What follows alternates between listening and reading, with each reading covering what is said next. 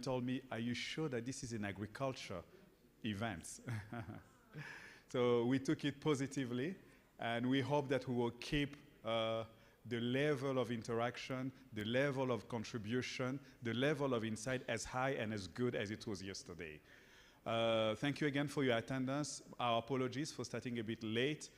Not really the fault of the breakfast, but we needed first to feed you so that we can actually be fully involved and committed for this afternoon and this morning time. Before we begin our sessions and the different good intervention that we will receive from different experts, we would like to do a recap of what happened yesterday. We had many sessions, many insights and items have been exchanged, but I heard that many people feel that they want to add additional contributions. But to do it in an orderly way, I'll be asking one of my colleagues, Mads, if I can ask him to come. Mads is currently the pen holder, helping us draft the strategy, the PSTA5, and he will be leading us through this session. And as he goes through different items, he will be, instead of doing the whole thing, and at the end take question, we know a lot of people have short memory, so we decided that he will be breaking per items thematically, and then get feedback from you, so that the rapporteur that we have in the room can actually capture all of that, so that we can also introduce them into the PSTA5. So thank you, Mats. What is yours? Good morning, everyone. Good morning. Can we see a hand in the air if you're feeling good today?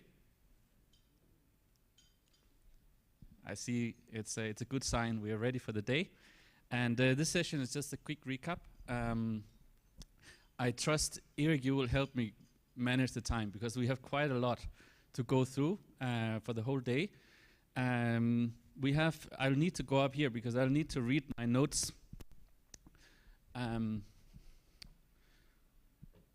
So first of all, just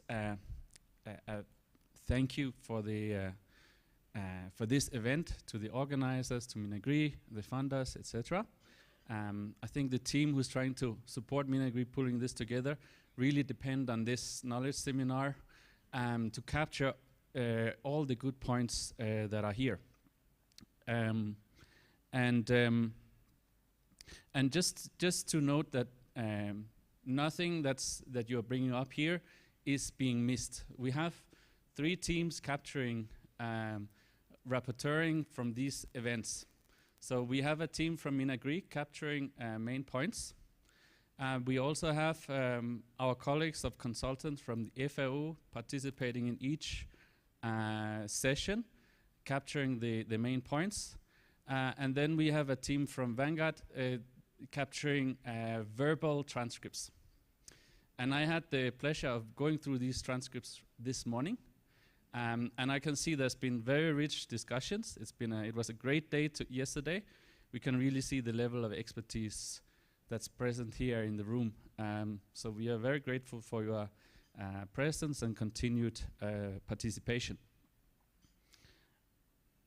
So now I'll just go through a quick recap of what we captured so far. Just a few points about each session. So I want to go through the morning plenary, and then we'll take a few feedback if this is correctly captured. So this is why it's important we manage time. Just a few, is there something burning that you think that should really be mentioned here? So in the morning session, we first got a very warm welcome from the Honorable Minister of State. He highlighted the critical importance of the sector, of course, but he also mentioned that even though we had PSTA 1, 2, 3, 4, we're still dealing with a lot of challenges. Not only do we have the COVID-19 and the food price crisis here in the country, we also have some chronic issues, namely climate change, land fragmentation, and these issues are even set to be more challenging in the future. So we were encouraged to as us here in the room who are privileged enough to be part of, trying to be part of the solution to these problems. So we were encouraged to bring our ideas, participate, think about what we can do differently, but also what has been working, what can be scaled. So this was the call to action for these days. Then it was followed by a presentation by the DG of Planning, Dr. Chantal Ingebire, and she highlighted a few of the situation. We have, Rwanda is a quite confined country with a big population, and food security, we still have about 21% of our households who are food insecure at this point. We have achieved quite a lot through PSTA5, mostly in the realm of more kind of traditional production, so in terracing, in irrigation, in inputs. There's been quite a lot of progress. However, our crop yields have been stagnating, and actually many of them have been declining, falling, particularly beans, which is a major source of proteins and a major crop, has seen large declines. So this is due to some of the fundamental challenges.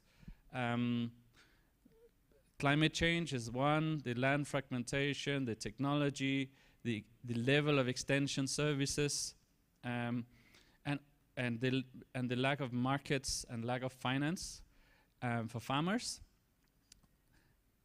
And all this has been compounded by the ongoing twin crisis, dealing with the aftermath of COVID-19 and now other conflicts around the world. So the development of PSTA5, we have had a very consultative process in the sense that we have mainly talked to districts and farmers. We have been, and Minagri and agencies and the government sites, so that now we have a draft zero. So this event, this knowledge share seminar is a milestone in this, where we engage a wider set of stakeholders to bring on all your ideas and expertise. Also, we have a draft zero, which hopefully sometime after this event will become draft one. So there's a call for your expertise and collaboration and all this. And again, an encouragement to bring more. So now, this was the first segment of the day. So now maybe, Eric, I don't know if we want something. If somebody has something really burning, one or two people can bring what I have missed in this recap. Thank you, Mads. This is not really a Q&A session, not question and answer like we did yesterday. This is really just if you have additional feedback based on what he captured. If you feel that is something that was missed in what was shared yesterday, especially for this section, if you could actually just wave so that we can give you the words, so that the team that is collecting the data can actually take that and record. Is there anyone who would like to have an intervention on this before we move to the next? If not, we'll move for the next. Thank you. Let's proceed with the next one. Yeah. Second. Very good. Next item. Next item. So there was a breakout session on the political economy of agri-food system transformation, challenges, opportunities, and way forward for PSTA5. So it was chaired by the CTA, Eric. Moderator was Minas from FAO, and the speakers was Kelly Chauvin, and there was Punit Danswa and Adam Gerstenmeier. The two first from FAO and Adam Gerstenmeier from, I believe, the UN in Nairobi, if I'm not mistaken. Am I correct? No? FAA. Thank you. So the key themes that were discussed.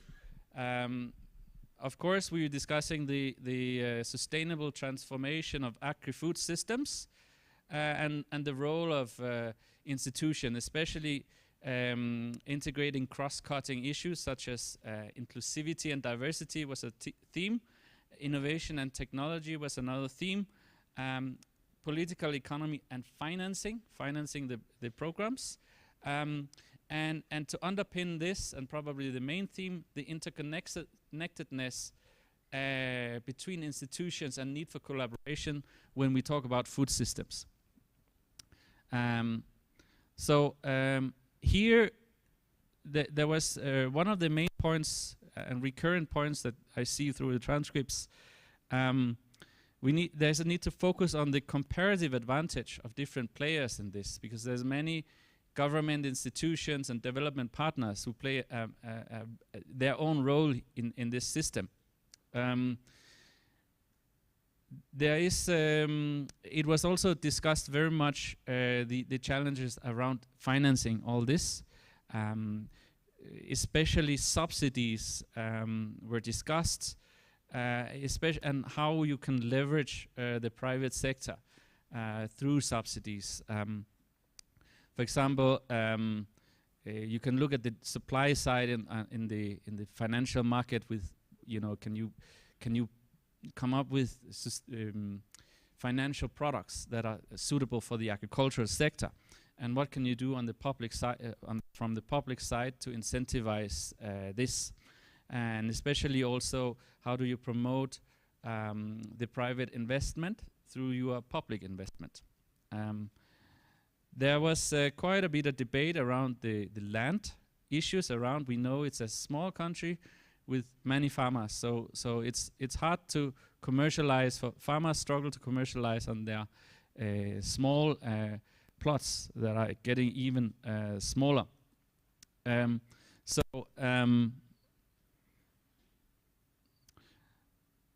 So we need strategies for dealing with this land issue, and doing it in a sustainable and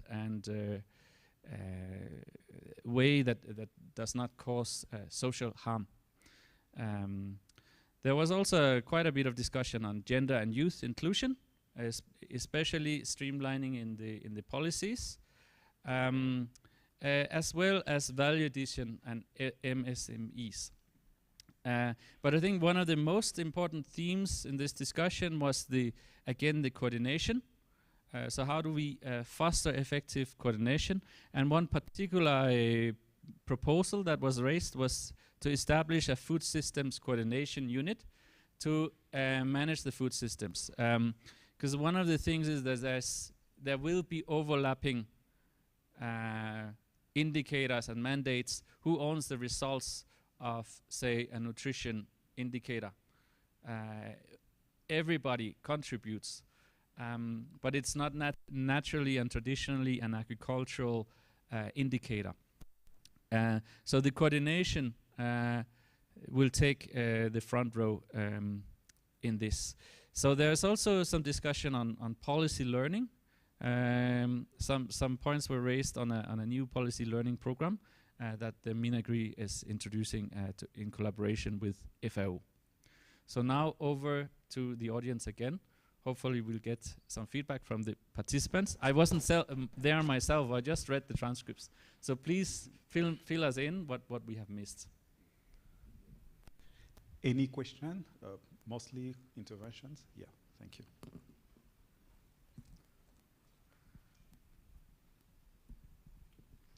Thank you, Eric.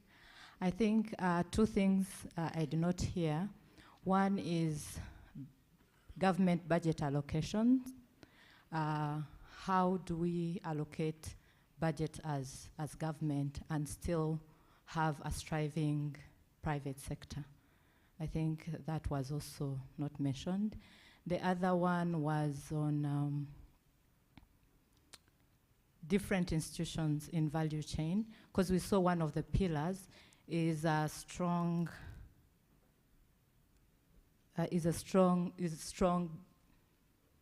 government institutions that speak to one another. So how can we use those institutions not to be a barrier, but to be like a resource into the system's value chain? Thank you. Thank you. Any other intervention? Yes. On the other side. Microphone is coming. Thank you. Thank you. I wasn't at the session yesterday, but it sounds absolutely fascinating. In the afternoon yesterday, I was saying it's really important for the coordination group to actually have something to work on together, to form tight bonds, but also to really support what the coordination group is trying to do. And so an example of that would be something to develop a food systems budget for Rwanda. Those tools are being developed by the UN Food System Hub, and they've been applied successfully to many other countries. I think it'd be great for Rwanda to do it. Similarly, collecting all the data on food systems that are needed in some kind of dashboard would be a helpful thing. And then looking again at policy coherence across different sectors. Are the policies aligned to support food system goals?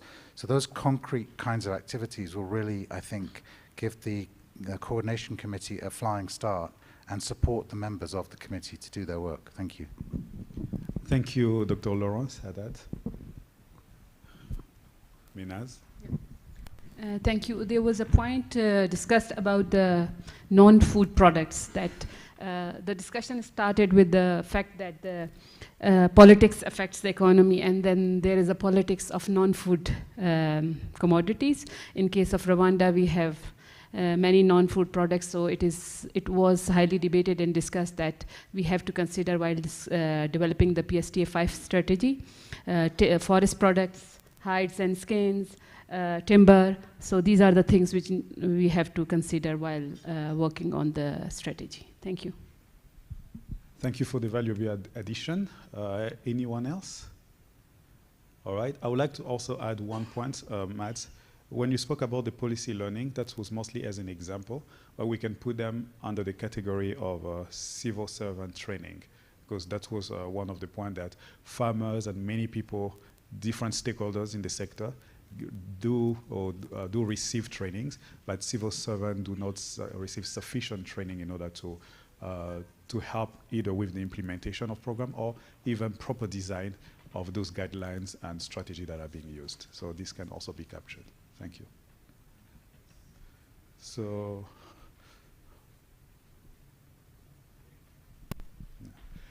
thank you. Yeah, we can go for the next one. I'm being requested that you want to see the Word document, so I just have to send the the presentation to, or the Word document to the organizers.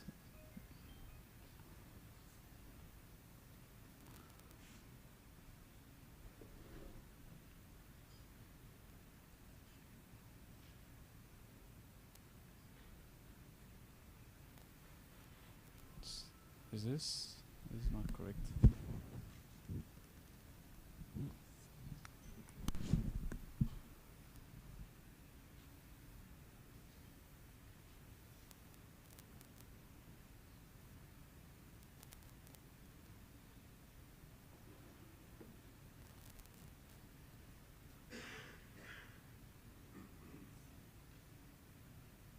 Okay.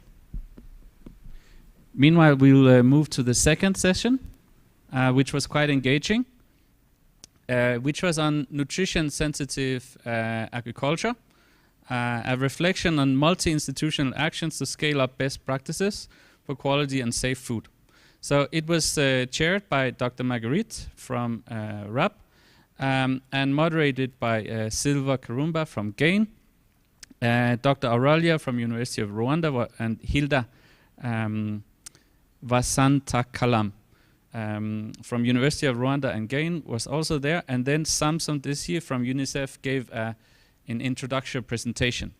And the key themes and points that came out was nutrition-sensitive agriculture incredibly complex, but also incredibly important. So right now, Rwanda has a triple burden of malnutrition. We face challenges with anemia, stunting, but also rising obesity. So in the presentation, we saw how the more traditional causes of premature death is such as malnutrition, is becoming less of is still the most important burden for mortality, but it's becoming less compared to problems with high blood pressure, obesity, etc., which is increasing.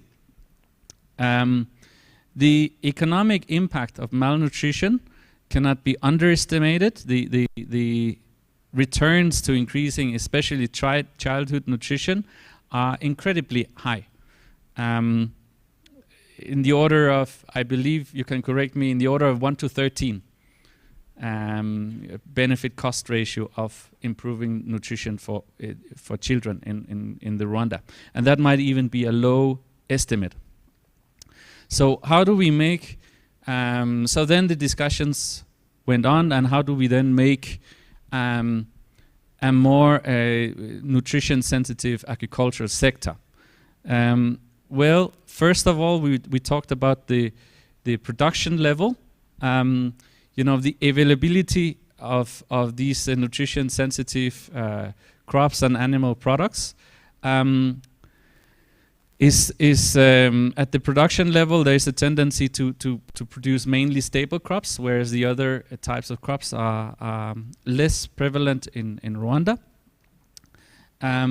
But they also require more investment. They're typically perishable. So we are talking about orange sweet potatoes. We are talking about eggs, milk, other fruits and vegetables and legumes. So to stimulate this, so that it's available at the production level, but also to stimulate the demand side, because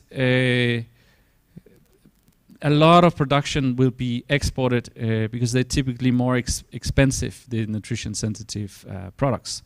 There was also interventions around how to make sure that the value addition of these products is healthy. So for example, if you have fruits and you make it into sodas and juice, it may not have the nutritional value that you want out of it. So the processing side of nutritional diets is incredibly important. So a lot of it has to do with the economics, you know, more expensive nutritional goods, so stimulating the demand. I think you need to move through, please. We are now at the nutrition part.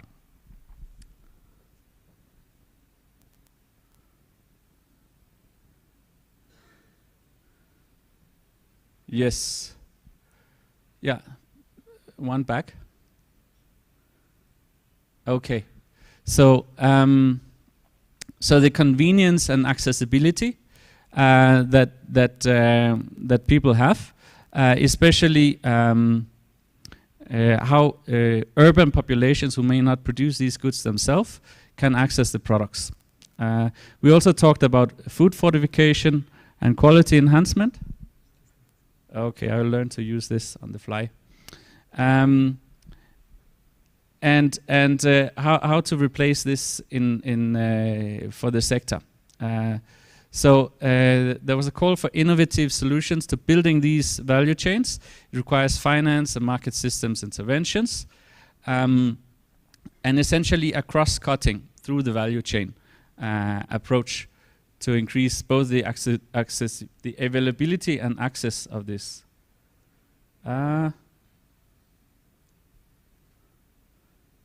Yes. So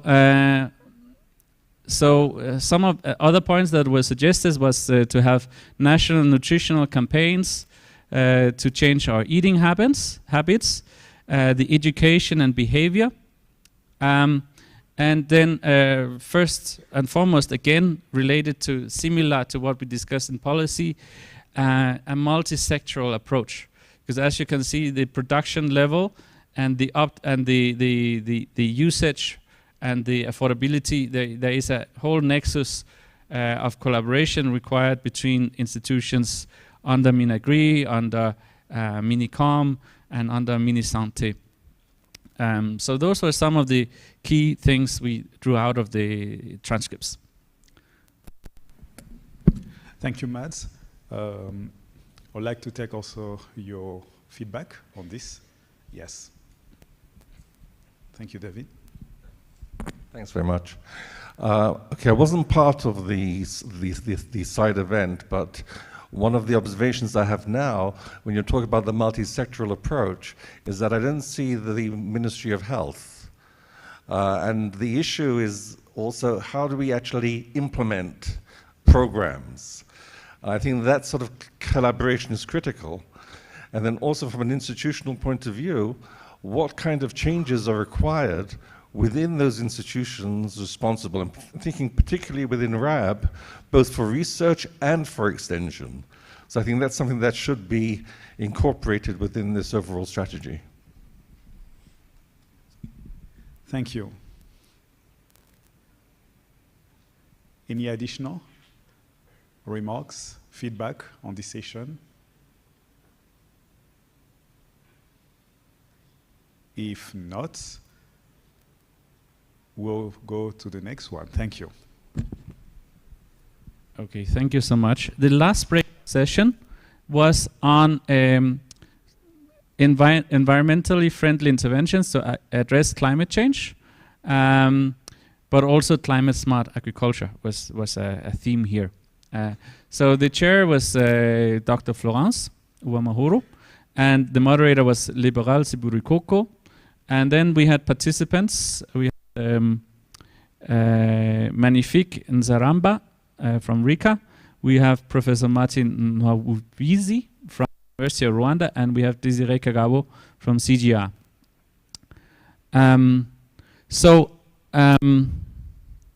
Again, I think recent events have shown that this is a very urgent theme. We cannot avoid climate adaptation in this strategy going forward, and that also reflected many interventions were saying this is really something we need to consider, considering the impact, especially on the soil erosion that this increased rainfall is causing.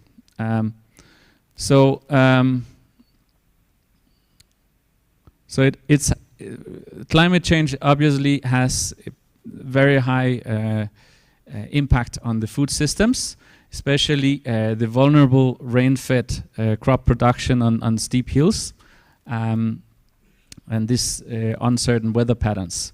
So interventions for crop production, one of the main things raised was the conservation agriculture and how to promote practices here. It was mentioned the need to incorporate this in the extension system because many of these practices are not commonly known across our 3 million farmers. So incorporating climate smart practices at the crop level is a key priority to take forward. In livestock production, we are talking about zero grazing, especially in the eastern province, but also climate resilience feed. Because if we have climate resilient feed, the droughts that are resistant against droughts, we are more resilient. But not only, many of them also reduce the emissions from livestock. So there's numbers to suggest that, for example, brachiaria reduces the emissions from cows by around 40%. So livestock, it's really about the feed system, but also access to water. We need to focus on scalable, practical, scalable, and sustainable interventions for climate resilience. So that means thinking about blueprint investments and case studies that can be piloted and scaled. Because many of these are new and the technology is actually moving fast in this area. So how do we pilot these solutions and scale them across the country. There was also agreement that generally the economic benefits are very high,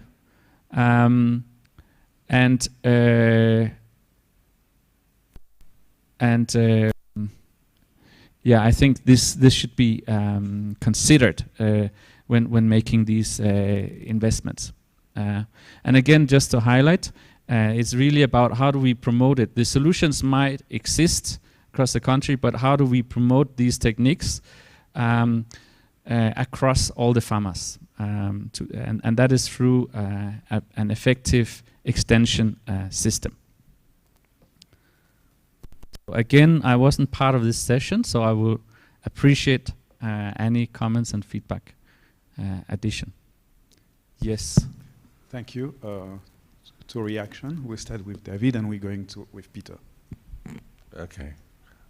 I was part of that panel, of that session. One thing I think that we should add over here is the importance of a sort of integrated watershed approach, which takes into account both livestock, crops, conservation agriculture, but to treat the watershed in a way that it's an integral part, an integral home. Currently, from what I can see within the country, there are different agencies responsible for watershed planning and for implementation. So there's a coordination issue over here. But to address climate-smart agriculture in a holistic way requires integration. It requires integrated plans as well as mechanisms of implementation. So I think we should just flag that as an additional point to add to the list. Thank you, David. Peter? Thank you very much.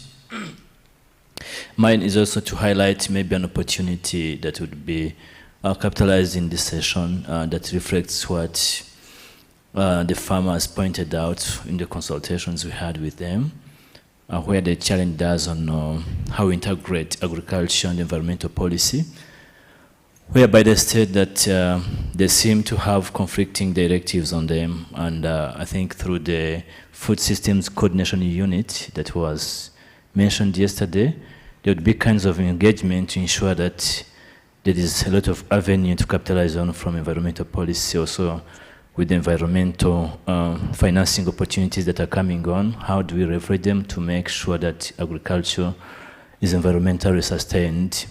I think as we move along also with that unit, there would be, of course, the ministry does not have the prime ministry role as yesterday was discussed, but as a convener, it would be an opportunity to dig deep to ensure that the environmental and agricultural policies are harmonized and they convey the same message to the farmer. Thank you. Thank you, Peter. Is there any additional intervention? There was two hands that came up Yes. over here on this side. Yeah, on the top. Yeah. Yes, Abdul. Thank you.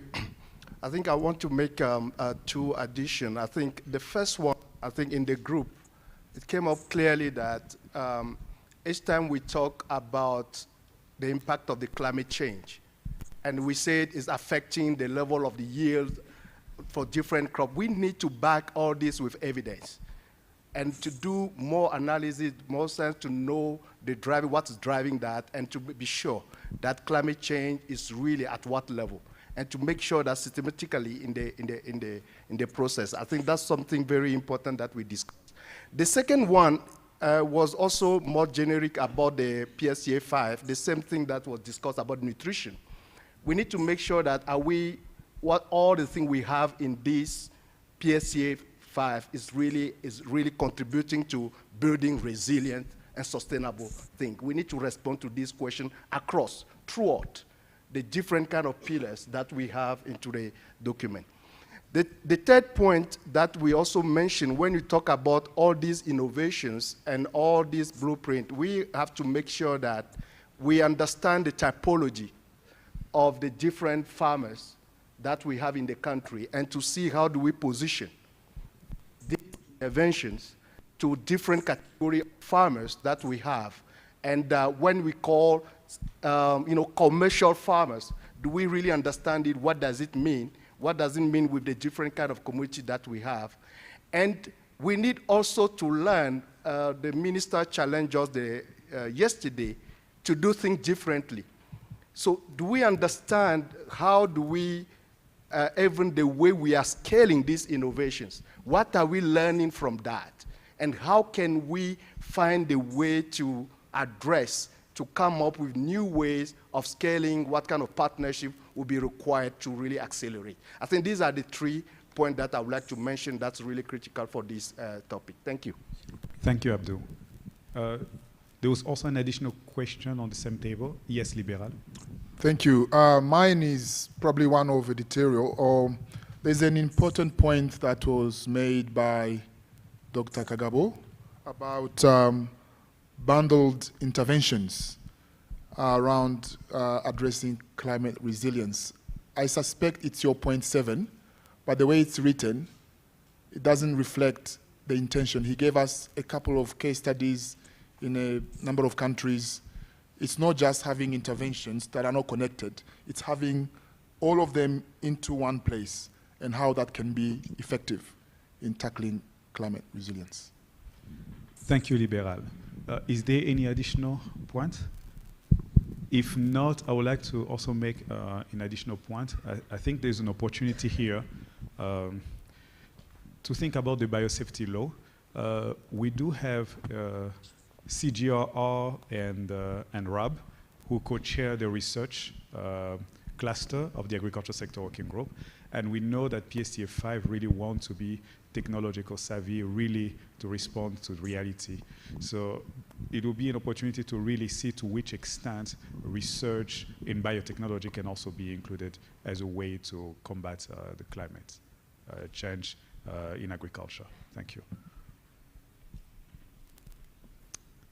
Thank you so much, everyone. And of course, these points are captured and we are enriching. So your feedback and your support here is very important. So you can see this is the working part of today. There will be more fun stuff later, I'm sure. But this way we make sure that everything gets captured the right way. So just on to, these were the breakout sessions. So just on to what happened after. So then the UN resident coordinator gave us a speech. He mentioned many of the same things that we had been discussing over the day. But he says, one thing he noted on top of the others was to put people before profits. So this food systems is around human health and agriculture, and this point was really added to the discussions. After that, we had Dr. Godfrey Bahigwa from the African Union talking about the CAADP framework. Again, the CAADP, the African Union's role and how we need to align the PSTA with the CAADP framework. And also pledged support in case we need technical support from the African Union. He and his team is ready to support us. But then the last segment of the day was the panel discussion with Dr. Usman Badian, and who gave the first intervention. Let me move through, sorry, I forgot to. And he highlighted the importance of good policies. So my interpretation, good policy is a necessary but insufficient condition for good outcomes, right? So they do not guarantee success, but if you have bad policies, you're in trouble. And he also gave a word of caution from learning from past mistakes. So changing policies rapidly can have adverse consequences. Institutional memory is lost. So rather to have a base of evidence, a gradual change, because policy is not something we do every 5 or 6 years as we come together here. It should be an ongoing activity that brings knowledge and stakeholders together around evidence-based solutions. And that's it's based on local evidence and what we have emerged here. He also highlighted a typical gap that exists between evidence and policy, and it's challenging to bridge this gap. When this today is one of the days where we're trying to bridge this gap and we have the opportunity, but how do we ensure to have this on an ongoing basis? So how do we manage our knowledge? And one of the suggestions was to have collaborative frameworks, working groups. We know we have the agricultural sector working group, and to make sure that it has something to do, that we bring have particular agendas and particular exchange of knowledge, but also that we establish good systems of leveraging data. So compiling data, analyzing data, and having the ability to take data and bring it into practice.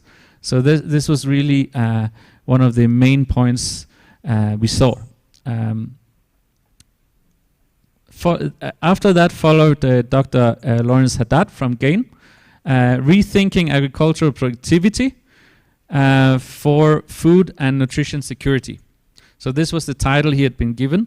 So he respectfully stayed within this title in his presentation. And we talked, I think one of the key highlights is that economic development won't solve the nutrition issue fast enough. If we are to be a high-income economy by 2050, we need to address stunting rates right now. So 32% stunting is incompatible with this. And we saw a graph showing that income does reduce stunting rates, but simply you would have to increase income very rapidly in order to reduce the nutrition problem. So nutrition be highlighted as a cross-cutting priority in our strategies. Not just he highlighted that PSTA5 had a section for nutrition, but he was proposing to have it across the pillars. Of course, we talked about the and how that actually how nutrition is actually in fact across the pillars. First of all, agricultural productivity impacts nutrition not only through availability but also through access. Addressing food losses and especially also the food safety to make sure that good food and healthy and safe food reaches the consumer. And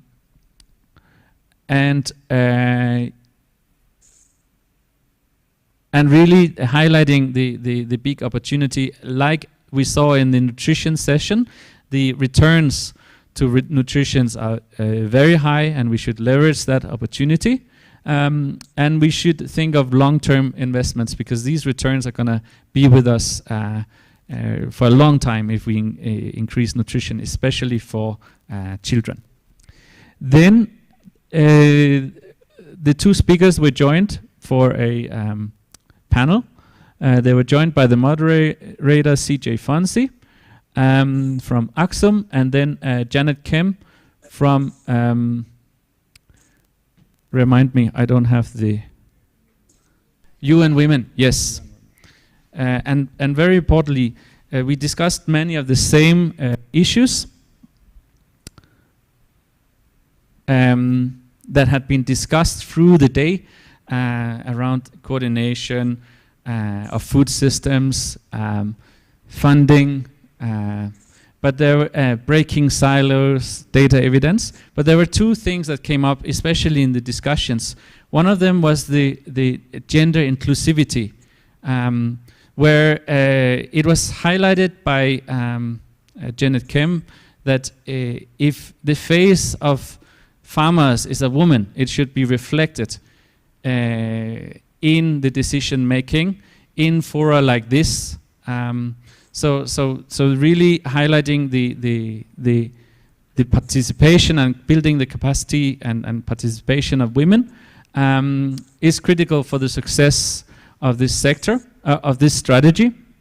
And also that men engage to promote this.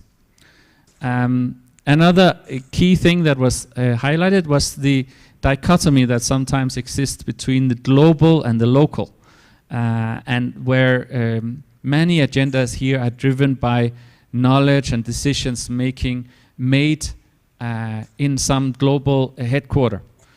So how do we make sure that and that is not in itself bad. We need to be inspired by what's going on in the world. We need to learn from experiences from elsewhere.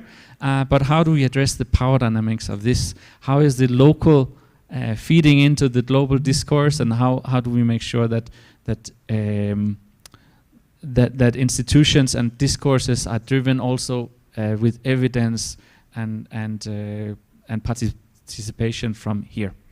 So that was the end of the day. The Honorable Minister gave thank you again, and yeah, that was it. So maybe there's more points to add. Thank you, Mads. Give him a round of applause to him and to his team. Maybe something we could add on the gender inclusivity on this discourse. There was also an emphasis that the youth, the role of the youth in the agriculture sector, because it felt that it was not sufficiently emphasized. So the team should also take that in account. Thank you. Yeah. Thank you, Matt. Is there any additional point? Maybe briefly, one, who else? 2, 3. Thank you. We'll start with. Yeah, good morning, everyone. I would like to raise one point about food supplements. Yesterday, I think we talked about non-communicable diseases and nutrition. We have cases of non-communicable diseases. We talked about diabetes and others. Sometimes these people with restricted food and yeah, they lack some of the nutrients that they would have got from the food that they are restricted to take. So they need some food supplements that are required by their body so that they may still be able to have the good way, like to be able to increase their immunity and also to increase their life expectancy. And when you realize the market outside here about the food supplements, they are very expensive. It's not everyone that can afford. So I think it's something that we can think about as we talk about food, that we need food supplements and affordable food supplements. Thank you very much. Thank you very much. There were questions on the main table. Here we heard about the need of nutrient-rich diet in our market and food supplements. Yes. Dr. Lawrence? Thank you. First, I want to commend the organizers for capturing the discussion yesterday in such a shareable format. When you said you were going to share the Word document with us, I was immediately thinking, oh my goodness, what's it going to look like? But it's beautiful. So beautifully captured, and I think that's unusual, and it promotes trust and accountability and transparency. So congratulations. I haven't seen that very often.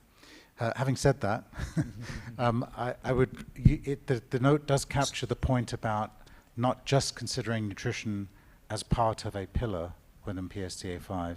It does capture that, but Mats, you didn't emphasize that, and I wanted to just re-emphasize that. Please do consider nutrition as a crosscut in PSTA5, because if you confine it to one space, it will inevitably be limited in its impact. Having it as a crosscut has challenges in terms of, is it everyone's responsibility but no one's accountable? But I think that can be addressed. So please do consider that. Thank you. Thank you. Yeah. I saw also an additional, yes, Samson. No, thank you very much. I really appreciate and I compliment what my senior says. But I'm also wondering in my mind, obviously nutrition is multi-sectoral business that needs to include other sectors within the agriculture sector, but also outside the agriculture sector. At the same time, it's also a cross-cutting issue that go across various departments or across various pillars. So whatever happening in each pillar would directly or indirectly contribute as nutrition responsive agriculture. However, for the sake of the same challenge Haddad mentioned earlier, for the reason of having clear accountability and the results within what we can do to improve positive nutritional outcome, there is still a need to have a dedicated pillar with comprehensive components or programs of nutrition where we can monitor the progress and where we can pinpoint accountability of all of us who will be contributing or playing the multi-sectoral role in advancing nutrition. So it is cross-cutting. Every pillar would directly or indirectly contribute to improvement of nutrition through the pathways discussed yesterday. But at the same time, we need also a dedicated pillar where we have a clear results and accountability. Thank you. Thank you, Samson. There's an additional question back. It's a comment or feedback, just wish to highlight, I think it has been said, but to explore how we can have strategies to make affordable the nutritious food, especially animal protein source food, because we know that the nutritious foods are the most expensive, and we were talking about eggs or milk or other stuff from which bring protein, but they are still expensive. So just to highlight that we need really to explore how to make them affordable for the community and household. Thank you. Thank you very much. Yes, 2 questions, and then we'll have to proceed with our session. Yeah. Thank you. My reflection or comment is more on the very first pillar of the strategy, the modernization of agriculture and crop production. And one of the things I've been reflecting on is whether we should be fully going for modernization or optimization of the crop and livestock production. Modernization will call for strategies such as intensification or going into very, very modern systems of production, the zero grazing, and the many other technologies that are in place, while optimization will look at this, the specific agroecology and ask what is the best mix to get out the best out of this situation. Even if it's dry land, what combination of efforts or enterprises for the farmer that they need to employ to get the very best out of that situation. So that's one of the things we could reflect on, even as we seek to address the trade-offs between livestock and crop systems, as well as address the food and nutrition security concerns in the strategy. Thank you. Last intervention. Okay, thank you so much. No, maybe just to kind of echo a little bit about what we talked about yesterday in the nutrition session, to say that even though all pillars could contribute to better nutrition, it doesn't mean that they necessarily will. Unless policies are aligned between these ones, and I think that can also be the risk of putting it as a separate pillar. It goes also for the climate change. When I was looking for on the climate smart agriculture, that is really important that the overall objective of the strategy is really supported by these individual pillars, which is the transformation of the sector, so that you don't silo these different pillars, but also some of these. And I would actually advocate for having nutrition and healthy diets as more of a cross-cutting theme than putting it under a separate pillar, even though you would have individual indicators for the sake of accountability. So. Thank you, Osa. Thank you to all. I know there are some hands who want additional points, but throughout the day we'll be able to collect them. But I would like first to say thank you. That was a long recap. It felt like there was something that fell in cracks yesterday, so we were able to rectify it, and our rapporteur team taking that into account, because that's the purpose of this knowledge seminar, is to get knowledge and make sure that we get from everybody the input that we can actually think through, consolidate, so that we can drive with the new PSTA5. So before we begin officially now many of the session, we have a 30-minute delay, which we will try to catch up on. But I would like, before I invite our expert guest, to invite the Honorable Minister of State to say hi, but also to set the tone as we begin this new day. Honorable Minister.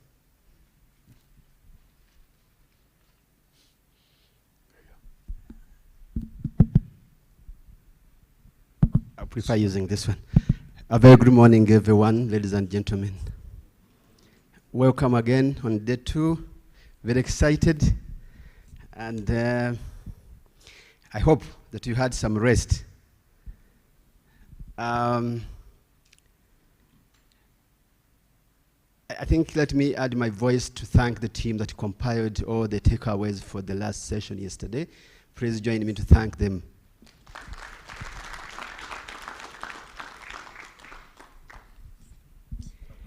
And I think that makes us a bit comfortable that we did not lose the good insights that we had yesterday. Now, when I was reflecting on our day yesterday, I missed some of the takeaways. I made mine. I went home with mine. And my sense is that we know that we have a job to do. So the strategy must help us to do that job in the sector. My sense is that we almost know what to do now in terms of we have the soils, we need to keep the health of the soils. We know that we have the market. Luckily, there are some producers who don't have the markets. We have the markets. We also know that we have the people who are willing to do the job.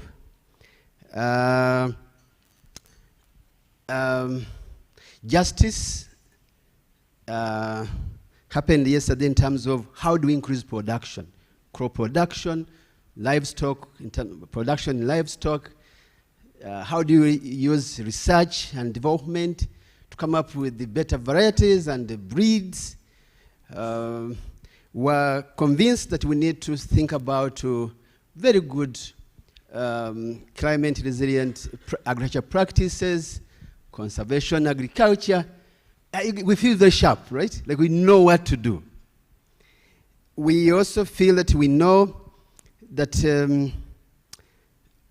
all the things, irrigation, mechanization, are all good. We know nutrition is good, but diet is good, right? We know even what to grow to make sure that the future is going to be in the hands of people who did not grow well, who are not stunted. I was challenged when Dr. Oren said that actually don't think about 2050 if you don't have people who are taken care of between 1 and 2 years. I mean, that was for me mind-blowing. It was just serious. I was concerned, right? So we know all these good things, policies that are well collaborated and strategies, so many good things. The role of the government, DPs, we know very well they don't have what it takes. But also we know that the financial institutions manages stakeholders' money and shares and the investors' money. We also know that donor funds will not be enough to get the job done. And the government are struggling to increase revenues because they increase the taxes, we all cry. So we know. We also know that agriculture is risky, right? So we can't also hide that agriculture is not risky and you make it like political, take money into agri.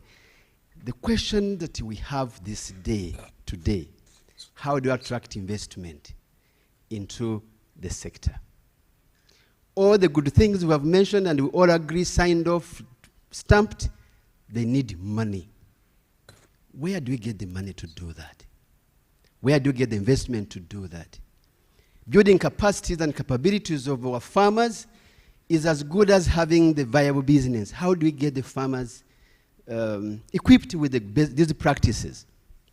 How do we get the extension services working? All those requires money. So when we think about all these youth engagement and the women engagement in the agricultural sector, they need money.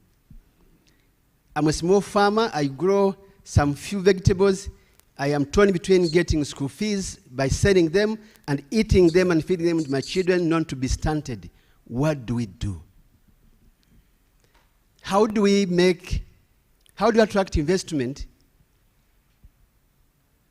to a 0.2 hectares to 5 hectares? How do we get, when you are telling financial institutions, we are telling people to take money into these small farms. How do we make those farms viable? How do we make them a business? Whose money should be thrown into this? Even development partners, they ask for impact. Even there are some other sharp guys in the market who says, they are called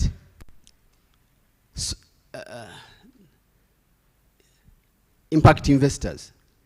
They just want a decent return. They are not saying go and throw away the money. But how do we put this money where it will give us the returns? How do you get someone who has milking one cow 5 liters a day, but doesn't have money for health care and school fees, but you want him to feed them to the children? How do you get that done? How do we meet the demand? How do we attract export promotion from agricultural products at the same time when we were not underfeeding our people? When I was thinking about all these, all good things we touched about yesterday, they are all research and development. They all need money. Where is this money coming from? I just wanted to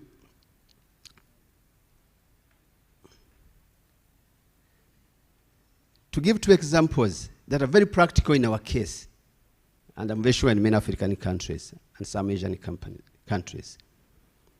We know fertilizers, improved seeds are good, but we are not applying enough, not because we don't like them. Who should fund them?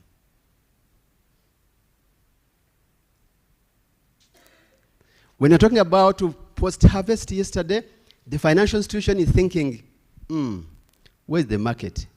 How do I take care of my risk?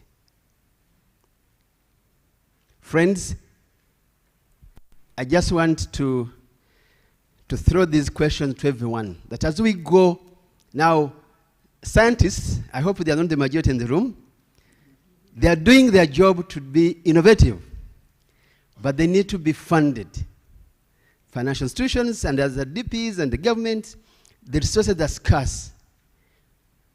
Where are we going to meet to make sure that all the good things we touched on yesterday become attractive to investors? Where is the role of technology across the entire value chain, but also across the entire food systems?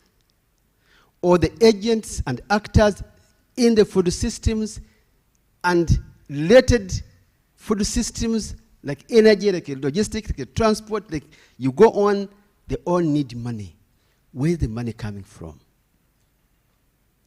So we have an opportunity today to have a whole day to discuss these issues. Let me encourage everyone, when you speak and you are disown your position and share with us knowledge. Meaning, if you're a financial institution, please don't go into your corner and perform risk assessment here. No, we are just saying, how do we help you to serve us better? If you're a development partner, please don't defend yourself why you take 6 months to approve a project after the season is gone. Just let us know that if we work together, we are going to solve that. If you are from a public sector who takes 8 months to procure for a project that's going to de-risk or it's going to irrigate the land, please don't justify how the law is tight. Help us to improve on how the procurement processes are going to serve our farmers. We need food at the continent. So I just wanted to throw these annoying insights such that we kind of free our minds. I was challenging my friends, the esteemed mayors and vice mayors that are here yesterday. Someone has a 10-acre land, right? And has grown maize or corn or vegetables. But he's saying, give us grants, give us something that we can use to store our harvest. Really? 15 hectares, 20 hectares, really? I toured part of the areas where we have farmers. And they're saying, we need to give us some few iron sheets to be able to build the corrals and a few other basics like chopper machines. But someone has 100 heads of cattle. He has 50, but he's begging for, how much is the dam sheet? Claude, how much is the dam sheet? About 1,000 USD. How do we do business in this? How do we attract investment in this? I'm trying to find a way of annoying everyone in this room so that we get to the issues that we want to discuss today. So please don't tell us principles. We want solutions that works. How do you get models that looks at that makes all those good things that we discussed yesterday and make them businesses? We all know those who are business people. A good idea must have behind an entrepreneur with the right acumen, right? Abilities, skills, and experience. Do our farmers have those? Do you want them to manage our businesses? Are we able to put in place means and mechanisms and frameworks that will be able to equip them? Do you want financial institutions to throw away shareholders' money? But do you also want them? I like what I think someone said yesterday, that actually repeated it, let's not focus on profit, we focus on people, using whose money?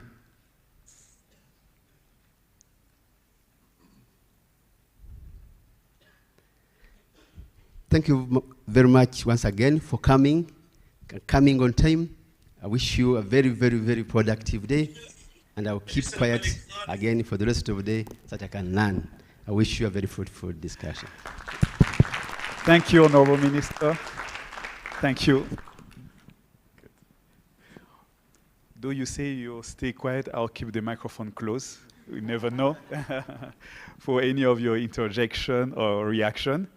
Thank you again for reminding us.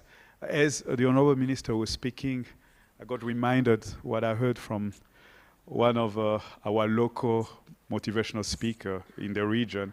Was saying that, you know, the world has gone through different ages, you know, the Stone Age, the age of steam, you know, atomic age.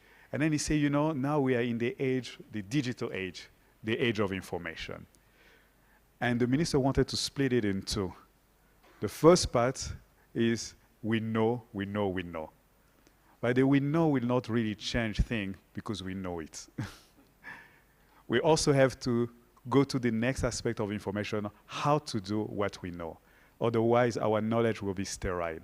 And it's with this mindset and this tone that we're going through the day and the remaining part, so that our PSTA5 will not be just an upgraded form of PSTA4 with additional knowledge, but really to have some aspect of know-how to do what we know. And with that, I would like to invite our first expert. But before I tell your name, I've been reminded that we have people following us online. And those who would like to ask questions that can be responded and receive feedback throughout the day, we have a toll-free number, 4127. It's Minagri toll-free number, 4127. Those who will be calling can actually ask questions, and this will reach the appropriate desk, and feedback will be given throughout the day. Having said that, I would like to invite our speaker of the day, who will be speaking about financing food system, really apropos, based on what the Honorable Minister said. Financing food system, best practices for sustainability and resilience. I would like to invite Sean Dicklin, who is a senior advisor for various organizations, including the UN Environment Programme, the Commonwealth Partnership for Technology Management, Synergy Global, also Food Action Alliance, and is also now an adjunct professor at the Singapore Institute of Technology. Sean, welcome. Let's give him a round of applause as we welcome him. Thank you, Eric. Hi, everyone. I hope you're energized.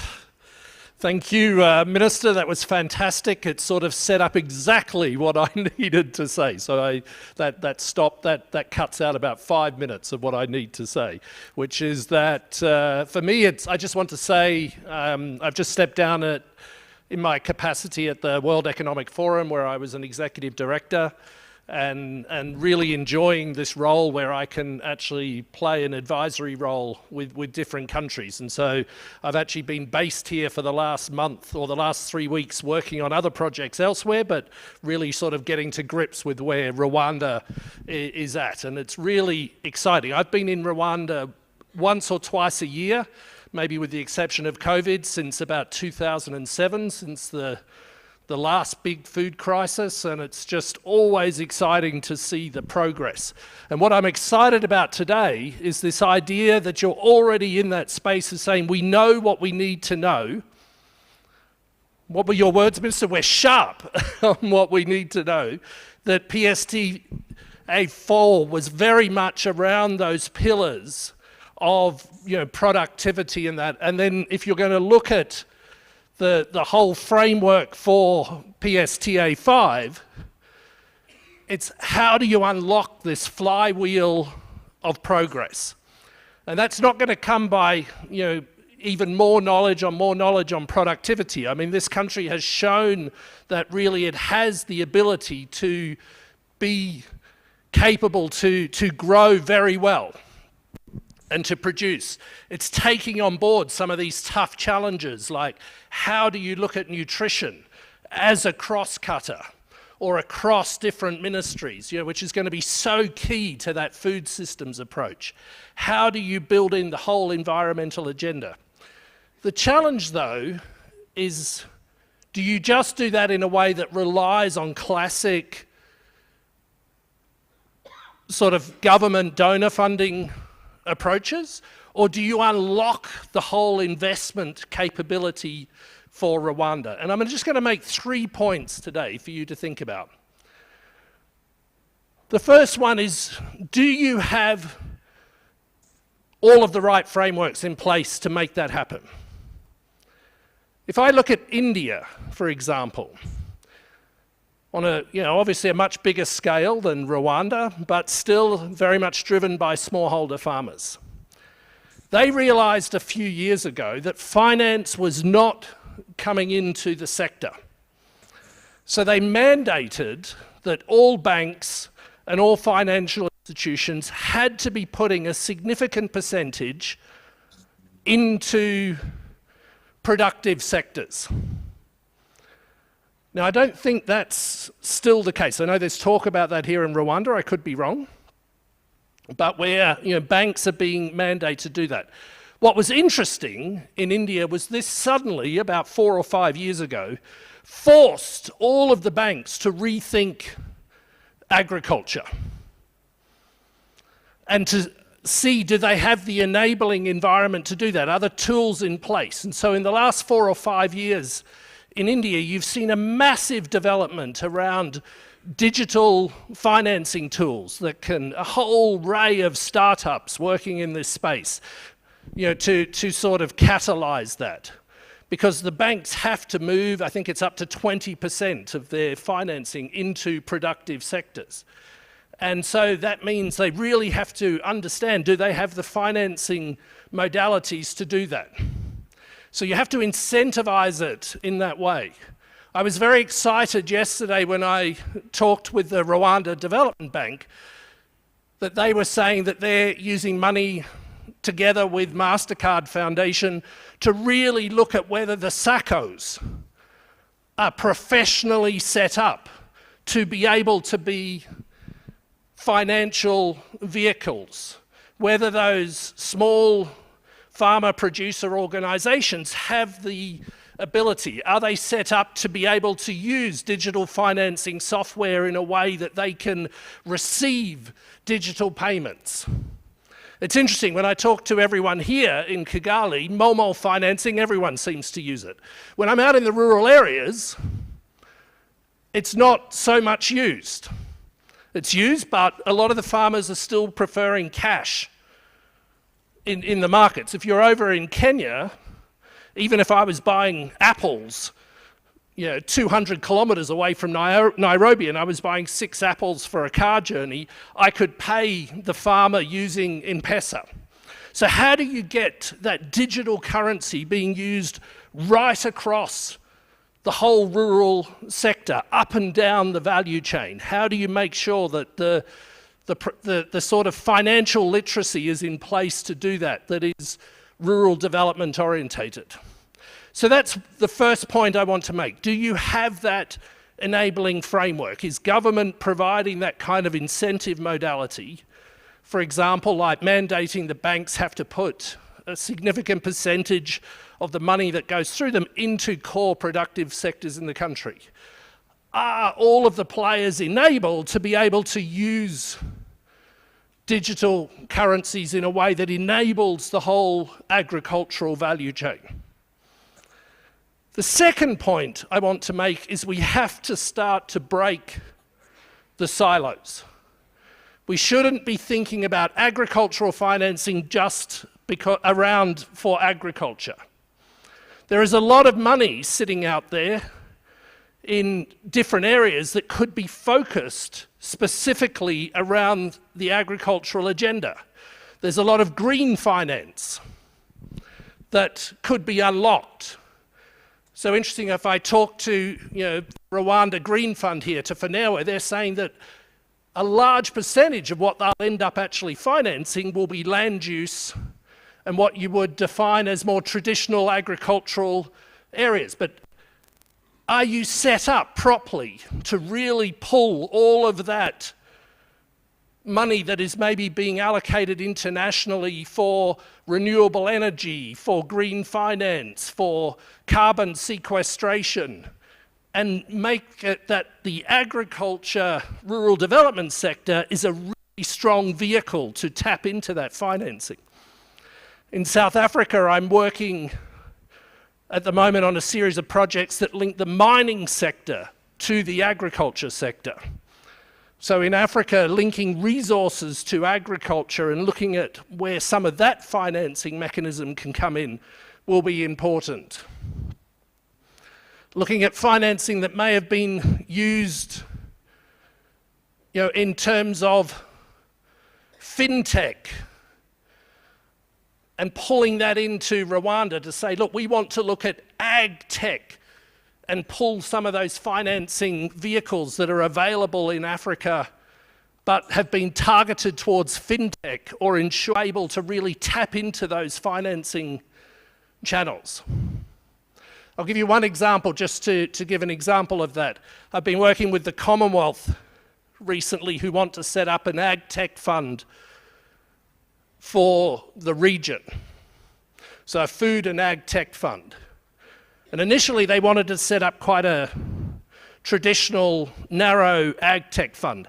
But then actually when the assessment was done, it was realized a lot of that funding for ag tech was going to come from fintech. It was going to come from green financing. It was going to come from these different channels, not specifically where every one of those has a subcomponent on ag tech. So if you talk to a fintech fund, maybe one of their 5 or 6 areas of focus is ag tech, but that's maybe about 10 or 15% of what they fund. Can you increase that to maybe 30 or 40% of that fund? In India at the moment, when we were working around developing up a whole tech side of things, 60 or 70% of the work in what was meant to be a major tech piece of work ended up being focused on agricultural fintech technology, where it could have been going into other sectors, but because the agriculture sector moved quite well to position itself to try and tap into that. So the question I'm asking while I'm here is, is Rwanda in a position to host a regional ag tech fund? So KIFC tell me that 2 years ago, the enabling architecture wasn't there for Rwanda to do that. Now, you have the framework to do that. In the last 2 years, the legal position has been put in. So how do you, but when I talk to KIFC, they say, yeah, but the ag piece of it is still probably the smallest part of what we're seeing on the funding side. So how do you really professionalize that ability to pull in funds? 2 years ago, you wouldn't have been in a position to do that. Now you are. You've got RDB, you've got KIFC, really, so the framework, the legal framework is there. How do you maximize that? How do you break the silos so you're thinking beyond just what is direct financing for agriculture and tap into these different channels of funding, open those different doors in a way? And so the third thing I then want to just mention, and then I'll stop there, is around, do you have the data and the digital services to be able to unlock that kind of financing? Do you have that? Are you really tapping into using geospatial data in a way that you would then be able to use that so that it can be tapped into something that can be converted into something that has real economic value, an end use case that has real economic value? Have you created a full soil map that taps into using, that can be refreshed basically every day? Those satellites are going past every day, and if you have the algorithm right, they can be refreshed at any point. Do you have that in a way that you can then use that data to make smart, informed decisions? During COVID, Kenya had been working on this idea of how do you align different data sets to assist agriculture. You've got private sector data, you've got geospatial data, you've got farmer data, you've got financing data, you've got digital data that's coming through from cell phones. How do you pull all of that together? Are you doing that in an integrated way which can be then very targeted towards agriculture? During COVID, Nigeria and Kenya set up a data war room. If you remember, during COVID, there were lockdowns, there was a locust plague, there was floods, there was fall armyworm. All of these things were heading together. And so they set up a data war room to be able to then make very quick decisions to say, this area here needs to be replanted immediately because they can capture the end of the season. This neighbouring area actually just needs insurance to make sure that it survives the potential flood that may or may not happen. You know, this area needs sort of immediate financial assistance in the form of cash transfers because actually people are totally food insecure.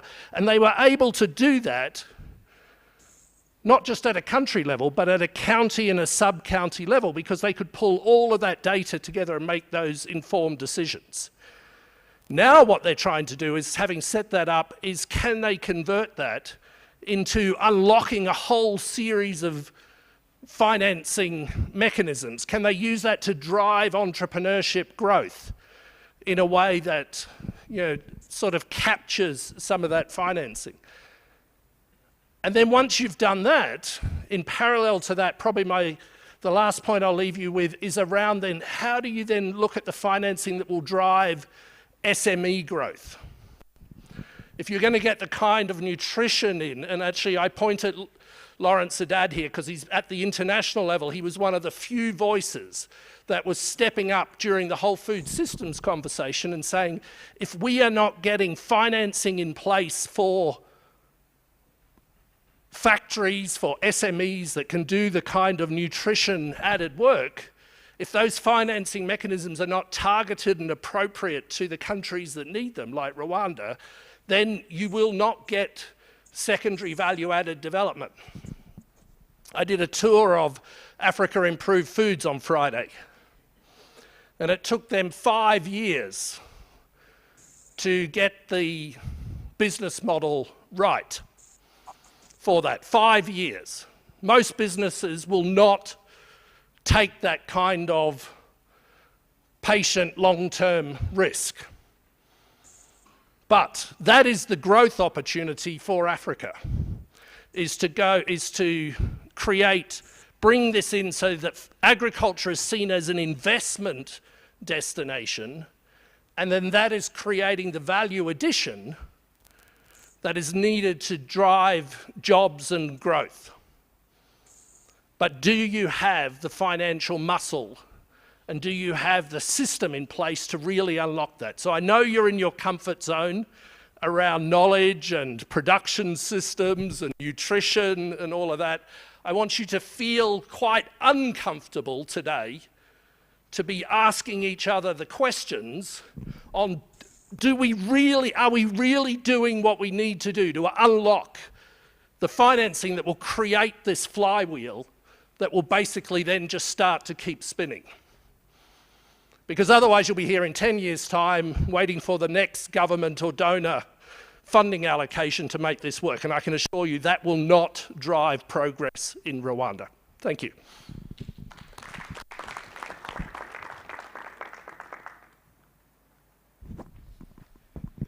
Thank you very much. There was a lot of do we have? Those are very pertinent questions. Someone who's going to help us to answer maybe some of these questions collectively during a panel discussion.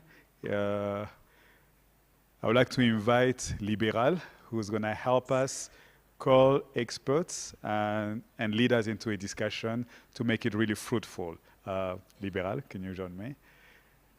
From now on up to lunch, which is at what time? I'm going to inform you that shortly. I'll have to look at it.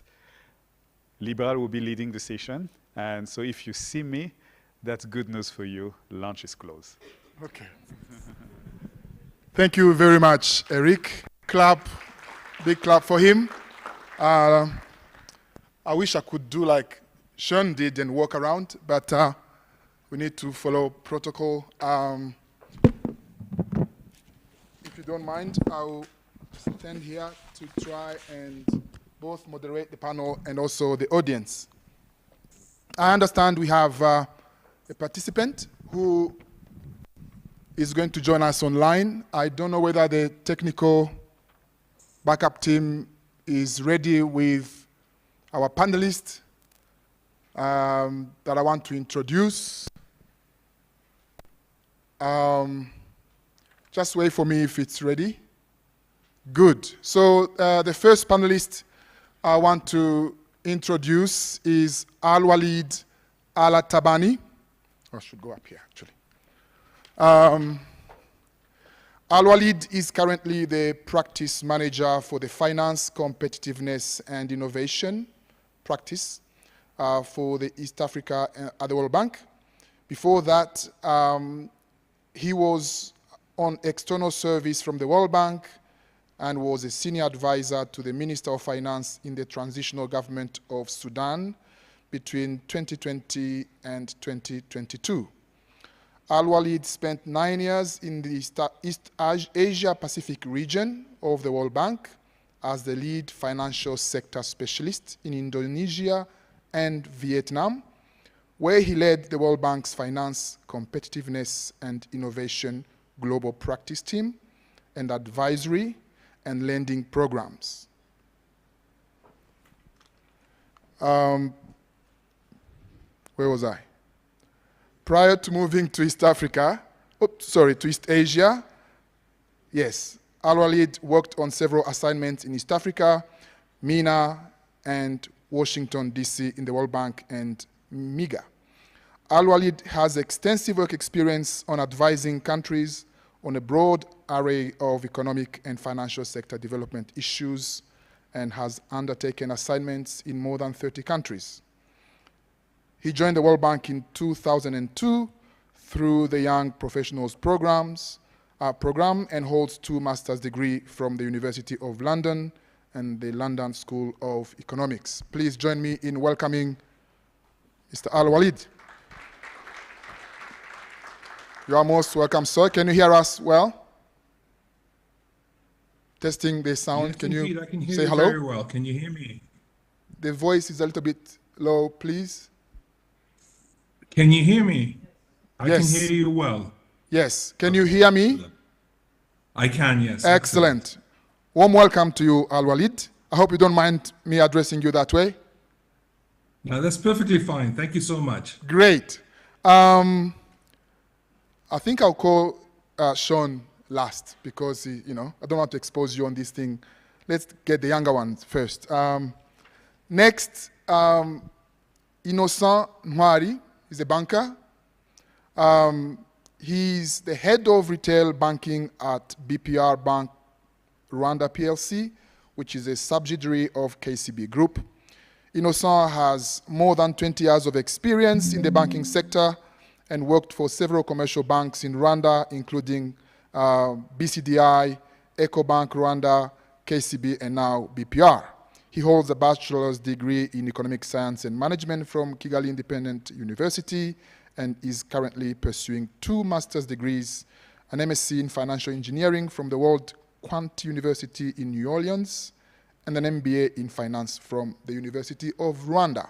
Innocent, you are most welcome. Join me in welcoming our banker.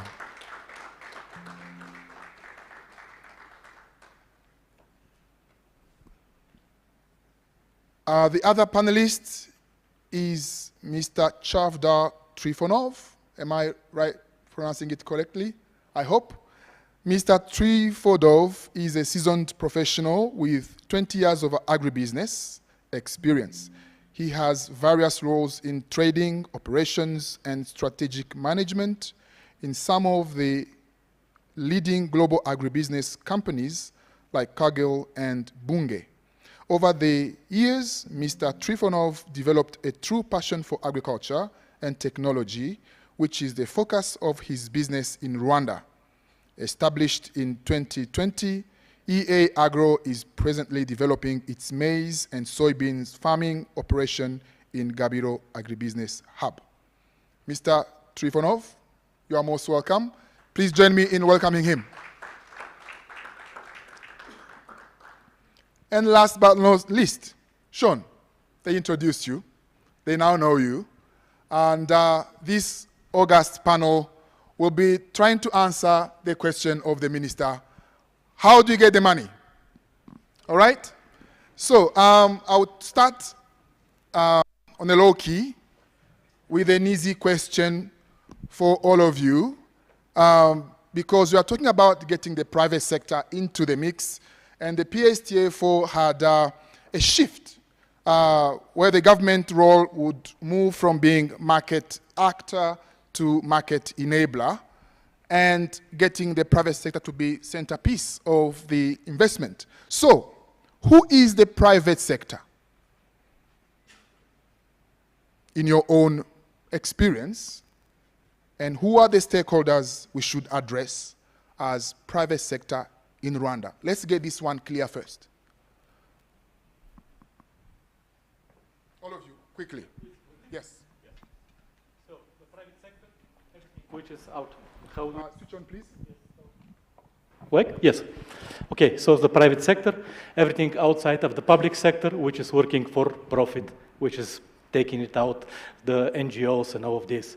In our case, in the agribusiness, these are the agro-inputs distributor, producers, aggregators, processors, wholesalers, retailers, and of course, the bank and the insurance companies. So this is what should enable this strategy to really get in place. Thank you. Innocent, who is the private sector? Yeah, thank you, Libero. Just to add to what he has mentioned, private sector is individuals and companies that are working for profit. And as he mentioned, that's different from the public sector. Any other that is operating towards realizing a profit. Thank you. Thank you. Sean? So I won't echo, actually, what you're saying, even though I spent many years of my life in a senior capacity in what was classically termed the private sector, working for a large multinational. But in a way, actually, we're redefining what the private sector is. I mean, your smallholder farmer is an individual entrepreneur. They are gauging risk every day in terms of how they can do this. Whether they're doing it from a subsistence level or a profit and loss perspective is sort of irrelevant. They are engaging with the private sector. We're increasingly seeing the concept of shareholder-driven profit companies shift to, so at the global level, you're seeing large companies become B Corp companies. You're seeing social enterprises that aren't driven on a profit basis, actually as active engagers in the private sector space now. And then actually government, there are parts of government that is heavily involved in the private sector because it is procuring, you know, through supply chains and that sort of thing. So it's more, so we are in a way redefining what we mean by that. I think that's very important. You know, I remember what the minister said earlier about the mindset of some of our farmers. So when we develop the PSTA5, it's very important to be clear what we mean by private sector when we talk about private sector. So thank you. Al-Walid, what's your definition of private sector? Yeah, I mean, I think, you know, a lot was said ahead of me, and I think that, you know, the last points that Sean was making, you know, they present a good assessment of what I think, and I agree with him on what the private sector is. The only thing I would add would be essentially to look at, you know, imported capital as well as a potential source of private sector into the agriculture sector, which is essentially FDI in addition to the domestic private sector. Very good. Now, my first question comes to you now. And please, the audience, I'll be taking rounds of questions and then engaging you in case you want to ask questions so that there's a bit more interactive rather than you watching us in this quite highly lit spot. So, Al-Walid, from the bank's perspective, what are the most effective financing models and international support mechanisms that can be leveraged to boost private sector engagement in the ag sector in Rwanda? Yeah, all right, thank you. You know, we believe that the private sector can play an important role in raising productivity in the agriculture sector. And two critical areas that we've been working with globally, but also more regionally, if we look at the cases of what we have done in neighboring countries in Zambia, as well as in Kenya, is essentially supporting value chains for high value food products that would, by its nature, enhance productivity in the agriculture sector. Another area that I think is critical to support is essentially the de-risking and introducing financial instruments along the value chain which are of greater importance for agriculture transformation. I mean, without that, it becomes very difficult for you to begin to think about raising productivity in the agriculture sector, because, I mean, finance is an enabler, as you all know. I mean, it's something that, you know, without having sufficient financial resources or the right financial products, there's not much that you would be able to achieve by using, you know, your own equity as a smallholder or borrowing from relatives and so forth. So essentially, the thinking is really, how do you move away from subsistence agriculture to something that you can bring to market and grow your business? And to think about this as becoming an entrepreneur, and to do so, you have to have financial products that are suitable for you as a smallholder farmer. You know, related to the financial products, we also have to think about the transmission mechanisms for these financial products. And with that, you know, new financing models such as digital platforms that were discussed earlier are essential for agriculture finance, especially for those smallholders. So if you have digital banking, like what you have in Kenya here where I'm based, it becomes very easy for you to transact and to interact with wholesalers, buyers, suppliers, and so forth. And that's also important, I mean, to have the right financial products as well as the transmission mechanisms. But in order to do so, obviously, we have to have a conducive environment with solid financial infrastructure that is in place, which is critical for these financial models to be able to function effectively. I think in addition to that, I mean, public sector interventions are needed, I mean, especially in a market that is insufficient to attract private sector on its own. Public sector interventions to support innovation and increase resources through private sector mobilization of funds for agriculture and for women-led businesses is necessary, essentially at the earlier stages, because what you have is that you have banks who have resources but unwilling to lend to these segments of the market because they're perceived as having high risk. And in order to mitigate some of these risks, I think there is a role for public sector engagement in these areas. And my final point would be that, you know, naturally with the engagement of private businesses, they will always remain limited if, you know, these segments largely remain informal, unprofitable, and vulnerable to external shocks. Therefore, if we are going to think about what kind of products we can use to support, you know, the agriculture sector, particularly the smallholders, I think the demand-side interventions to improve the competitiveness of these segments and the overall business performance of agriculture value chains should be an integral part of any policy agenda that is being discussed currently. Let me stop there. Thank you. I'll be picking up on the banking at some point. Sean, moving into blended financing strategies, you have a wide range of experience. Could you think about blended finance that worked in developing countries and suggest or tell us about how this could be tailored to the situation in Rwanda in a bid to try and answer the minister's question on getting more money to do all these many things we are talking about? So, I mean, I think blended finance is going to be absolutely critical in this. Actually, I mean, the World Bank, you know, having Al-Walid here is, you know, is a good example, because the IFC, I think I'm correct, Al-Walid, you know, several years ago, was really just investing in profitable projects. And so, as you said, that was hard to sort of define in the agriculture space. They needed to be at a certain site. Then, you know, they shifted into the whole market development space, that you had to build this market. And it's changed over the last 4 or 5 years, or, you know, about that, you know, really changed the way in which players like the IFC, the World Bank, are coming into agriculture. Because it does take, as I was saying earlier, it does take time to often build these up to scale. And so often what we don't want is blended finance crowding out where commercial finance could come in. And so increasingly what you want to be looking at as well is these graduation models. How do you finance a smallholder farmer who's operating at a very small level through the SACCOs, through those organisations?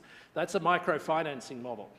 How do you then take those emerging farmers, those emerging commercial farmers, and provide them with the first stepping stones towards, towards being able to use working capital? And as Al-Walid was saying, how do you encourage banks to move into that sector? Do they have the right risks products? Because agriculture is seen as too complicated, too risky, so they then just avoid it. It's easier just to put your money into a government bond. And so you have to drive them that way.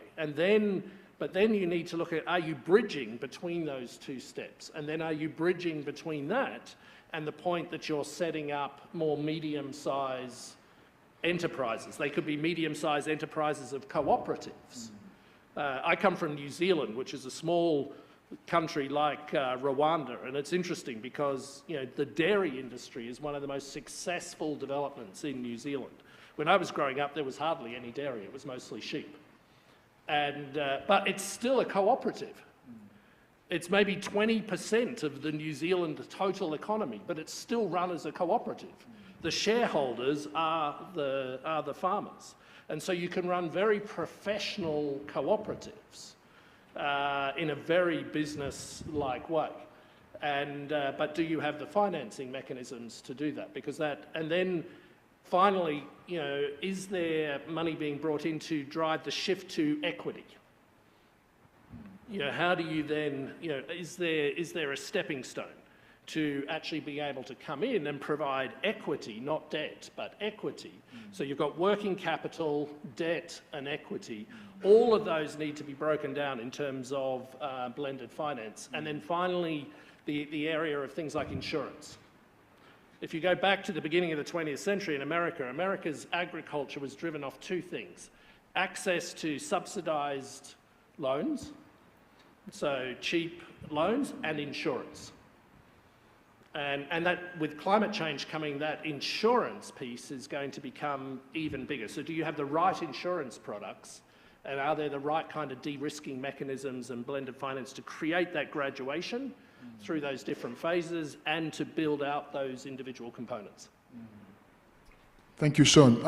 Moving to you, Trifonov, as someone who's in the heat and on the ground as an investor, I would say, what are the key challenges and opportunity do you see with regard to what our two colleagues just highlighted? Yep. First of all, I would like to thank the organizers for inviting me here and to give me the opportunity to share my passion for farming and for Rwanda.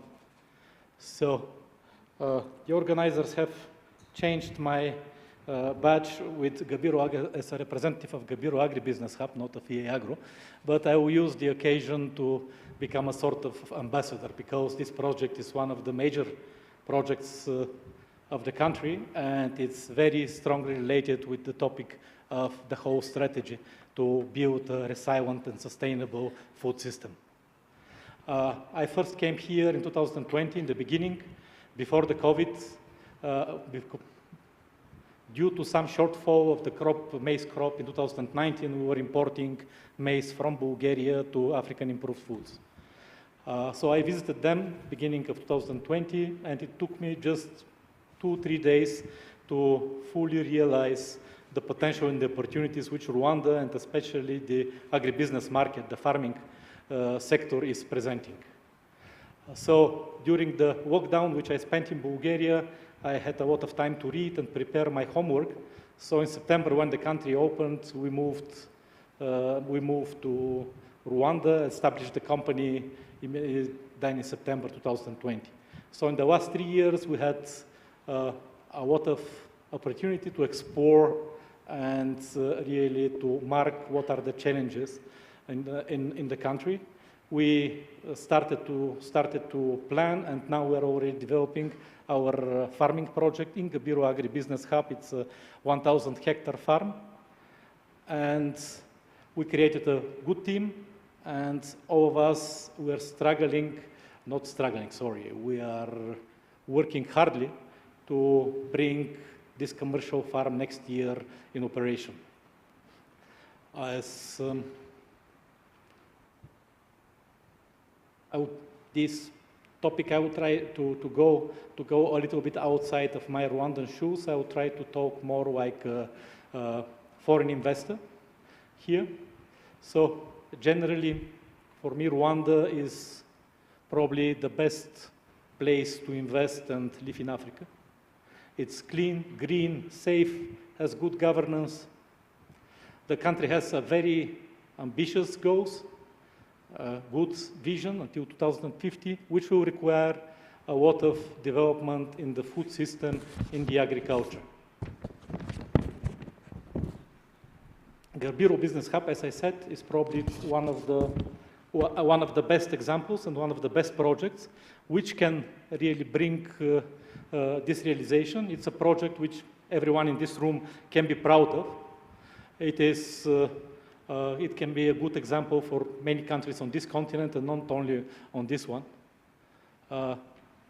It gives the investors the opportunity to really align with the country needs, to set up their goals, business goals and business model, how to serve best and to make a good profitable business.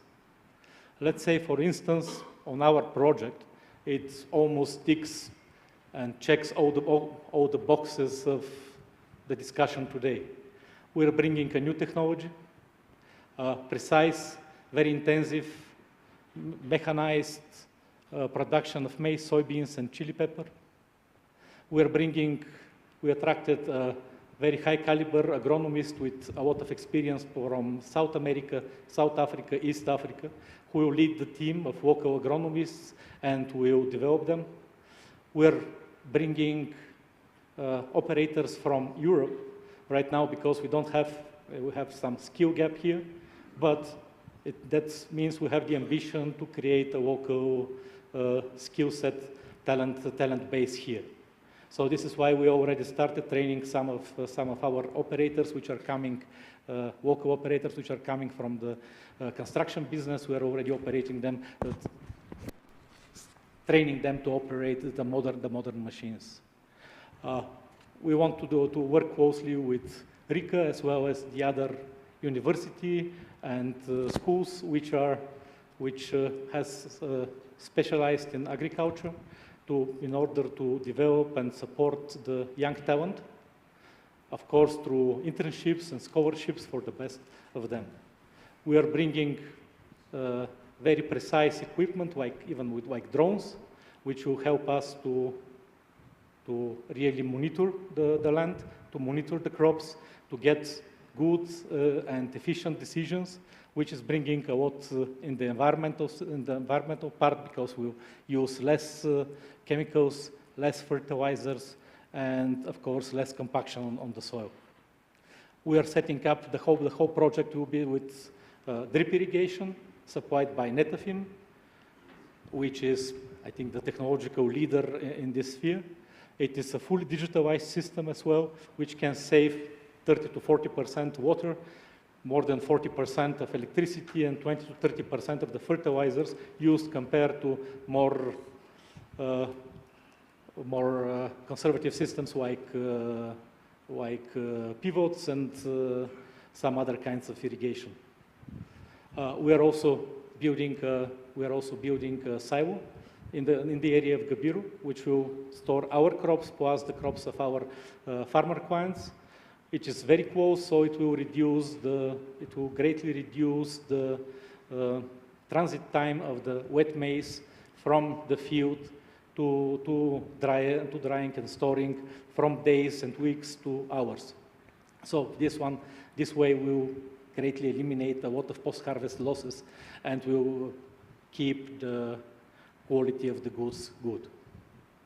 So with all of that, if the whole project is well developed in a couple of years when the phase 2 is done. I strongly believe that this project can contribute north of 20% to the production of food crops and export crops in Rwanda. That's very impressive. Let me end, sorry, just to to say, because it was not only roses. Of course, there were some challenges during the road. Yes, that's what I wanted you to speak to. Of course. Anything that was a bit harder? It was hard and still good. Nothing which we cannot overcome. There were some problems with delays, with miscommunication or lack of communication. There were some project governance problems. There is this delay with the drainage system for the whole project. But the most important part is that all of these has been identified. They have been faced, and they are already taken care of, or some of them will be resolved in the near future, which I strongly believe. Okay. Yeah, thank you very much. That's quite a rosy picture. Coming back to you, Innocent, and then I'll be coming to the audience just to get you to ask a few questions to the panel before I continue. Innocent, yesterday the minister told us rather poor loan portfolio that goes to ag, about 6%, when we all know the importance of the sector in terms of the people it employs and its contribution to GDP. Now, I don't want you to respond as a banker, like defensive. I want you to be into a solution mode. What can we do to get the banks up their game? And my sub-question, are there some innovation financial instruments and risk management strategies that need to be considered for that to happen? Yeah, thank you, Libera, and also thank you, the organizers, for inviting us in this very important session. That's a good question. I think even the minister elaborated on the financing very well. That is the big animal in the room. And I would like to start with, first of all, thanking the government of Rwanda for the investment that is happening or has been happening in the past in enabling almost everything, even agriculture included. We have investment in technology. We have investment in electricity countrywide. I think there is no excuse for financial institutions now today to develop solutions that can enable financial inclusion and also financing of the agriculture. I would start by saying also that banks have been financing agriculture, or let me call it agribusiness, but mostly traditionally. Let me say financing the actors in the agribusiness value chain. These are the businesses, the SMEs, the corporate. An example of Africa Improved Food was given here, and other corporates, big companies that are in the same sector of food, or let me say agribusiness in general. But banks have been shying away to really go down to the farmers, and mostly because of the risks associated, as elaborated by the minister. We have issue of capacity, literacy, financial literacy at that level is very low. We have other issues of they are excluded in the formal financial sector, even though we can be proud of the current financial inclusion. It is growing. So banks are really innovating now solution that will enable, first of all, to onboard these smallholder farmers into the financial sector.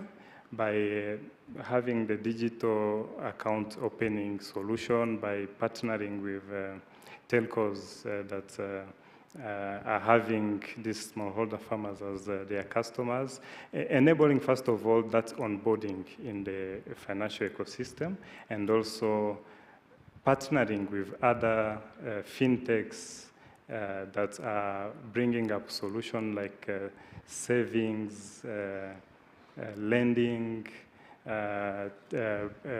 payments, so that, first of all, that smallholder farmer is able to be in the ecosystem and transact and at least gain some knowledge in the financial sector. And from there, also banks are offering now those digital lending.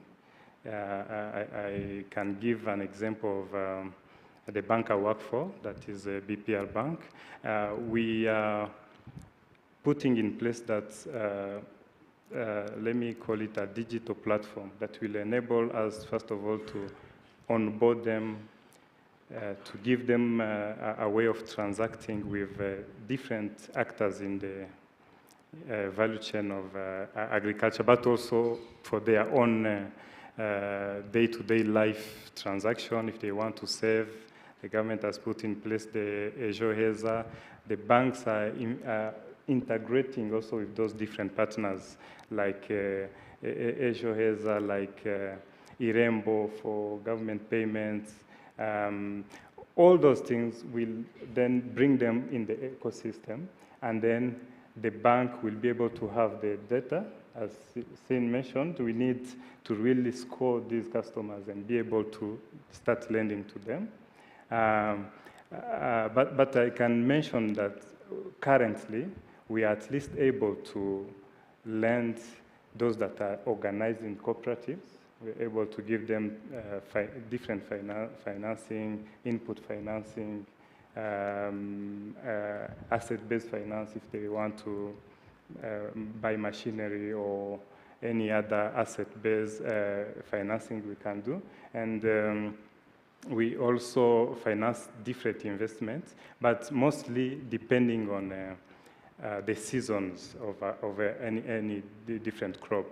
I would say that partnership with different actors, I would also mention the Gabiro Agribusiness Hub is another opportunity that banks need to really partner with so that we can enable any business person who would really want to do the irrigation system, because it's one of the solution that is going to kind of develop agribusiness in Rwanda, because people are going to do business the full year without waiting for a season.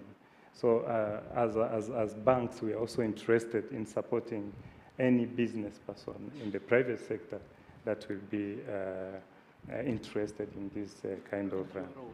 yeah, we have already started. We are partnering with them. Thank you so much. Thank you very much.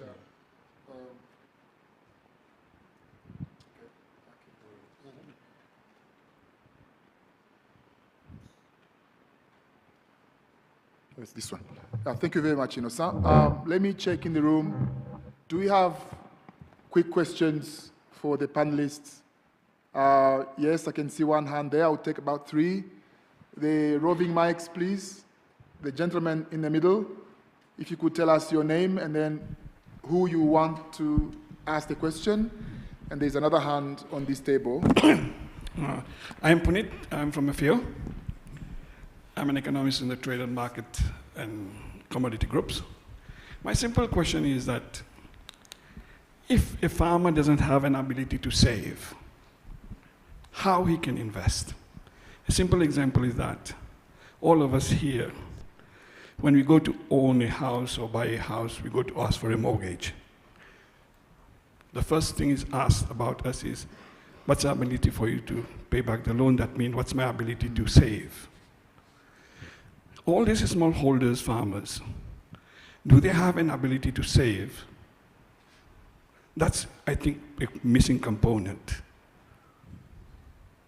I would like Mr. Innocent to say, something about that. Thanks. Good question. Let's move here, then there, then I'll give you also a floor. This side, please. Your name and who you want to address the question to, please.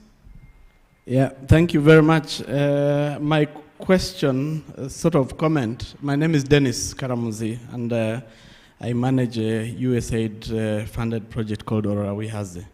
I want to speak to the professional sort of skills, experience that are largely impacting the flow of finance in agriculture.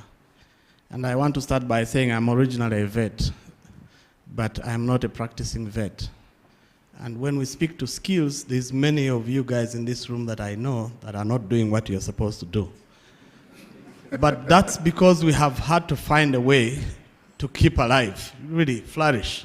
And 20 years ago, about there, when I started my work, I really wanted to be a vet.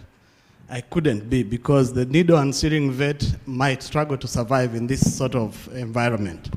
So I evolved into project management. And the farmer or the private sector you speak about, Liberal, earlier you asked about who is the private sector. Many times they are the less skilled, the less knowledgeable, who are struggling to feed all of us. I think the minister spoke about it yesterday. And so eventually, when it comes to access to finance, there's many pockets. There's the family members who donate some money. There's grants which go to people. There's government or, different products. There's also the credit financing. All of these are quite available, but the ability to access is very limited. And so today I spoke to somebody at Norsken, which is a startup house. A lot of the investments that have been qualified that eventually take some financing are non-Rwandan. But they come here, they package themselves, and they're able to access financing because of the level of skill and ability to deploy that skill and therefore access financing. And so, as my colleague said, this financing is available on the ability to pay back, not necessarily the innovation, especially for our market. The innovations that are out here are not good enough in terms of quality to be financed. So eventually, even those which get financed are external because they have brought the innovation home. So I think we have a job within the agriculture sector to up the skill of the participants. In other words, I think many of us need to go and actually do the farming that we talk about, because we end up sort of talking a little more. So I would like the colleague from the World Economic Forum, I think it feels like the Rwanda Economic Forum today. So it would be good for you to speak a little bit about the intellectual sort of abilities that influence finance. Because the other thing I want to say as a project manager, in the project management rooms, there's a lot of skill, there's a lot of knowledge of what needs to happen. But the demand side of that knowledge is very limited. With the private sector we work with the entities that support the system, and I find the same when I meet the government officials. Very good-willed, very ambitious targets, and that puts a lot of pressure on us to deliver as projects, because we are donor-funded, we must deliver within a time frame. It's challenging where the demand side isn't necessarily very well skilled to handle that capacity. So I think there's that struggle as well, that while there is financing, the capacity to absorb is quite limiting. And so I thought that's something that needs to be delivered. So finally, with the approach we are using to implement projects lately is called the market system development approach. It really allows us to do proper diagnostics and try to address those particular problems. However, big problems remain on inputs, on the actor capacity, as I said, but also that particular demand. So I feel that there is very good opportunity and a significant pool of resources from the government, from the private sector, their own money, significant. When you talk about the leverage in terms of what they invest alongside what you donate to them, it's quite significant. So I just want to think that maybe it's time to explore around the different private sector categories. We have the cooperatives, they're different setup. We have what we call Ibibina. I don't know if you know them. These are small savings groups. You talked about a saving culture. They are significant in mobilizing savings. Investment many times goes to waste. So it's a challenge there. The capacity, I think, remains the biggest animal in the room. Less of the availability of money, Because I see external entities coming out here and picking on all of the sources and really deploying significantly. So I feel that in this room, we really have to talk about the professional sort of private sector we want to get at and positioning them, because in the development sector, you are in a place of conflict of interest sometimes. You feel like you know what needs to happen, but you can't do it. The guys who are there who are doing it don't really know how to do it. So how do you manage to strike that balance to be in the right place and deliver the sustainability we are trying to deliver? Thank you. I think I'm going to change my approach. Thank you, good question, and get the panelists to respond before we get too many questions. Then I can go to the question there. Just let's get to you, Innocent, and then Sean. They pointed you. And also, Alwalid, if you want to come in as well, you could chip in. Innocent? Yeah, thank you. And I think you've just elaborated it very well. There is that level of literacy that is missing at that level of smallholder farmers. And then the banks currently, what are they really doing to ensure we support? The savings culture is not there yet, as you mentioned. However, we are partnering, again, as I mentioned before, with different fintechs, and I saw some in this room today, who develop solutions that enable at least the group savings, like you mentioned, to put together the funds from the smallholder farmers to learn to save, to have a culture of saving. And as a bank, we integrate with those fintechs to make sure that we are keeping those funds, but also building those different scoring models that can enable us in the future then to lend to them. I can say it's still a big challenge, but with that mindset of partnering with different fintechs that are supporting in that, we will get somewhere. Thank you. I think that's quite a diplomatic response. I don't think it entirely answers the provocation from the minister earlier, but we'll take it. Sean, this skills and capacity challenge, where we get people who come from outside tap into resources which are here, which the people in Rwanda are unable to tap. Can you talk about this? So the skills and capacity piece is absolutely critical, whether it's building the financial literacy of those small and holder farmer savings groups, right through to the sort of management professionalization of more sophisticated SMEs. What's interesting for me actually at the moment is looking at this in the context of work that I'm doing in Singapore, because I've been asked to join Singapore Institute of Technology. And it's interesting, Singapore Institute of Technology, as you know, I mean, Singapore's now, very developed, but it started from a very small base with it's basically a city. So, but what they were very smart at doing was twinning capacity building, and that's why Singapore Institute of Technology was set up. Singapore Institute of Technology is not Singapore University, which is, doing the more sophisticated work. It's producing the skill sets that you need for that modern economy and making sure that those are twinned. And so for Singapore Institute of Technology, they were focusing significantly in the last few years on building up the skills to make sure if they were going to go into entrepreneurship, that they had those skills coming through, that could do lab work, that could do, they wanted skills in things like cultured meat, vertical farming, a whole, in terms of improved safety standards in food and a whole range of things. So they are training up large numbers of people to work in that. Now they're realizing that their next growth area could be in agri-financing. Not just for Singapore, obviously, because they're not a major agriculture hub, but they could be the agri-financing hub for the region. And so they are now looking, right, how do we make sure that we have the skill sets to really improve and develop in that way at a national level? And because right down to the point of the farmer, there's no point developing a lot of skills if they're not being used immediately.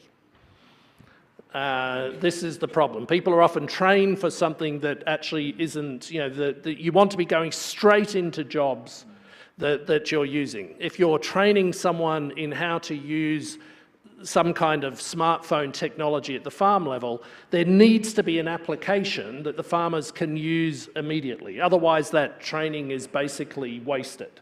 And so how do you twin, you know, the skills development to the really on-the-ground needs as they happen? So they have to be appropriate, but also very time-bound. And then creating the kinds of decision gates to learn quickly and then move on if something's not working. So accept failure, fail fast, and move on and develop the next sort of set of appropriate skills. Thank you, Sean. It reminds me some intervention yesterday about bundled interventions, you know, having all set up to align to an ecosystem. Alwaleed, I want to come to you to kind of advise the banking sector in a way to try and see how we could tap into this other segment which seems to be quite left out. What are the risk management strategies that banks should consider when providing loans and financial services to the stakeholders in the ag sector? I'm thinking about how should they think differently to venture out into this big segment. You know, the majority of the workers are in ag. We heard about the importance of the sector. What kind of risk management strategies should they consider to be courageous and move into that space? Okay, thank you, Liberal. I think, you know, in order to answer that question, we need to put our minds, or the mindset of that of the bankers. I mean, of what the challenges that Innocent would be facing. I mean, he is accountable to his shareholders as well he is to his depositors. So, I mean, for him, the security and the soundness of his bank is his paramount priority. So I think, you know, if we need to tap into this market, I think a better understanding of the needs of the market is essential. I mean, not all borrowers in this segment are the same. You know, some of the audience mentioned the issue that you have SACCOs in Rwanda. It could be individual farmers, smallholders, could be larger SME companies. So I think that, you know, the number one area that I would focus on would essentially be how you design the product to suit the specific market needs. So in doing so, you'd have to segment the market, identify the relevant borrowers, and what is it that would be essentially their needs. Also for the banks, I think that it's a question of risk. So for them, paramount of importance is how do you mitigate these risks? And I think that you know, partnering with institutions such as ourselves, I mean, we can think about how we could sort of minimize this risk through credit guarantee schemes in a way that, you know, we would take first loss, and that would, to my mind, would be an effective way of using concessional resources to buy down that risk and give the banks comfort in order to lend to these market segments that are inherently riskier than your typical borrower who lives in an urban area or you know, buying government bonds and so forth. So that to me would be another way of you know, making it easier for the banks to be able to lend to this sector. And my final point is, you know, I mean, I did a lot of work in Vietnam. I worked there for about 5 years. And I think that one of the things that led to their sort of skyrocket increase in productivity over there was essentially the whole issue of land reform. And in that, smallholders were given titles to their lands, and with those titles, they would use those titles as collateral to borrow from the bank. So, I mean, they had stake in the game, and with that, there was a better understanding of how they would be using those funds, because essentially, if they didn't use their funds in an effective way, they would actually lose their land. But this led to an enormous increase in productivity, and it also led to a lot of migration out of the agriculture sector into manufacturing. So these are the three areas that I think would be critical to consider if you really wanted to be able to provide access to finance to the agriculture sector. Thank you. Thank you very much, Al-Walid. Going back to the plenary, there was a hand up somewhere there. Yes? And there was someone in the middle there, and then at this table. Yeah. Oh. Thank you, moderator. And the question. Thank you, moderator. I'm Alexandre Nzeimana from ActionAid Rwanda. And my question goes to Inosa, but Sean also can contribute, sharing the experience from other countries. In the aim of promoting agribusiness, and we are talking of sustainable food systems in Rwanda, we know our challenges, we call them risks, about agriculture activities in Rwanda, and we've mentioned them earlier. I don't want to come back to them, but we still have 6% only on the loans given for agriculture activities. And we've got so many initiatives with, as Inosa has mentioned them, but we still have 6%. And to me, I think I like the military approach of facing the wall, seeing the challenge. If we can't break the wall, at least we go around it, but we keep moving. From your experience, Inosa, would you like to share with us what is really missing, that we have all these solutions and practices on ground, as we've been mentioning them, but we still have 6%. If we can break the wall, and we know how much agriculture is contributing to the national GDP, what percentage do we aspire, at least in the next PSTA5, we could position loans towards agriculture if the wall was broken? Was it going to remain 6, or we aspire at least more than that? I'm looking into the risk-based management approaches, where I think I can be corrected. Financial institutions are fearing to just distribute money, and that, I agree with them, that shouldn't be the right approach, just distribute the money. Also farmers, small scale in Rwanda with the low capacity, also fear to go for loans when they think they're not prepared, and they have so many unpredictable actors that can come into, and then their business may not make them able to pay back. Then those are two collaborators who should work hand in hand, but each one is fearing.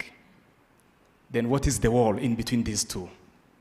And what are we doing in terms of Rwanda initiatives to make sure that these insurance companies could come to help us manage the risks, help us break the wall, and make the financial institutions meeting farmers and make a win-win situation, both of them.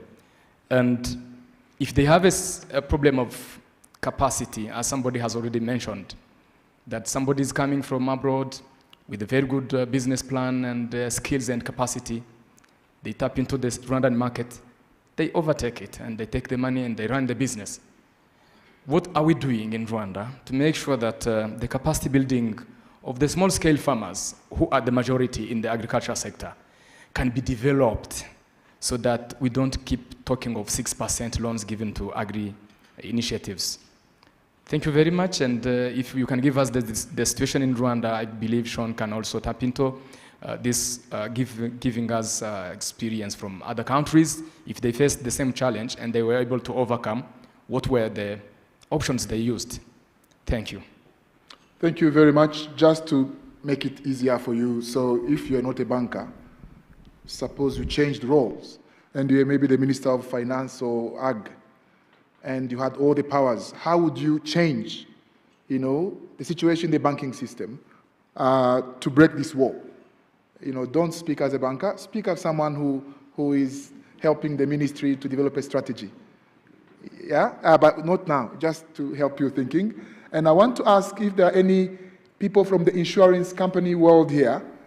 Please put your hand up, you can respond to this question about, there's a business opportunity here. So, how can you come on board and join the party? Yeah, so we'll come to these answers. Let me go somewhere. There was a second hand. I can't remember the order. No, it was there. Yes, it's you, then here. Just Mugushe Kunego, please go straight to the point. Okay, thank you. So that we get more questions in the room. I'm Innocent Hawana. I'm working on PSTA5.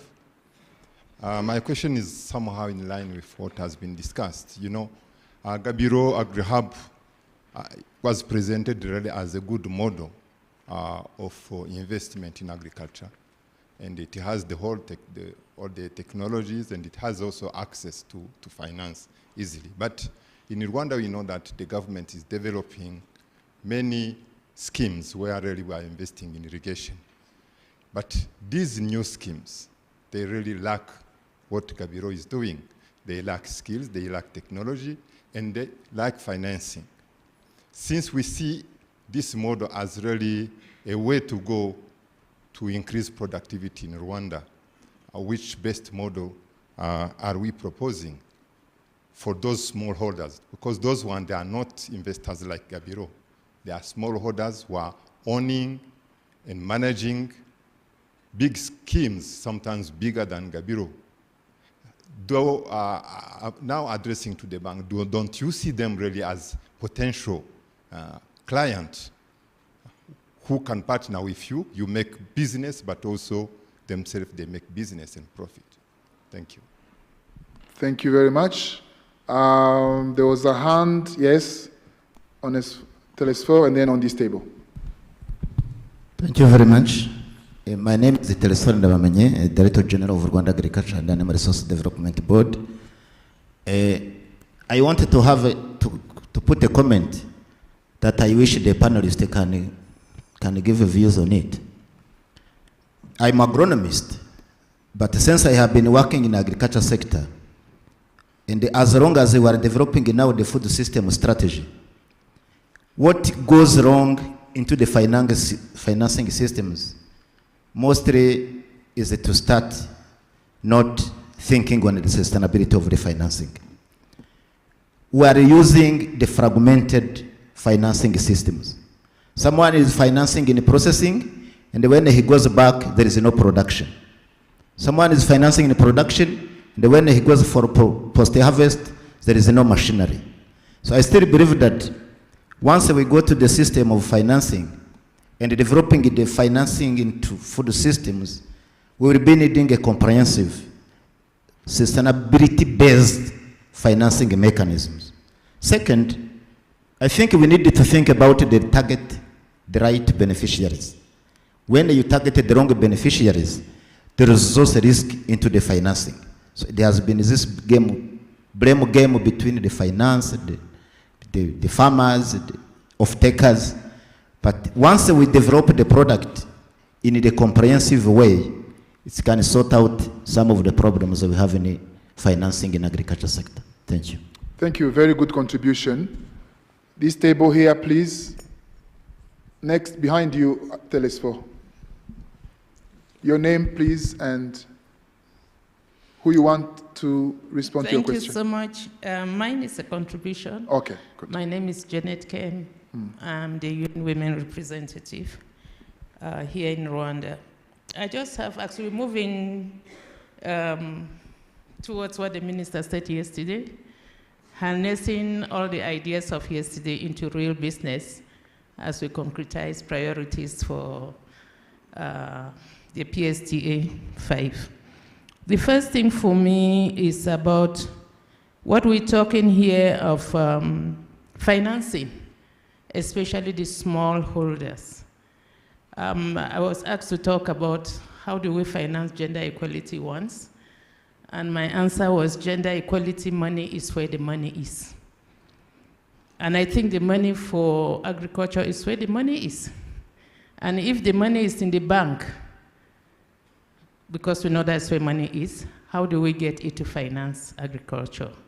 My simple proposal is can we work with the banks, especially the commercial banks, not just the microfinance, to have specific windows with specific products and services that target the small-hold farmers?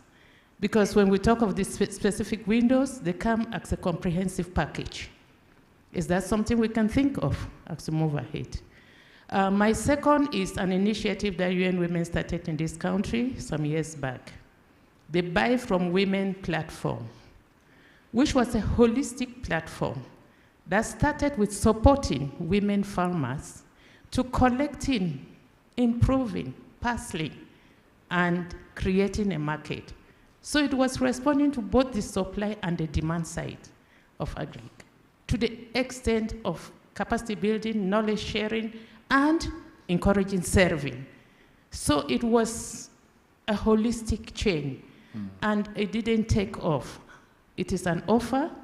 If we could have it, Your Excellency, as one of the priorities for us, UN Women will be looking for partners that we can work together to revamp, because I think that is something that can work, and it was about to work, and it was already advertised, and everybody was looking up to it. We can pick up on this. And my last point is about financial literacy. Very critical. Taking something you hold dearly to the hands of some other person needs a mental shift. And I will share an example. Before joining the UN, I was part of creating a microfinance institution for a community, my community. I can tell you how difficult it was to get somebody to take their 10,000 francs to go and keep in the bank and sleep, knowing that it is somewhere that they are not seeing and they have no control. So it took a lot of sensitization, and once the sensitization is done, and I come to the very important point I want to raise, is the unbanked money that exists in our community. Once sensitization was done in the community, you wouldn't believe how much money the community alone, people just coming to put 10,000, 50,000, 30,000, that they were sleeping on. And also sensitization to change their mentality to sleep well now, knowing that the money is in safe hands, was another issue. So those are the three things that we can take. We're talking of agriculture, we're talking of banking, we're talking of money, we're talking of mechanisms that maybe we sit here as educated people, we understand very well, but when we go to the community where the majority of the farmers are, we need some approaches that respond to their needs and that really come down to their level. Thank you. Thank you very much for very good interventions. Are you reacting to what she's saying, or it's a different point? I see a few hands, and I want to see interaction. Okay. Mine is simple, moderator. Who are you? I can't see you. You know, like, these things are bothering me. I can't see. Okay, I'm moving, coming closer to you now. You manage the time, yeah? Yes. Who has the hand up? So let me help you a bit. Who are you? Who's talking? Which screen? All right. Oh, Minister, sorry. I'm very sorry. This is confusing. Yes, Honorable Minister, help me, please. No, just something small. Many questions are going to. Let me flip it. How long are we going to keep this important sector in the hands of unprepared farmers? Yeah. Can I flip it further? Yeah.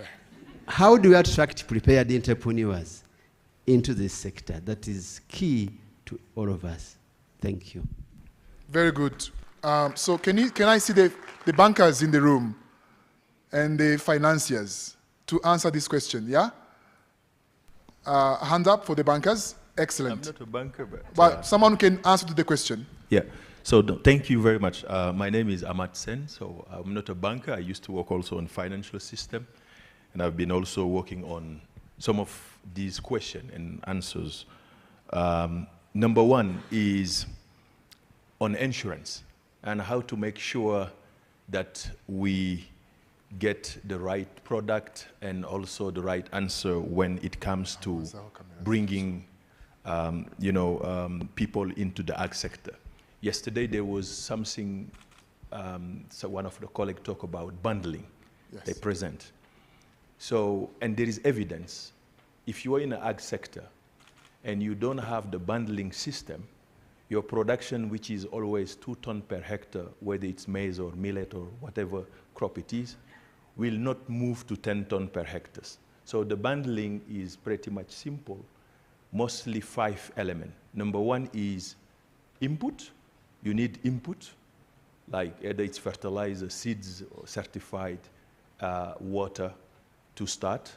You need the issue related to land, which Sina has talked about. You don't own the land, it's a problem. The other one is mechanization, it's part of the input, and then money plus insurance. The last is knowledge. If you have those elements together, you're pretty much sure if your production was 2 tons per hectare, you're likely to move to something like 7 or 10. If one of them is missing, obviously you will be reducing the production. It's proven. There are statistics, there are evidence in most of those countries. And you will see insurance is there, as well as the financing, as well as the guarantee, which the land title or whatever, plus all those elements. So these elements need to come all together and put in a way that it's a policy in a country and policy makers to make sure that when you are pushing people to get in, you make sure that also they're having all those elements. And I think this is the work that needs to be done also at the country level. So the point taken. That one is I think it's a good point. The last one, yes, is related to the ticket size on financing. If you are a bank, like the banker here, they will not lend you the money because it's the saving of other people. They have to give back the money. A bank's role is banking. Obviously, if I have to give you that money, I need to make sure that I'll get it back. So where now the problem is, the banking in all our countries is pretty much standards. The client we are talking about, smallholder farmers, they are not even sometime in the market. They don't have a bank. They need to be treated differently. The ticket size matters. And in some cases, it's even talk of nano credit, because what they're asking is so small that you need another type of products and organization. And I think here with the bankers, the big reflection is if you want to make money with this junk of people who are a lot, then let's also change the product, find product with ticket size that suit to the local market and the local reality of our continent to make sure that when you aggregate them, organize them, then you are able to get a good But how do we bring them together? Because I think the response will the banks have also their shareholders' value they have to look after and other objectives. So who will bring that partnership closer? Yeah, number 1 is government. Number 2 is also development partners, like what the colleague has said. So, you know, the first loss for the World Bank, we can come and then organize them. We are ready to put grant to organize them, and then you can come in. And I think now that is always like a discussion. We can do it. Let's now move to action. So with those kind of alliance to make it happen. Over. Good. Shifting here, then I coming here. There was a hand here. Yes, this thing was just bothering me, so I couldn't see you. Yeah, and then I'll come there. Yeah. Thank you. I'm Solange Wituze, Deputy Director General at RAB. Mine is a question of curiosity. I'm not a financier by any standard. But I want to raise a point that we have actually a pipeline of equity and debt investors that are willing to do like a matchmaking with startups, especially those in agriculture. And we notice that there are not even people who are willing to take up that either equity or even a debt because they are not ready and they are disqualified by just a simple item such as audited financial statements. Now, here's my question. Why is it that startups are not investment ready and disqualified by simple items such as lack of audited financial statements? When you look into details, some of those startups do declare losses at the Rwanda Revenue Authority, and when they present their investment portfolios, they declare gain in front of those equity and debt investors. Is that an issue of lack of skills or is it an issue of integrity? And if it is an issue of integrity, how do we handle that? And maybe to the point of the previous speaker, I think the nano credit we have are there, and we know them as Vimina or Tontine. But isn't it high time that we actually categorize our farmers in Rwanda, not make a one-size-fits-all? We are now having the likes of Mr. Chafta. How do we treat him as a smallholder farmer? And so maybe it's a high time we categorize those investors. We are now having the KAES system approach we are having. Let's run with it through PSTA5, and then we categorize our farmers. There are those who qualify for big loans and big investment, and there are those who qualify for nano investment, which are already there, but then we talk to the banks. And finally, actually, we did realize that through a number of projects we are running, even the banks don't understand the agriculture sector. I'll give an example quickly.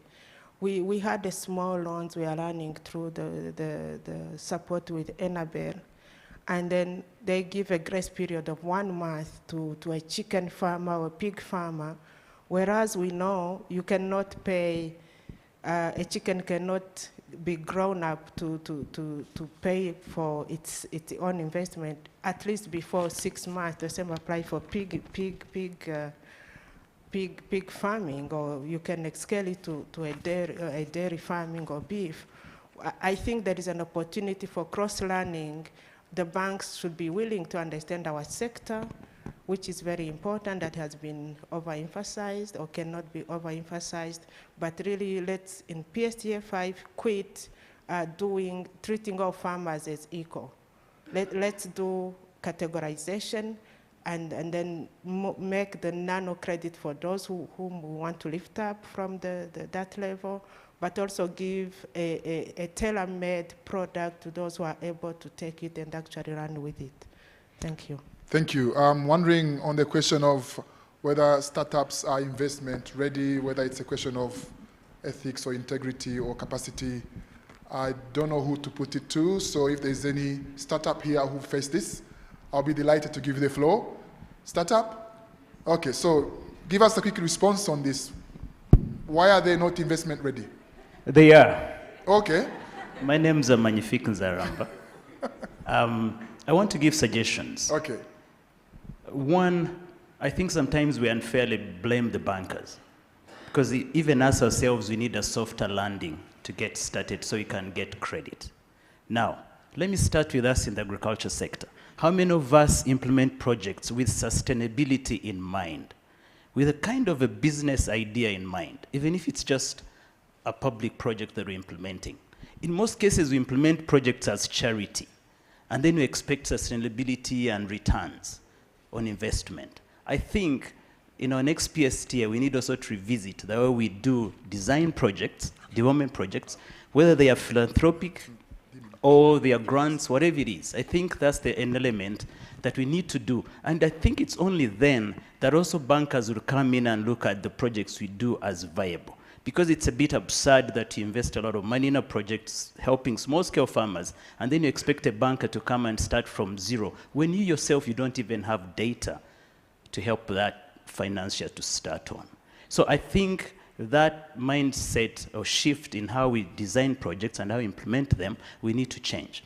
Now, if you allow me, moderator, we've come up with what we called philanthropic investments. So even if it's free money, it shouldn't be free. The farmers who are gaining benefit from that money, they should have conditions as to how they should access that money. If it's a project or if it's a cooperative, there needs to be clear guidelines to avoid any defaults. And some of these policies are a bit difficult. I will give an example. We've worked with a project that we've invested a lot of money, We put the cooperative members together, and as we speak today, they have bought government bonds worth almost close to $1 billion now in savings, and that's long-term savings to make sure we sustain the infrastructure. That's not operating capital. How does that work? How should it work? The moment you think about sustainability, you're going to realize so many things you need to address even before you think of infrastructure. Most of our projects think about infrastructure. We never think about how we're going to sustain that infrastructure. And that brings the skill gap. Now, when you think about the skill set, you also think about we, the implementers, who are the technicians that are going to implement, who are the technicians that are going to operate. We forget the ownership from the users, the beneficiaries. So we need to think about skills in the whole scope of a project. You, the implementer, who is going to operate it, who is going to maintain it, how are you going to get the spare parts? What role is the farmer going to play from day one? The moment you put an infrastructure in place, and then it's only when you turn the switch on, you call farmers to come and see the benefits, you're gonna get it wrong. The ownership is not there, they're just going to take it as just a given. They just put us together. So I think we need to start from that point, and then the insurance companies, the financiers, and anyone else want to see the feasibility of that investment, will have a place to start from. Otherwise, I would suggest we need to revisit the way we design our development projects so that we think about sustainability from both ends, the beneficiaries, the support services, and any other service that would benefit from that investment. Thank you. Thank you. Good point taken. There was a hand there, yes. The lady in black. And then the gentleman in front. Quick, please be brief.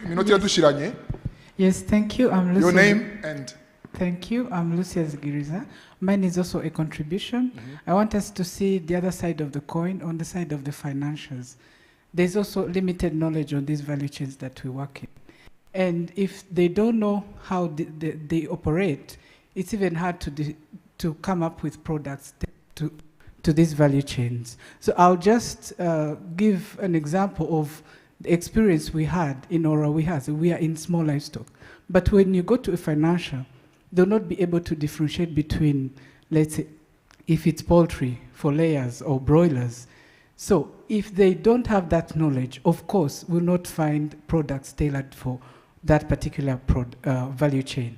So I want us to find another approach of addressing the gap. What can be done then? Yes. How do we fix it? So if we are building the capacity of the smallholder farmers, let's also think of building the capacity of the financials. Because it has worked where we piloted, we did it with a number of financial institutions, and they came up with products, they came up with tools which helped them to feel comfortable and confident that their money they're putting in this business will come back. So I think let's do it in two approaches, because the client we're dealing with doesn't have the capacity of bringing a business plan that will help a financial to make a decision. So let's do it even on the other side to be able to bridge the gap between the supply and demand. Thank you. Thank you. Just in front of you, there's someone who had his hand up early. Yeah, thank you very much. My name is Jimmy Rutawingu. I serve with the Ruego Bank. The minister put us on spot to support Innocent. Now, we all agree that 70% of our population is employed in the agriculture sector. 31% contributes, of agriculture contributes to GDP. When we look at the people that we're calling our clients, like Dennis was saying, their skill and literacy levels are very low. Now, what would it take for the government to incentivize Dennis to go to Nyabihu and be able to earn well so that we can sustain our food systems and provide solutions, from Nyabihu? Number two, when you look at the cost of capital. But does it have to be the government incentivizing? When you asked Innocent if he was the minister, what he would do? Yeah, I wanted to give him a soft landing. Well, we are thinking about many partners. Why should it be the government? If the government says so, I want to believe the government, we always say it's the grandparent. He can be able to bring the different players together and request them to collaborate on, see, how can we incentivize Dennis to be in Nyabihu and earn well and ensure that actually we have these sustainable food solutions. The cost of capital is high. we're double digit. How do we bring it down to single digit?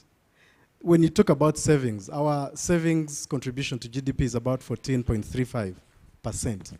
So our source that will enable us will definitely come through bundled solutions like Sean was sharing with us. So our savings culture is still low. Why? We don't make enough to be able to have disposable income and, you know, be able to save. So that's another challenge that we need to look at if we really want to have sustainable solutions. So when we challenge the financial institutions to say, why are you not doing this? Why are you not doing this? The question is, how profitable is this sector? When we look at the food crop production, how profitable are they? Why? They are producing at a micro level. They need to be put together, produce at scale, we give them value, we find markets for them, but also consider producing high-value crops so that they could maybe do a hybrid. We have the food crop, but also be able to invest in the cash crop so that it's sustainable at a household level. Thank you. That was my Thank you very much. I need to turn to the panel and go to the big monies because I'm not quite getting the answers to the question the minister asked. Where is the money going to come from to do all these amazing things? So, Sean, this is a big question. The estimated projections to 2030 show that climate finance represents approximately 12% of the overall resource mobilization in Rwanda. Unless something is done drastically, it's very unlikely that Rwanda will be able to meet its NDC targets. So from your experience in working in many countries, what recommendation would you have to gradually increase climate financing, you alluded to it, and increasing also the contribution of the private sector maybe to 50%? What recommendation would you have? Maybe you can think about it. No, it's all right. Okay. I can do it. I can jump in. I'm just reflecting on what's helpful here. So it's interesting that, like, during this whole discussion, eco-services and the role that investing into nature and all of that hasn't actually surfaced. So I just want to make that reflection. If you look at a country like Costa Rica, you know, it really sees that not just developing its agriculture, but developing its nature services and its nature-based economy is a huge potential way forward. These two things go together. In a way, that's the challenge for the agriculture sector, to think beyond just classic productivity. This is about how can you actually start to derive a benefit from, from the soil, beyond just producing a crop. And how do you actually create a parallel economy for that? So the people that are nurturing the soil, you can start to, there is a very significant voluntary carbon market out there while the world develops a carbon market. And so do you have the tools to really tap into that? Because that becomes exciting for a farmer. Not only are they making a return for what they're growing, they're making a return for being a steward of the land. And so this, this becomes a whole piece of the investment agenda, which is then where you will see climate financing start to really cascade in. The other one is around the risk side of it. How do you also, you're going to need to see much more resilient agriculture. And so is there a way to actually see Rwanda as a prototype? Rwanda would like to set itself up as an innovation prototype hub where you initiate ideas. The whole of Africa is going to need new ideas around resilient farming and resilient agriculture. So if we're talking about financing, are we prototyping those entrepreneurship ideas, micro insurance models and the use of digital applications to do smart data collection and all of that allow for a much more resilient agriculture. Because that's also how you will cascade money into the sector. If people are saying, we want to work in Africa on this agenda, but where's a great place to test that out? Let's test it out in Rwanda.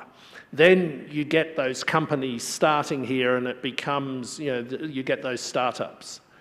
And the final thing that I'll leave you with on this is a lot of our conversation, to be fair, is around like the traditional role of banks, the traditional role of insurance companies. I think we've got to break that mindset. Actually what bankers are not necessarily able to do, because they have to hold quite a significant amount of reserve, is necessarily be that entrepreneurial. But they can be the banker for a lot of those entrepreneurial organizations who use them. So I'm here in Rwanda, I'm using my Revolut card, which is not a classic credit card, to pay for all of my taxi trips and everything. It's flipping through India, it's taking off my account in Switzerland at a much, much cheaper rate than the Bank of Switzerland if I was trying to just use a credit card here, or if I was trying to exchange money. And so how do you develop this much more dynamic, and so get the role, or support the banks to be innovative financiers, give them risk where they can segment off within the bank what they're trying to do, particularly when it comes to climate finance. So that they're not having to use a traditional model, but they're building themselves up as a dynamic sector and ecosystem here that can tap into a lot of this financial money that you're saying will come from climate finance or green financing. Thank you. Al-Walid, are you still there? Where do I look now? Yes, I'm here. Okay, so I hope... This is quite confusing. Okay. Could you, think about approaches that the government could consider to promote investment in the ag sector from the private sector? We've talked about, the banking and other systems. Are there approaches the government could consider in the process of developing this PSTA5 that could spur private sector investment? Yeah, I think, it was an interesting conversation just listening here, but I think, we can't talk about financing in a vacuum. I think that we have to think about, how do we impact the real sector, which is essentially the agriculture sector. And I think that government can play an important role in promoting, the agriculture sector on various fronts. First, I think governments can encourage investments in linkages, as I started my intervention earlier. And these linkages are essentially building value chains throughout the agriculture sector. And listening to the discourse just now, I realized that there's opportunities to build linkages also between large agribusiness companies, like what Chavda was mentioning, along the value chain with SMEs and building these backward linkages. And by doing so, what would transpire would be fostering technology and knowledge transfers, because typically these large investors bring a lot of innovative technologies and knowledge into the local economy. Related to this, I think that governments can also provide support to investors by building partnerships with suppliers, both in the domestic market, but also with regional markets. I mean, Rwanda has several neighbors. I mean, maybe right now the situation with DRC is not all that great, but, DRC presents a huge market just on the borders of Rwanda. What I understand is that there's enormous thirst for anything that is produced in terms of agricultural products to be sold to this large market that I think provides enormous opportunities for smallholders, but as well as cooperatives and larger farms. I also feel that government can encourage a lot on the extension services and R&D in the agriculture sector. I mean, there was a discussion around skills, And that's something that I think is essential, that governments should invest in. For me, that is essentially a public good, and it's something that governments should be investing in order to build knowledge of what would be the best ways of producing a particular crop, a cash crop, whether it's for the domestic market, for international market, there has to be standards and so forth. So this is really important, and I think the government can play a role, particularly if you're looking at the next phase, 5 years, 7 or 10 years into the future. I think it's important because you start building up skills as well as innovative technologies that can be, can improve productivity in the ag sector in general. I think also governments have a role in developing markets. I mean, there was a good discussion around insurance and what that entails. I think for lending to the agriculture sector, it's very important, as well as, because agriculture is inherently risky, I mean, as we all know. And for banks to be involved, I think that they have to have some element of comfort in order to go into the ag sector. And I think, we view insurance as a de-risking product, and we are doing something. We have a project in Rwanda right now. It's called the Commercialization De-risking for Agriculture Transformation.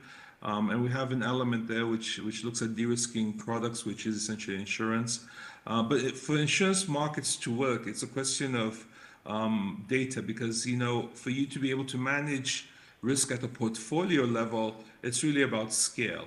So how do you achieve scale in a market that doesn't have a lot of information, and that this information, whatever little it is not shared across evenly for market participants? So I think that the government does have a role in improving these information databases that would allow for critical information to be shared across the sector for people, insurance companies that will want to come into the Rwanda market. And I also feel that because we're dealing with agriculture and agricultural products, we need to also think about providing certainty for farmers, and establishing a futures market where you can have that sense of price certainty for producers is a very important thing that the government can support the development of. And we've seen a very successful case in Ethiopia with a coffee futures market that was established in the early 2000s. And it's just basically taken off, and it has transformed the lives of many people and those farmers in Ethiopia, because what you do is that you cut out the middlemen, and there's clear transparency, and the information can flow through mobile technology as well, and by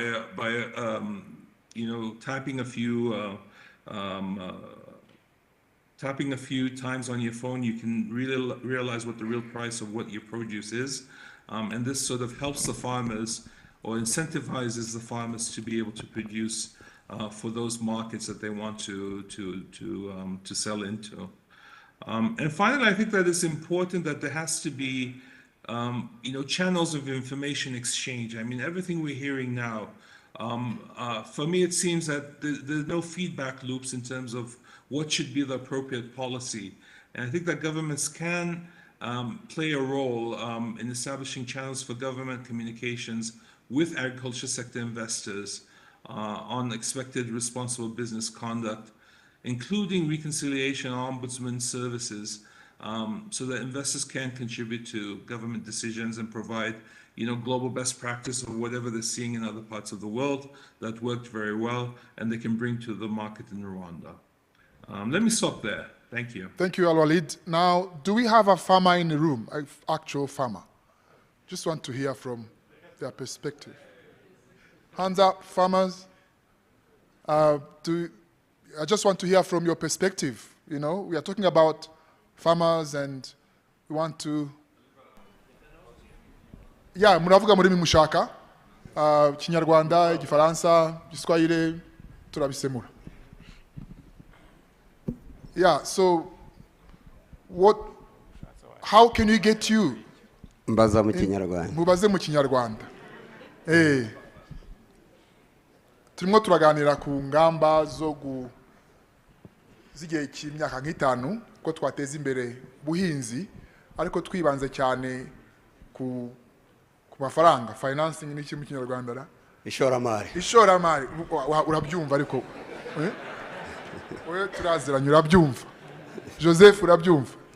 So nshaka kumva nk'abahinzi, twatangiye tuvuga ukuntu abahinzi muri private sector mu mitwe yanyu bigahinduka. Minisitiri yahoze avuga ukuntu umuntu ufite za hegitari n'inka asaba utuntu tw'ubusabusa ngo bamufashe kandi abasha kubikora, ariko kandi twasanze kugera ku mafaranga ari muri za banks n'ahandi hose birushije kubera wenda ubushobozi buke. Mwebwe mubibamwo bimeze bite? Hakorwa iki kugira ngo muzamuke, ariko atari gutega amaboko gusa ngo babahe, ahubwo namwe mukishakamo igisubizo? Murakoze. Recommandation ziri pratique ariko ku bahinzi. Murakoze Liberal. Nitwa Gafaranga Joseph, nkaba mpinga ibirayi, ibishyimbo n'ibigori mu karere ka Musanze mu ntara y'Amajyaruguru. Ikibazo utubajije nicyo ko kiradukomereye cyane cyane, ntanze n'urugero nko ku birayi. Ikibazo kirahari ubu, kugira ngo umuhinzi muto ahinga ibirayi ni ikibazo gikomeye, kubera ko mbere twakoreshaga abakozi ari make, imbuto ari 450, ifumbire ari 300. None kubera ko ibiciro byongereye, ubu kugira ngo duhinge hegitari imwe biradusaba 5,500,000 n'ibihumbi 500. 5,500,000 n'igice rero, hagati ya 5,500,000 na 6,000,000, ayo mafaranga ni menshi ku muhinzi muto ugomba kubona n'amafaranga akoresha mu buzima busanzwe, kuriha minerivare n'ibindi. Icyo kibazo turagifite, ndetse akaba ari na kimwe gituma abo bahinzi benshi batagihinga ibirayi kuko nta bushobozi bafite. Iyo urebye rero kubona amafaranga, natwe icyo kibazo twarakize ariko cyaratunaniye. Nubwo bati tumutange ibitekerezo, hano hari abadogiteri, hari ba profesa, hari abantu bafite ubwenge benshi abaturutse hanze no mu Rwanda. Kugira ngo rero tugishobore, simbizi ndaguha ibitekerezo nge ntekereza, ariko bitavuga ko ari umuti nyawo. Twebwe mbere twatekereje ko iyo amabanki turi mu nama dutya baratubwira bati amafaranga arahari muze muyafate, ariko twagerayo bikatugora kuko usanga ibyo begzija ari byinshi kugira ngo yabone, ndetse naho wenda katuvuge nka sako mwatwegereje ugasanga abiri ku kwezi, kandi ukaza wishura buri kwezi. Minzi ibigori iwanje, ibigori byera mu mezi 7, none mfashe credit yo guhinga ibigori, bansabye ko buri kwezi nishura iyo credit. None se koko ndishura yo nkuye hehe? Icyo ni ikibazo. Muri make za banki zishaka ko ziratubwira ziti muze amafaranga muyafate, ariko twaje kuyafata hakaba procedures nyinshi. Iza mbere amafaranga tukayabona dutinze, ugasanga season irakerewe ntitushobore no kwishyura. Buri uko mubona n'abahinzi bishyura, abenshi ntabwo bishyura muri ya product bagize, ahubwo bishyura ku gahene yari afite, ku ntama yari afite, abandi tukagurisha imirima yacu. Icyo ni kimwe. Icya kabiri, usanga hari ibihingwa byinshi mu kuri ubu bitunguka, mbabwiza ukuri. Usanga ibirayi iyo bihinze neza igiciro kirunguka, ariko ufata credit ku bishyimbo ntibyunguka, ufata credit ku bijumba ugasanga amafaranga wowe washoye ntabwo yabonye. Ndakeka ko n'abahanga bari hano bazadufasha kureba mbese koko ni ibihe bihingwa byunguka umuntu ashobora gufatira credit. Ni ngombwa ko ubu 99% y'abahinzi ntabwo tubari icyo twashoye, icyo twashoye kugira ngo tumenye iyo tugurishe ko twungutse. Impamvu abahinzi n'aborozi benshi bakennye nuko bashora menshi, bagurisha bakagurisha munsi yuko bashoye. Ugasanga ku bishyimbo wenda uri gushora ubu nk'ubu bidahari, ubona ikiro kigeze ku gihumbi na, ariko iyo byeze ikiro kiba cyagiye hasi. Tugashora 800 kugira ngo uheze ikiro cy'ibishyimbo, waje kugurisha byereye rimwe ukagurisha kuri 600. Ni nayo mpamvu abahinzi benshi mubona baguma mu bukene, kubera ko hari ibihingwa byinshi dushoramo amafaranga dutungu ku buryo niyo credit uri kuvuga wayifata ntuyishyure uzabaza abahinzi benshi ntabwo bazishyura usanga bagurishije imirima yabo. Nkavuga ni rero muri makeya ni ikibazo tugomba kwigira hamwe twese, ari guverinoma yacu, ari za ONG, ari abahanga, tukareba duti mbese ni ibihe bihingwa byafatirwa credit, mbese umuntu aba yashoye angahe akunguka angahe ku buryo yishyura banki y'amafaranga agasagura n'ayakoresha. Mukuri ni ikibazo gikomeye. Iyi etude rero twayikorera hamwe.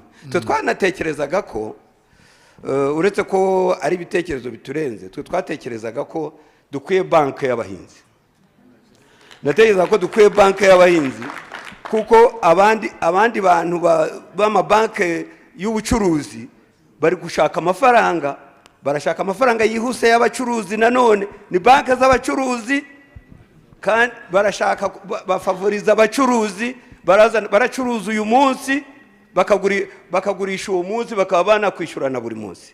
Twebwe tw'abahinzi rero turategereza igihe kirekire n'ibibazo birimo byo bijanye na za changement climatique tukunze guhura nabyo, n'ibibazo bijanye na saison tukavuga duti we iyo umuntu uri muri banki y'ubucuruzi ari kuguha amafaranga ntagatekereza ko iyi mvura iyo urenzejeho icyumweru kimwe warura kubera imvura irabura umusaruro ububuze ako kanya kuko cya cyumweru kimwe wakerewe. Twe dutekereza ko muri make tugombye banki y'abahinzi bodi kabi y'abahinzi bakareba kondisiyo z'abahinzi, izo kondisiyo z'abahinzi twasanga abo bantu barimo bakareba kondisiyo z'abahinzi bakavuga bati bagomba bakwishyura amafaranga angana atya, kondisiyo ni izi ngizi. Noneho ibyo nkeka ko bitananirana cyane. Gafaranga nkubaza akabazo, twe niko dutekereza ariko ni byiza. Ashaka nkubaze ko twagiye duhurira mu nama hirya no hino, hari ahantu waba uzi bikora ku buryo twavuga ngo tubyigireho, niba hari ibyo uzi n'igitekerezo gusa. Urakoze liberal, ariko urugero gusa. Urakoze liberal, ariko icyo kibazo ntago ari njye kibazo. Ahubwo hano hari abantu baturutse amahanga yose. Byumvikanye hari abo muri East Africa. It's okay. Point taken. dusanze iyo banki itashoboka koko nta kibazo cyabagera, ariko icyo kibazo kirareba abantu bagenda ibihugu byinshi kandi muri abo ntabwo ndimo. Ndatekereza rero ko muzashakira mu karere twaganiraga. Let me just translate for those who don't speak in Rwanda. Joseph is a farmer, he farms potatoes. He started off saying that they are really facing challenges related to cost of production, and they are required to invest something between 5 and 6 million, and that's not easy for a simple farmer to mobilize. And so that's why many of them cannot go to banks, because they can't get that back. Then he was talking about solutions. He said that banks kind of play tricks on them. They tell them there is money, and then they woo them, they come, but they can't see the color of the money because there are so many conditions, so many hurdles they have to go through, and in the end, they can't get the money. The products are not suitable. They ask for monthly installments when the agriculture system doesn't work on a monthly basis. He says, if I'm farming potatoes, which will come, be growing in 6 months, where do you want me to get money? I don't have the money yet until I get my harvest. They talked about timely disbursement of cash. Sometimes banks are late and the season is gone, so the farmer loses. And also he highlighted some crops which are not profitable and should not be considered for loans. And he mentioned beans, sweet potatoes, and so forth, because you won't get what you put in if you went to the market. Now he came up with a suggestion to think about an agriculture bank. And I was asking him, because I've seen him in a few workshops, whether he would have ideas of where these banks are operating just to help in the development. But he said there's quite some knowledgeable, well-traveled people in this room who would know where these things are. And his recommendation is for a multi-stakeholder team to sit together and think about how to tailor the interventions to the actual realities of the smallholder farmers. nibaza ko nabivuze. Yes. Nawe uri umuhinzi? Ndashaka umuhinzi, mwanya wanshiranye uri umuhinzi? Uri mu exporter? Yego, ariko gushe ku ntego, sibyo? Njya gusha ku ntego singiye kuvuga ibya export. Aha. Reka mvuge mu Kinyarwanda, muze kubabwira ibyo mushaka ko ngira ngo ntibiri binezere. Akazina kawe? Icyo nifuza kubabwira. Banza ubwira akazina kawe mama. Nitwa Esperance Kanani. An exporter, a consultant, a businesswoman. Okay. So what he's saying is true. I used to work in Ministry of Trade when we started this cooperative movement. Their problem is true, and since then it may have a solution, but until now there is no solution. What could be the solution then? Nicyo ngiye gutangaho ikifuzo gusha ku ntego nicyo dushaka mwanya wadushiranye. Ikifuzo cyanjye wenda gishobora kutanyura benshi nuko igisubizo cy'ibibazo turiho tuvuga ntigishobora kuva muri za banki. Okay. That's a good. Banki ni abacuruzi bashaka inyungu zabo, kandi natwe twabahinzi tuba dushaka inyungu zacu. Ngewe ndi umucuruzi ariko nkorana kontra n'umuhinzi. Hari umuntu wabajije ngo are we able to save? Yes, we are. Muri koperative y'icyayi hariya Irubaya mu mezi 9 gusa abantu bahembwa amafaranga 250 basevinze miliyoni 82 mu mezi 9 gusa, miliyoni 82 mu mezi 9 gusa tuyitangije. Bisobanuye ngo niba abantu b'abahinzi bato bashobora gusevinga miliyoni 82 mu mezi 9, abantu b'abakozi biza amashuri menshi bashobora kwiorganizinga mieux, bo bashobora gukora ibirenze ibyo ngibyo. Ikindi kintu Minister yavuze ibintu byinshi, ibibazo biri yatubajije, nanone igisubizo kiri muri twebwe. Icyambere dushingiye ku buhinzi, kuko twebwe turashaka igisubizo mu buhinzi. Dushingiye ku buhinzi, biriya startup seed aba batangirira kuri savings. Igeze kuvuga ibintu bya tontine hano, ibyo twita ibimina. Biriya bintu wenda nta mategeko bifite hano, ariko ibimina ntabwo ari iby'amafaranga gusa. Yewe nizi ibimina ni nacyo nanditse ku bimina. Ariko ibimina si amafaranga gusa. Dushobora gusavinga ibitoki, dushobora gusavinga ibijumba, biterwa n'icyo umuntu yejeje, ariko tugashyira ku isoko, tugafata amafaranga tukayashyira muri banki. Igikenewe banki dushyiramo amafaranga yacu ni iyihe? Nicyo gituma ngaruka ku cyifuzo cye cya cooperative cya banki y'abahinzi.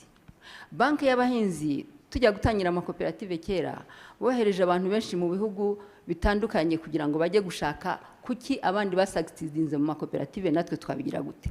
Hano hari umuntu wahoze avuga, uriya wavugiraga kuri ntuza niba ari yego, yavuze ibintu bya Vietnam. Abantu bo muri Minagri bazakora urugendo shuri bajye muri Vietnam. Hari amabanki menshi y'abahinzi. Muri Cambodia hari amabanki menshi y'abahinzi. Mugende murebe n'iki bakoresheje ngo basagitidinge, muze tubikora iwacu.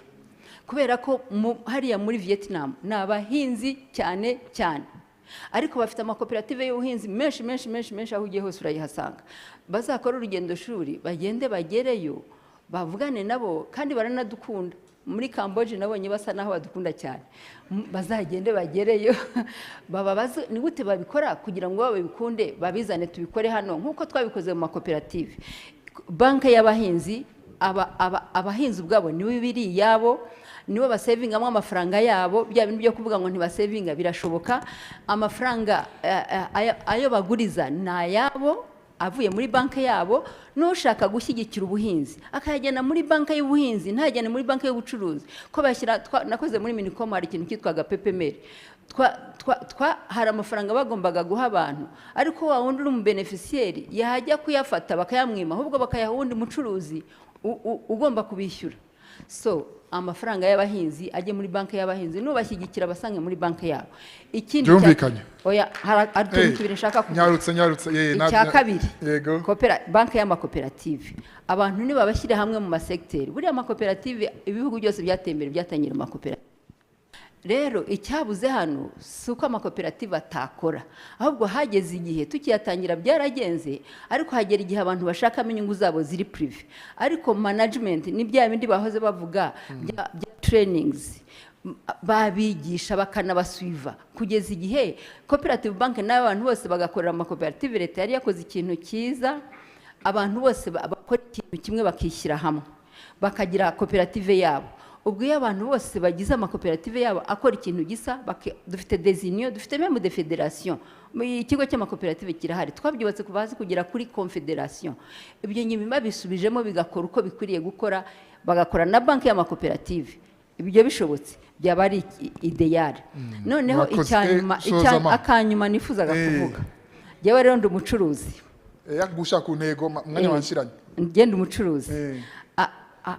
Abahinzi bakoze neza, amakoperative agakora neza, twebwe wenda nubwo twajya mu mabanki nk'abacuruzi, kuko yo ni amabanki classique, ko tuba dushobora kuzuza bimwe bisaba, tugakura amafaranga y'abacuruzi mu bacuruzi nyine, kuko na banki ni abacuruzi, tukajya gukorana na babandi, tukababera isoko babandi batazi ko twe turahaguruka tukajya gushaka amasoko, tuzi bikenewe ku isoko, ni natwe tuza tugakorana na babandi tukabaguraho, twarangiza tukajya kugurisha ku masoko yacu, kuko twe tuba twamaze kuyamenya. Murakoze. Murakoze cyane, igitekerezo byiza cyane mutanze. Yes.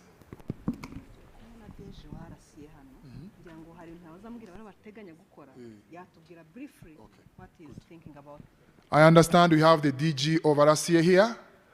Watubwira, can you just tell us briefly what you are planning to complement what she said?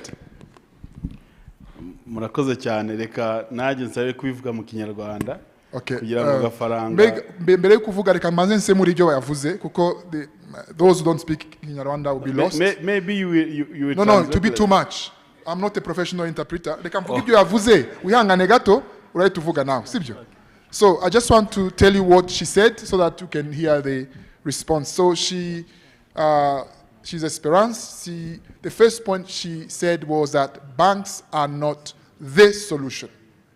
They may be part of the solution, but we need to shift our mindset and thinking that the banks are the solution. And she gave an example to challenge that, what some of the colleagues said about savings. She referred to a tea factory in Rubaya, a cooperative, where farmers were able to mobilize 82 million in just 9 months. That's a huge amount of money for people who are not as educated as the average person in this room. Then she talked about saving schemes and saying that supporting the idea of the previous speaker of creating a commercial bank. And she says that there are places where we could get good examples, and she cited Vietnam and Cambodia, and recommended that colleagues from Minagri may consider some kind of field visit to go and learn and see what can be implemented in the context of Rwanda. She also highlighted the importance of creating commercial banks, which is what the Director General of the cooperative movement will be talking about, and saying that we need to invest in skills of those who are managing those cooperatives so that the mismanagement and other issues that tend to be frequent in the management of the cooperatives could be addressed without losing the good idea of having these cooperative banks. So in a nutshell, that's what she said. Now, sir, Gisubizu, what are you doing as a cooperative authority to address some of the issues? Murakoze cyane, ngendagira ngo nanshime inama yajemo ingeri zitandukanye, kuko n'uburyo bwiza bwo gufatanya mu gukemura ibibazo biri mu buhinzi. Iyi politike ubundi y'ubuhinzi ntiyagerwaho abahinzi batayigizemo uruhare, abanyapolitike batayigizemo uruhare, banki zitayigizemo uruhare, na development partners batayigizemo uruhare. Byitwe yuko nkuko byavuzwe ntabwo ari igisubizo gishobora guturuka ku muntu umwe gusa. Nkaba nifuza rero yuko mu rwego rw'ubuhinzi cyane cyane ko amakoperative menshi dufite hari ay'ubuhinzi, buri wese guturuka kuwitwa ko acuruza, umucuruzi, umuhinzi, banke twese dutahiriza umugozi umwe kugira ngo iyi politike tuzayigereho. Impamvu ni iyi: abacuruzi benshi baza bashaka ibicuruzwa ariko ntibamenye ikibazo agafaranga yahuye nacyo, bakaza bamubwira igiciro cyo ku isoko ba negosiye ariko ntibamenye ko nawe yashoye. Nkifuza yuko habaho urwo issue ya value chain financing tukayumva ariko ari inclusive. The traders, they have to play their roles, the bankiers, they have to play their roles, and the farmers, they have to play their roles. The overall coordinator is always the state.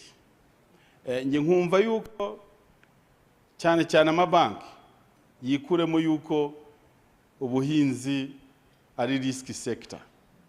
Ubuhinzi ntabwo ari risk sector, ubuhinzi ni ishoramari. Ni ukuvuga ngo uko wabona amafaranga avuye muri business zisanzwe ni nk'uko amafaranga yava mu buhinzi. Ariko ibyo bizashoboka ari uko twese dufatanyije tukumva yuko ubuhinzi atari ubw'umuntu umwe. Akenshi bakunze kublaminga the farmers. Farmers nimukababone nk'uko mwabivuze. Farmers are good investors.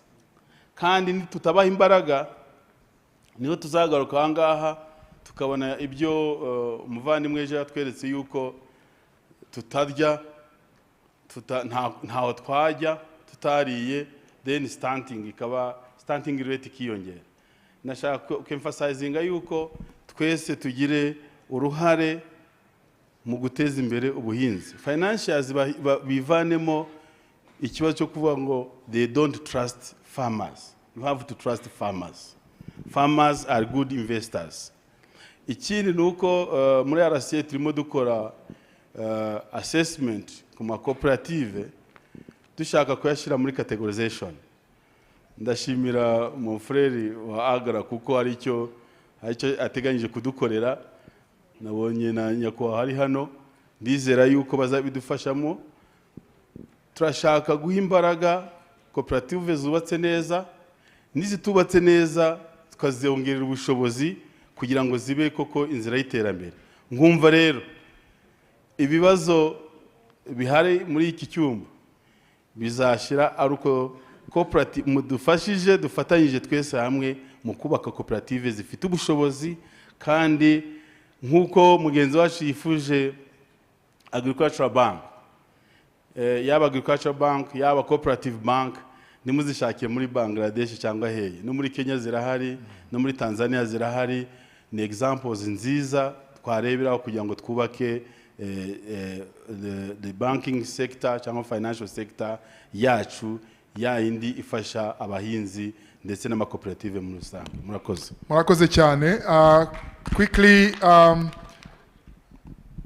yeah, he emphasized the point of having an inclusive value chain financing model, which will be coordinated by the government but brings together farmers, traders, and financiers. He tried to encourage the banking sector to change their mindset, whereby they consider the farmers and agriculture as a very risky and not trustworthy partners. He kept insisting farmers are trustworthy. And then he talked about, so they should not be blamed. You know, many times when there are issues, failures in the value chain, it's the weakest link which get blamed, but a closer analysis may provide different results. Then he talked about what they are doing. They are working on categorizing cooperatives, which respond to one of the points which the DG of RAB highlighted earlier, and AGRA is supporting them to try and build capacity, but based on which category the various cooperatives will be added. And he ended by saying that we don't have to go to Asia to look for good models of cooperative banks or agricultural banks. Our neighbors in Kenya and Tanzania may have examples that can be inspiring if we really want to move along this way. Voila. How many minutes am I left with? 5. I need to go to my panel. I hope you're not sleeping, panel. I wanted to give you a bit of a break. So I want to get one parting shot from each one of you. Going back to the question from the minister, there's a lot to be done, but it will be just an exercise in futility if we can't mobilize enough resources to get those things done. So what is it that has not been said that you feel before we close you need to be heard? Can I elaborate? Who wants to start? Yes, I will. I've listened a lot of opinions, a lot of questions. Obviously, nobody wants to discuss with a commercial farmer here. But I want to challenge the audience here. While discussing the small things, small farmers, it is a big thing for Rwanda. But while looking at the trees, we should not forget the forest. These strategies like PSTA5, they don't exist, they're not elaborated just for themselves to have them. They serve the bigger vision. The bigger vision in our case is Vision 2050, which says by 2035, Rwanda should be a mid-income country, and by 2050 it should be a high-income country. Disposable income brings protein consumption. It increases the need of food and feed. Let me give you just a small example. If all Rwanda, we put it like 13.5 million today, increases the consumption with just 1 egg per day, you need per year around 1 million ton feed to feed the hens which will lay those eggs. 1 million feed is obviously to put additional 2 times the crop which Rwanda is producing today. So to triple in 12 years, to triple the crop, this is, ladies and gentlemen, this is not evolution. It will not go with evolutionary measures. It's a revolution. So the only word is commercialization of this one. And then for this one, in order to answer, we need some evolution and some development in the governance of the sector. As the lady from RAP said before, we cannot address all the actors in the farming sector like one. We need to develop different approaches for the commercial farmers, for the smallholders farmers, and for the cooperatives. They three have different needs and should be approached on a different level. Commercial farmers. We need more commercial farmers. Many of those commercial farmers, when they are effective, they will rent the land from many of the smallholders, and those smallholders will still get better income than they're getting today after working 12 hours every day. We need to change the subsidy model and the financing model. If you ask me, it's definitely not a popular opinion, but the commercial farmers, we don't need subsidies. We don't need subsidies on the fertilizers. We don't need subsidies on the seeds. We need a good environment in which we can work. Let's the government focus on subsidizing the products for the smallholders, not for the commercial farmers. Let's decide which size from this size up is commercial, and then let's go there. Those money which are saved, it's a good way. So then, like the 300 million agricultural fund which they have today, let's bring more of this money to the development bank. Let the development bank create more products with the commercial banks. Let's get not only to pay for the interest, let's them take portfolio, to have some portfolio security, to guarantee 50% of the investment. Then it will be for everyone who is considered, let's say, above 10 hectares, who is considered a commercial fact, it will be very easy for him to go to a commercial bank if the commercial bank knows that behind them there is the portfolio guarantee of the development bank. And so on and so on. There is a lot of untapped potential in the cooperatives. The cooperatives today, they work, somebody said from the audience, they're just the beneficiary of a lot of investment which the government has done for them. They're not really utilizing it fully. The way to go forward, and just an example, you cannot put on a pivot of 50 hectares, you cannot put 50 farmers to work, everybody with different technique on it. It is not efficient. The way to move forward, something which we have discussed with the Honorable Minister, is probably if they can go for a joint venture between the commercial farming and the cooperatives to bring this level of efficiency of modernization, which those cooperatives can turn themselves in a very efficient production units. So these are my 10 cents. Thanks. Thank you very much. Innocent, do you want to give us your parting shot? Yes, thank you, Libera. Sorry. And I would just like to emphasize what my colleague has just mentioned. I think there is a need to understand what the government is trying to do about doing commercial farming versus the substance farming that we all know. And I think if we get to that mindset change and understanding that commercial farming is the way to go, most of the questions that were being asked here will be resolved, and even the financiers, the banks, will be able to find the project very viable and finance them. So it is very important that as a country, the government, the private sector, everyone, we need to mobilize entrepreneurs, businesses, people to really go into agriculture, to do business in the agriculture.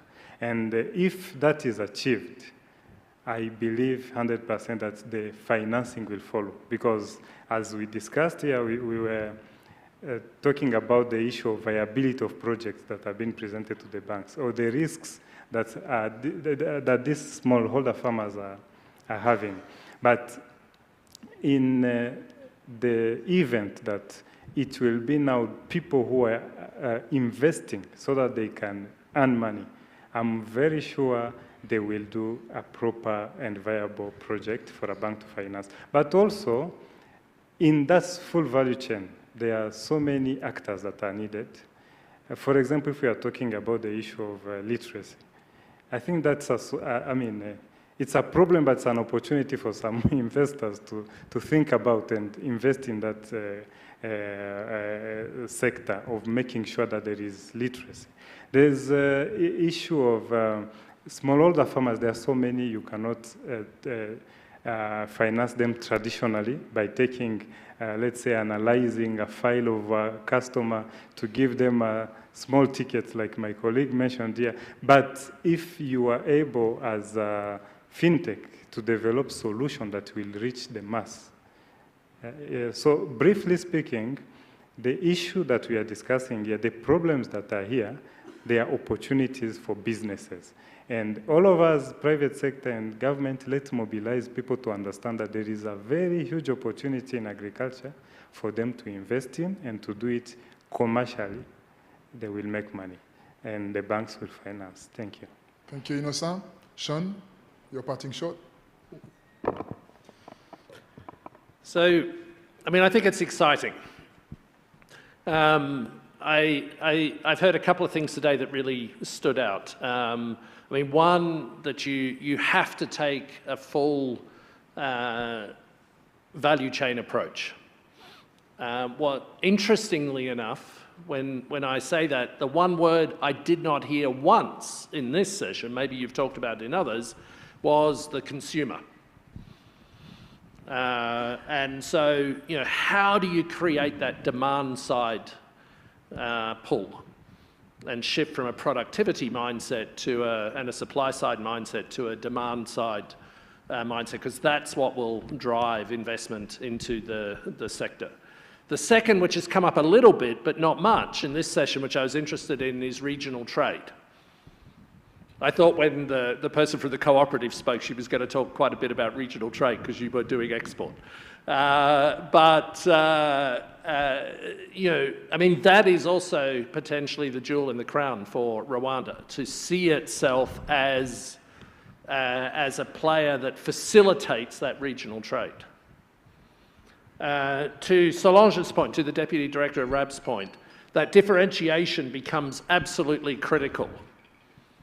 And the thing I would say is around, that's going to unlock a lot of this, is data. Smart uses of data to be able to demonstrate where that value is in the different parts of the market. Also data from a regional trade perspective. If Rwanda is going to position itself from a regional trade perspective, and agriculture in Africa is the largest regional trade agenda, then it will need that data to be able to make cross-border financing work. Cross-border financing is going to be key. And once again, there is a potential for Rwanda to position itself in the forefront of that.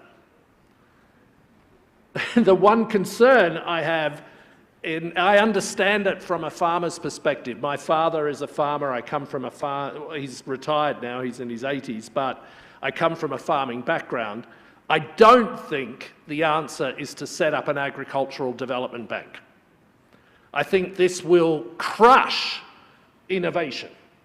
I think it will put a stop to the dynamic innovation. If Rwanda's future is in anything, it's as a leader in dynamic innovation. We are going to see the biggest change in the world in the next 20 years in food systems. We've seen an energy systems change totally over the last 30 years, and now you're seeing solar and that sort of cheaper than petrol, unheard of even 5 years ago. We've seen a digital revolution at that same time. We are just in the foothills of the Rwandan mountains of a change in food systems. And it's going to be a total revolution in terms of the use of technologies, and banks, you know, that's why the banks are saying they want to see these entrepreneurs coming through. That's who they want to invest in. That is not, I don't think, going to come from a solution that worked in the 80s. I'm not sure it's going to work now, and that's the setting up of a cooperative bank. So how do you unlock that power of cooperatives through innovation? That is the opportunity, I think, that Rwanda has, and I'm incredibly excited by what I see as the potential for Rwanda, which is why I keep coming back. This is the third time I've been here in a year. And because of that potential. But how do you unlock that potential? Because that will bring investment, that will crowd in investment into the sector. And then break the silos. The final thing, I just go back to this point, stop just thinking about agriculture, think total food systems, think nutrition, health, think environment, environmental services, nature-based solutions, put that whole thing together, not just about productivity and growth. Thank you. Thank you very much, Sean. Have we lost Al-Walid? Is he still online? Or? No, I'm still here, yeah. Okay, sorry, I can't see you, so I'm really getting challenges with the technology here. Could you please give us your parting shot? Yeah, anything that has not been said or stressed enough, which you feel is important as we move forward in the drafting of the PSTA5, please. Yeah, thank you, Libero. I think my fellow panelists said a lot of good things, and I won't repeat what they have said, but I think, you know, what I will say is I think that PST5 and exactly what you're doing right now is a good opportunity to do a post-mortem on PST4 and what worked and what didn't work. I think that taking those lessons and bearing in mind that, you know, the approach should be that we're not looking at smallholder farmers in need, but rather entrepreneurs in the making. I think that this would change the approach. I mean, we have to think about, you know, differentiated markets. We have to think about differentiated clientele and how we can design products that can suit these entrepreneurs. Having a one-size-fits-all will certainly not work. The second point I'd like to mention is the emphasis on the transformation that has to happen in the agriculture sector, which is essentially driven by technology. Whether it is technology in productivity or technology in production, you know, linkages with value chains, but also extending financial services, whether financing or insurance products. I think that this is, it's just a matter of time when this will dominate the market, and we need to harness the potential of technology in the transformation agriculture sector. So those are the 2 points I would like to leave. I think that is a very healthy debate and discussion that went on. I think that there's a lot of lessons that we can learn from the past, and we need to bring those into PST5 in order to reap these, the benefits of the lessons that we learned in PST4. Thank you very much. Thank you very much, Al-Walid. Just to add on 2 points as we sum up, from the beginning, we started off defining who the private sector is, and we heard that actually this is also a term that is evolving, and it includes everybody who is not public sector, but there are also some public sector institutions that can be considered as private sector. Then we heard about the capacity challenges across the value chains and the need to consider blended financing if you have to tackle the financing gap. And I would close with what just you said. There was this idea about investing into agricultural bank or cooperative bank, and you rebutted that, said that's not a good idea. That's sort of an idea of the past. So it's an interesting discussion to pursue. And I just want to thank my brilliant panel. If you can join me, clap for them. Thank you very much, Al-Walid, for hanging on for 2 hours online. And thank you, distinguished panels. And thank you, audience. You've been fantastic. I think we are done now, and we'll hand over to Eric to tell us what next. Thank you. Hopefully.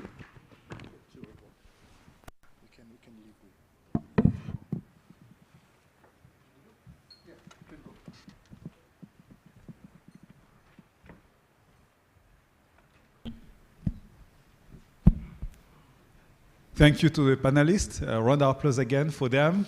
That was fantastic. We heard so many things today. There's someone who asked me midway the discussion, are we sure that we're still getting the money? Because remember, we still want the money to flow. Answers was a bit different depending on who spoke. And this deserves further discussion to drill really down so that we can bring it to the granular level. But I told you the good news, if you see me, that means lunch is close. All right, so we're gonna break for lunch, and then we're gonna come back 2:30. So it's a 45 minutes. And we have 3 additional sessions. The first session is for those who want to carry on more on the discussion that we started. It's gonna happen right here. We'll come back to this auditorium. The theme is enhancing agricultural financing and de-risking mechanism for resilient and sustainable food systems. So we continue in discussion with the financing coupled with the de-risking aspect of it. DG Rab will be the chair of this session, and it will be moderated by the World Bank, Brice Gakombe. So they will be expecting you in this room. The second side event, for those who feel, yes, I heard about that, but my expertise is more into agricultural digitalization. I want to give more of my contribution there, which of course touches aspects of the financing, but also other aspects of the food system. For that, you are invited to go close to the pool side where we were yesterday.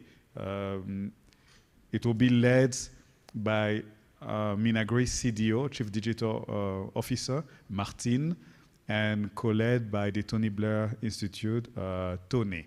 So after lunch, go straight to the pool. Just don't stop at the pool. There is a room there that's expecting you.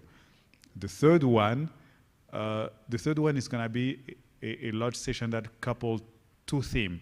We initially wanted to have 2 different themes, but we fused them into one. The first one is integration of market system development approach for transformed food system basically will be how to reshape the agri-trade in Rwanda. The second one, it's about how to modernize the value chain into the food system. So those two sessions has been fused into one, and it will be chaired by Naib CEO, Claude Bizimana, and co-led, well, they say to be confirmed that it's a surprise for you. So just come after lunch, and then you'll see who's gonna do that. The room to be met will be 2 floors down at the ground floor, where we were yesterday for the cocktail. Yeah. So with that, thank you. Lunch is waiting for you, but thank you again for the stimulating discussion that we had. May I ask the rapporteur in this room, please, can you stand up where you are? The team of the rapporteur, please, can you stand up? Those who are helping with taking notes, can you stand up? There's a reason I'm asking that. Those who are helping in taking notes, yes. So for all of you who still have like thoughts and questions, because I know it's very hard to collect all of that during Q&A session, as we walk and as we mingle, please get in touch with them. Share your thoughts so that they can take mental notes of your thought and they will incorporate it into the stock taking. Thank you. With that, thank you. See you after lunch. We'll still have our lunch where we had it yesterday, outside in the tents. They are waiting for you, and see you in 45 minutes. Thank you. Interesting. The first session was discussing the idea all over the world, but now we are going to the farm, to the farmer on the farm. So we are going to discuss how finance can reach the farm. The theme of today is enhancing agriculture financing and the de-risking mechanism for resilience and sustainable food system. My name is Joseph Mseruka. I'm working in the Ministry of Agriculture in charge of Agriculture Insurance Scheme. I'm not alone. I have a big team that will be working together. We have a co-chair, Brice Gakombe, kindly want to, for recognition. We have our speaker, A&F. We have Chimenyi from Central Bank, regulator. We have Jimmy Rutabingwa, is a banker, so man is here. So we have insurance of the money as well as of our crops and livestock. CEO Ovia from Radiant Yacht. Also, all of us, we are here, we are on the farm, will be hosted by a farmer who is a Safari, Jean Bosco, is a farmer from a seed company. So our session will be officiated by Director General of Rwanda Agriculture Board. Without wasting time, I want to give him a floor for opening remarks, then we proceed. Thank you.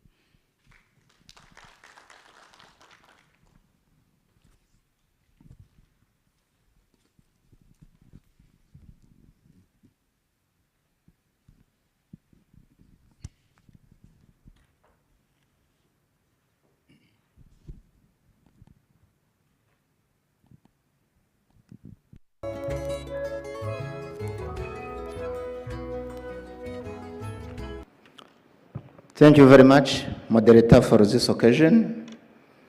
Dear representative of the government institutions, development partners here present, the financial institutions, PSA farmers, good afternoon.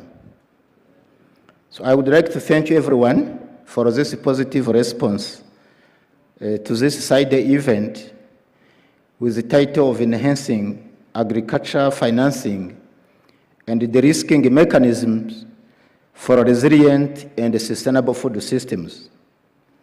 So I would like to thank our speakers and the panelists for this occasion. Let me bring back again maybe the background on the agriculture sector in Rwanda, which is the backbone of the Rwandan economy, contributing to the third of the national gross domestic product, employing around 69% of the workforce, contributing to 34% of the country export. This gives the weight and the importance of the agriculture sector in our context.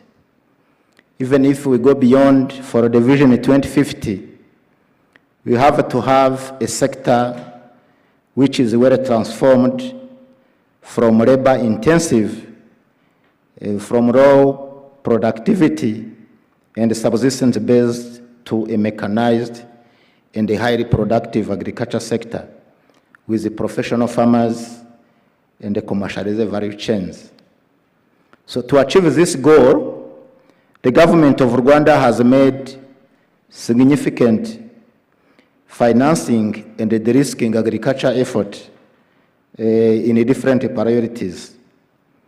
So we have some examples: implementation of the National Agriculture Scheme, insurance, which has the objective of de-risking agriculture by insuring crops and the livestock, where the government is contributing 40% as a subsidy. We have agriculture lending programs, where the government is piloting a program to lend farmers on 8% from different commodities, like beans and the others, and the maize and the others. This has been officiated through the SIDAT project, as most of you may know. We have irrigation projects that have been initiated across the country to increase the productivity and improve livelihoods of our farmers.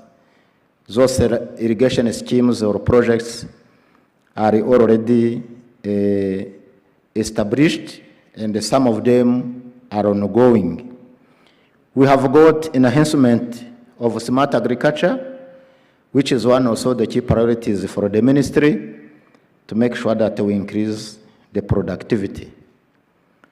For this side event, I would like maybe to bring you to the attention that when we have been running the UN Food System Summit, inclusive financing and smart investment has been one of the game changers. So when we discussed the food for all, environmental protection, livelihood, inclusive financing has been a measure, a game changer. One of the discussion was that, are we taking inclusive financing as a cross-cutting pillar or a standalone pillar? So when we were developing our PSTA5, I wanted to bring it to our attention that we think about it to make sure that the financing aspect is not taken as a simplest pillar to enhance the achievement of our strategy. So the objective of this side event is to enhancing agriculture financing and the de-risking mechanisms for a resilient and a sustainable food system, is to discuss the following items: enhance a comprehensive of existing agriculture financing and the de-risking mechanism in Rwanda, dissemination of insight into strategic measures, including successful financing models implemented by various countries in the region and globally to stimulate agriculture financing. And then we have to have presentation of proposed key interventions and the actions that can serve as a guidance for the development of PSTA5 within the context of agriculture financing pillars. So the last point I wanted to make is, following maybe the discussion we had this morning, for those who have been benefiting from that discussion, there was a question of knowing that why farmers are not having access to finance. Now let's shift not only saying farmers, most of the actors in the value chain or in the food system approach.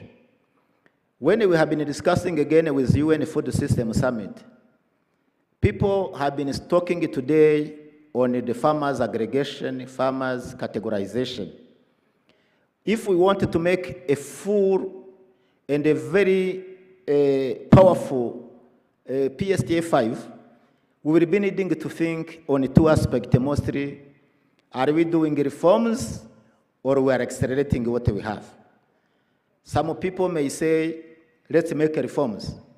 One of the colleagues here have been talking about subsidy reforms and the other mechanisms. So we'll be needing reforms for our existing policies and strategies to enhance the implementation of the food systems, and we'll be needing acceleration.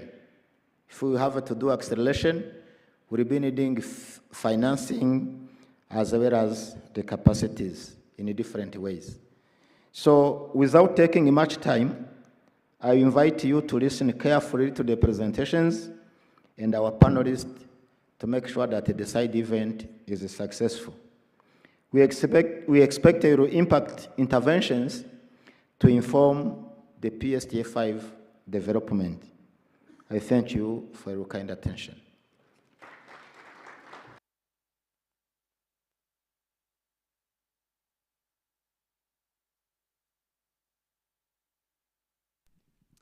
Thank you so much, DG. Once again, clap for him for these opening remarks. So before we welcome our main speaker, so this is the work that is waiting us to do, just to share a few figures from the Fine Scope Report 2020. 66% of farmer workforce are from agriculture. 26% they get access to finance through formal bank. 47% of them they get from other formal way, but not formal bank. Around 19% they get from informal way.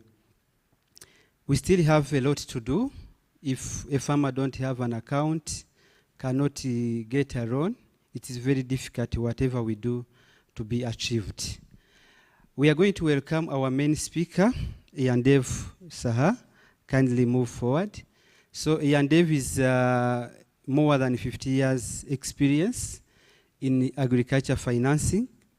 He has worked on different projects with the FAO, USAID, World Bank, and ADB. One of the projects he has designed is the National Agriculture Insurance Scheme that we are implementing. He was part of the team that designed Ejoheza. He was also part of working on the risking mechanism.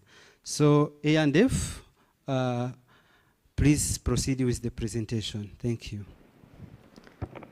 Thank you, Joseph. Thank you, Chair, for giving the opening remarks on this subject. Invited guests, ladies and gentlemen, a very good afternoon.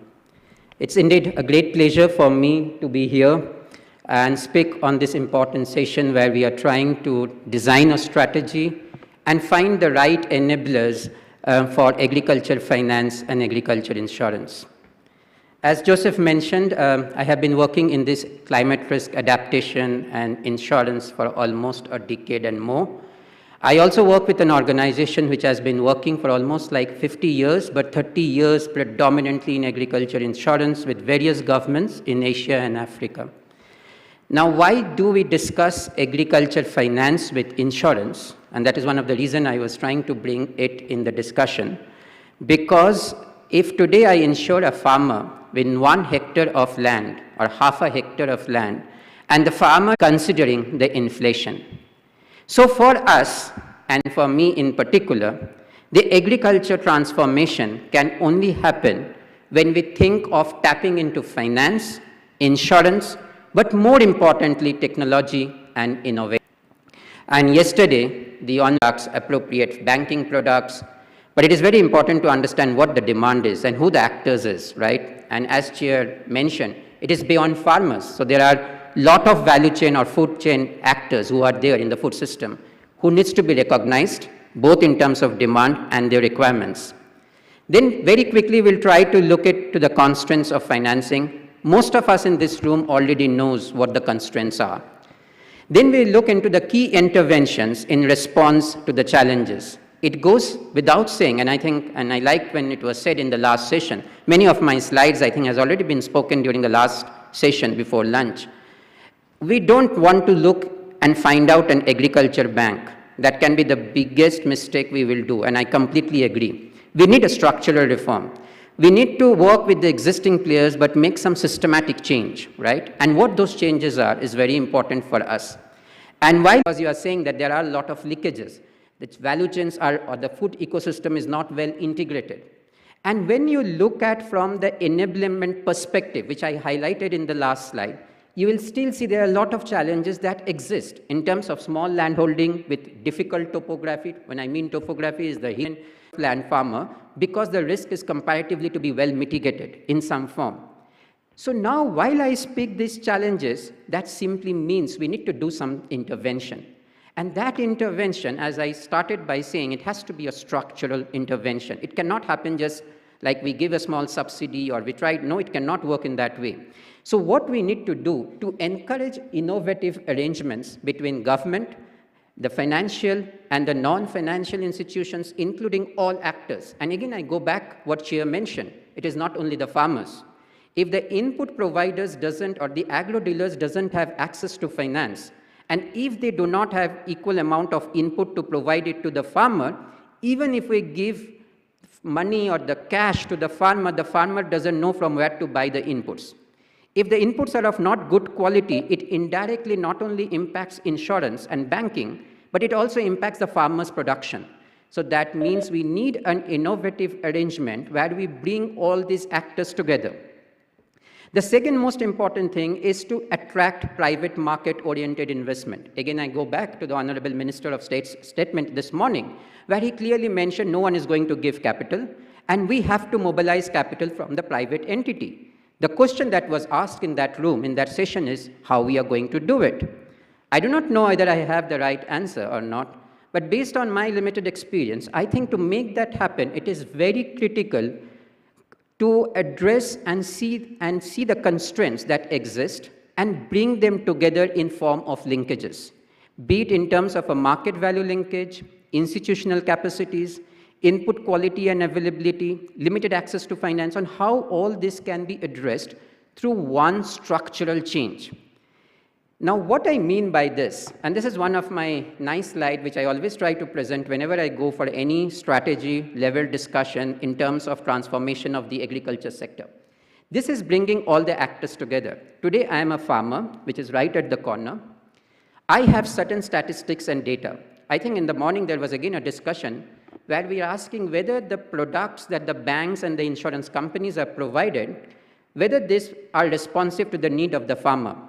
The most important question is, do we have enough data to customize the product to the need of the farmer, or need of the agro dealer, or need of the agro processor? That is the starting point, right? So data plays an important role. So the first corner more is the farmer. Now, it is very important when we start working on a value chain. Again, in the morning, there was a discussion on the potato value chain. And this example, what I'm giving you right now, is actually being implemented in multiple countries. And one of the value chain is potato value chain. You try to bring the farmers together. So not only you do farmer profiling, but you also try to bring farmer together. The farmer group becomes quite homogeneous in nature, from a bank perspective, from an insurance perspective. Now the farmer needs inputs. Then you have the agro dealers right on the top, or input providers. Now agro dealers and input providers, with the help of the technology, exactly know for this particular value chain, I have this many farmers, and this is the requirement of the input, be it in terms of urea, be it in terms of pesticides, be it in terms of fertilizers. This much amount of input I need for this many farmers. Now the agro dealers actually goes to the bank and says that I have these many number of farmers who actually want input. I want financing for the farmers. So agro dealer actually gets the money from the lending institutions. The farmer doesn't receive. Everything happens digitally on a technology platform. Now the banks only give money to the agro dealers when the agro dealer certifies that they have quality inputs, they have enough amount of inputs, and these inputs is mapped to individual farmers, irrespective it is 0.2, 0.3, 0.4 hectares of land, but when they are coming together, integrated together, then it becomes 20 hectares, it becomes 100 hectares. Now once the bank has released the money, then insurance trigger in. And I'm sure in the panel discussion you will hear from Ovi, from the insurance side, what are the challenges? Now, one of the biggest challenge for insurance companies, I have issued the policy to an individual farmer. If farmer doesn't get quality seed, if farmer doesn't get seed on time, it indirectly impacts the insurance program.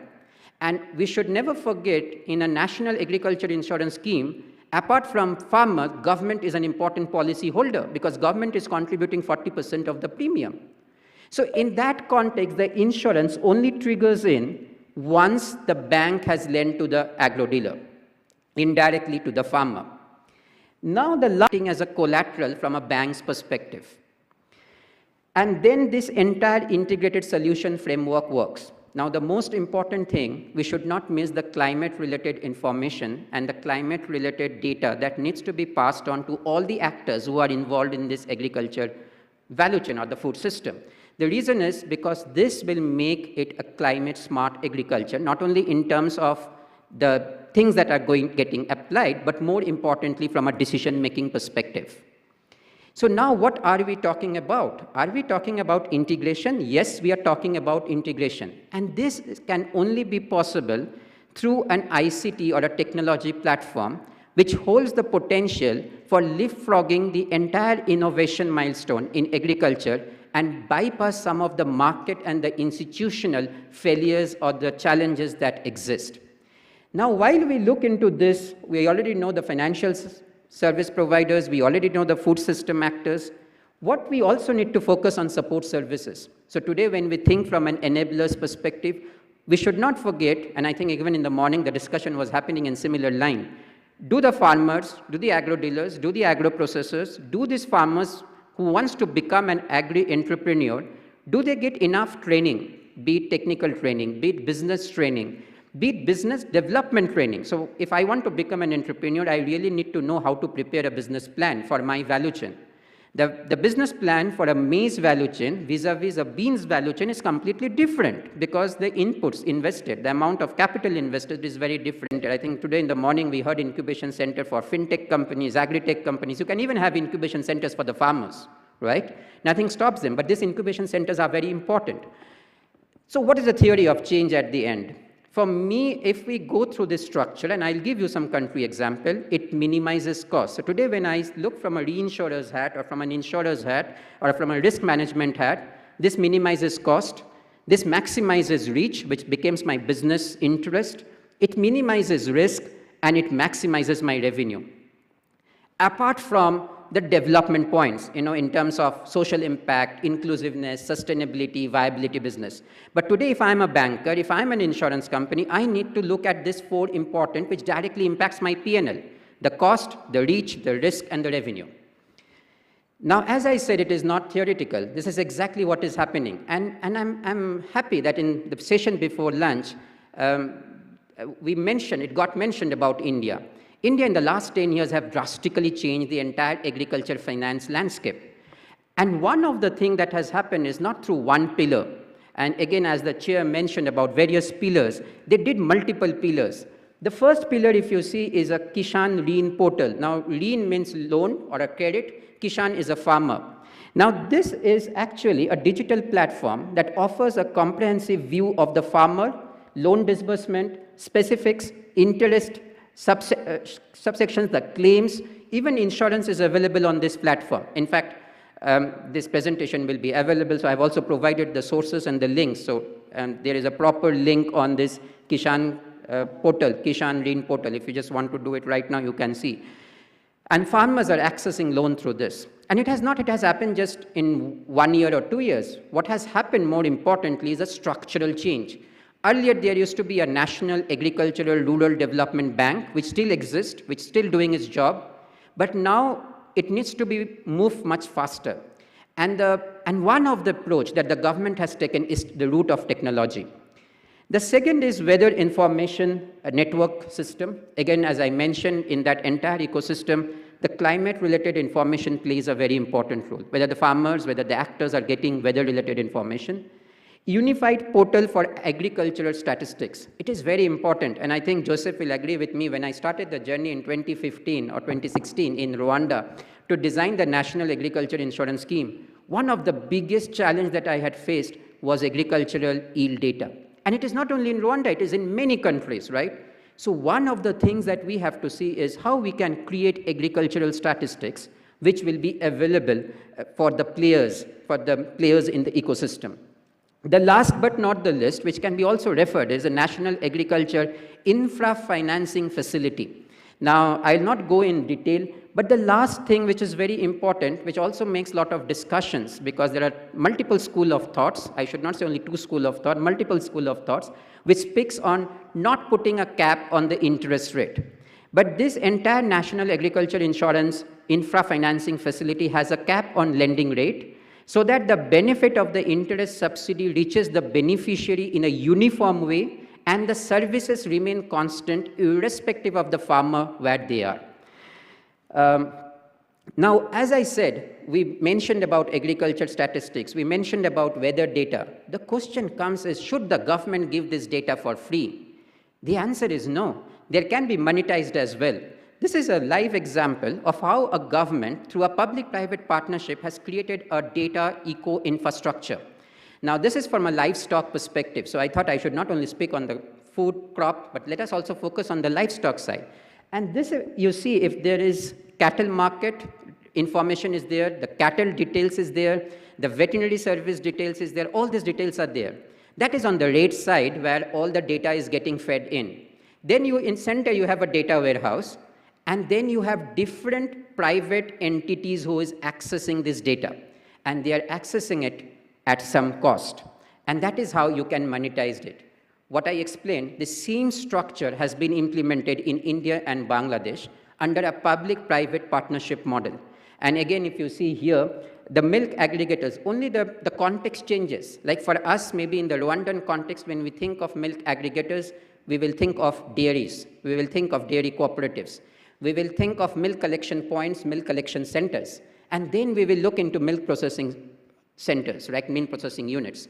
But the point is how we can make it happen is, again, as I mentioned, through various data agricultural ecosystem. But one of the key points that goes without saying is putting all the players in one, making more transparency in terms of data flowing, that everyone knows what is happening. The last but not the least, before I leave the agriculture finance, irrespective of putting everything together, insurance plays a very important role. Now, why I want to bring this slide in front, because there has been a lot of school of thought where people believe that insurance can be subsidized only for 3 years, for 5 years, for 7 years. The answer is no, and I think, again, as I said, many of my points are getting repeated, because before lunch, you heard how US actually did the agriculture transformation through a premium subsidy, and insurance played a very important role. Now, these are the top 10 countries which contributes 91% of the world's premium, world's agriculture insurance premium. And if you see, 70% of that premium is highly subsidized. Now, the most important thing, why I have highlighted in India's example, I'm not sure whether you looked at the India, how much money they have mobilized. In last 1 year, they have mobilized $137 billion for agriculture finance. Now, again, in this room, the context might be, no, India is a very big country. But remember, in India, agriculture is a state subject. It's not a central government subject. And some of the states are as small as even in the Rwandan context. So what is more important is from the policy perspective. Now, insurance premium in India is close to around $4 billion. And out of this $4 billion, which is catering to 65 million farmers, 80% of these insurance premium is bundled with insurance agriculture finance. So as it was mentioned again in the morning, that if I'm a banker in India, I have to go and lend to the farmers. It's mandatory, it's obligations, it's by rule. But on the other hand, the government is creating the entire ecosystem in terms of giving premium subsidy and so forth. I also brought the example of China because China has in the form of a public-private on a seasonal investment. We are building irrigation facilities and so forth.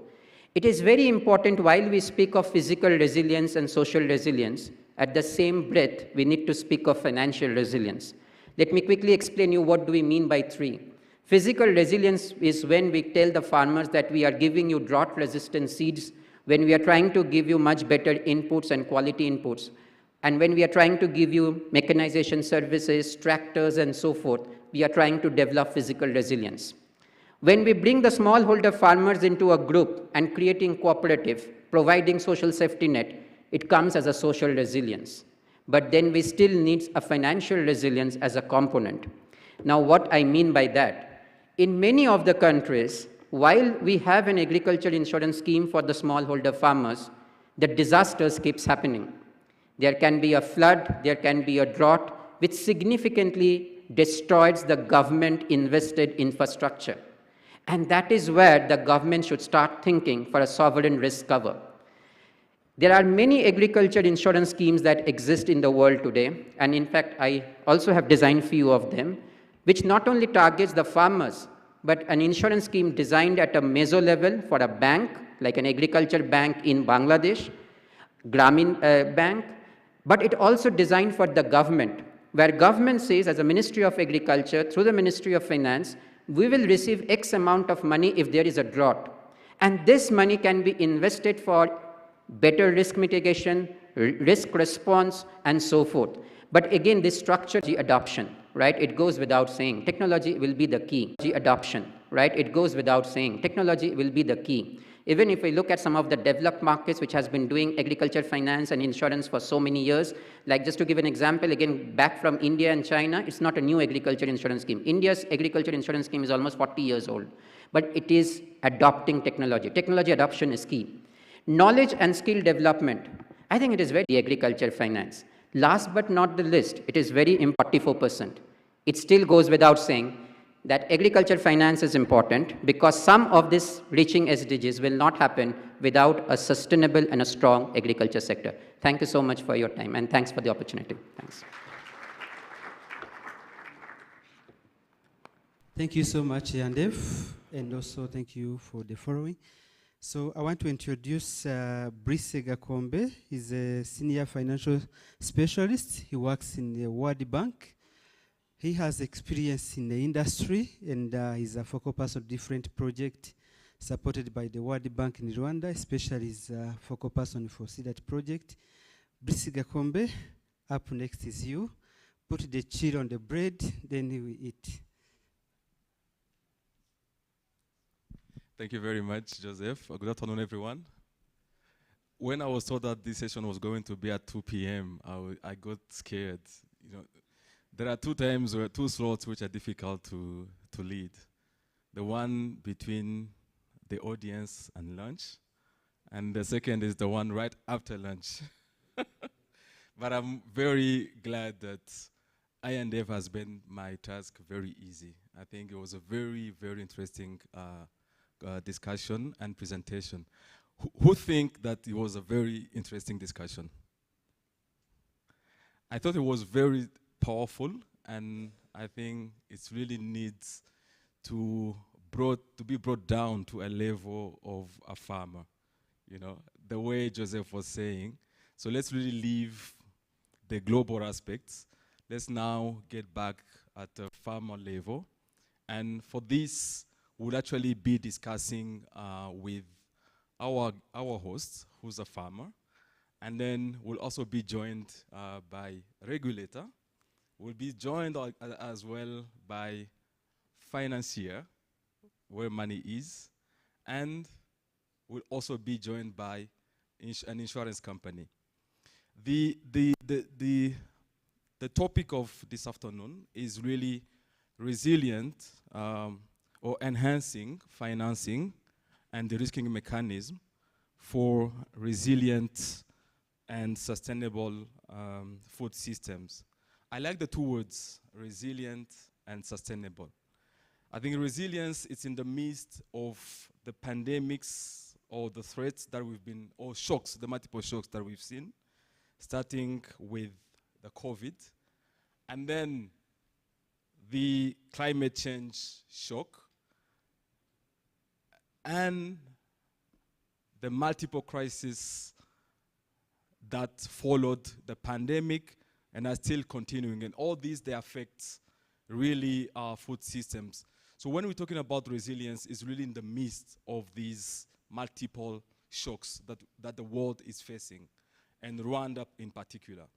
And when we talk about sustainability, is how do we have all this conversation, not thinking of 1 year, but thinking of the next 5 years, 10 years, or 20 years to come. So today's discussion, I think they've provided numbers, figures, of the importance of the agriculture sector. I will again, to the risk of being repetitive, but it's really important that, can I just shift to this? I think it's better. The previous speakers, they spoke about the importance of the agriculture sector. 25% of GDP, employs almost 70% of the total workforce, and contribute 34% of national export. About the issue of farmer, where we'll actually be hearing from firsthand what are the challenges that our hosts, whom are going to introduce, is facing on a daily basis. I'll be inviting our first speaker, Safari.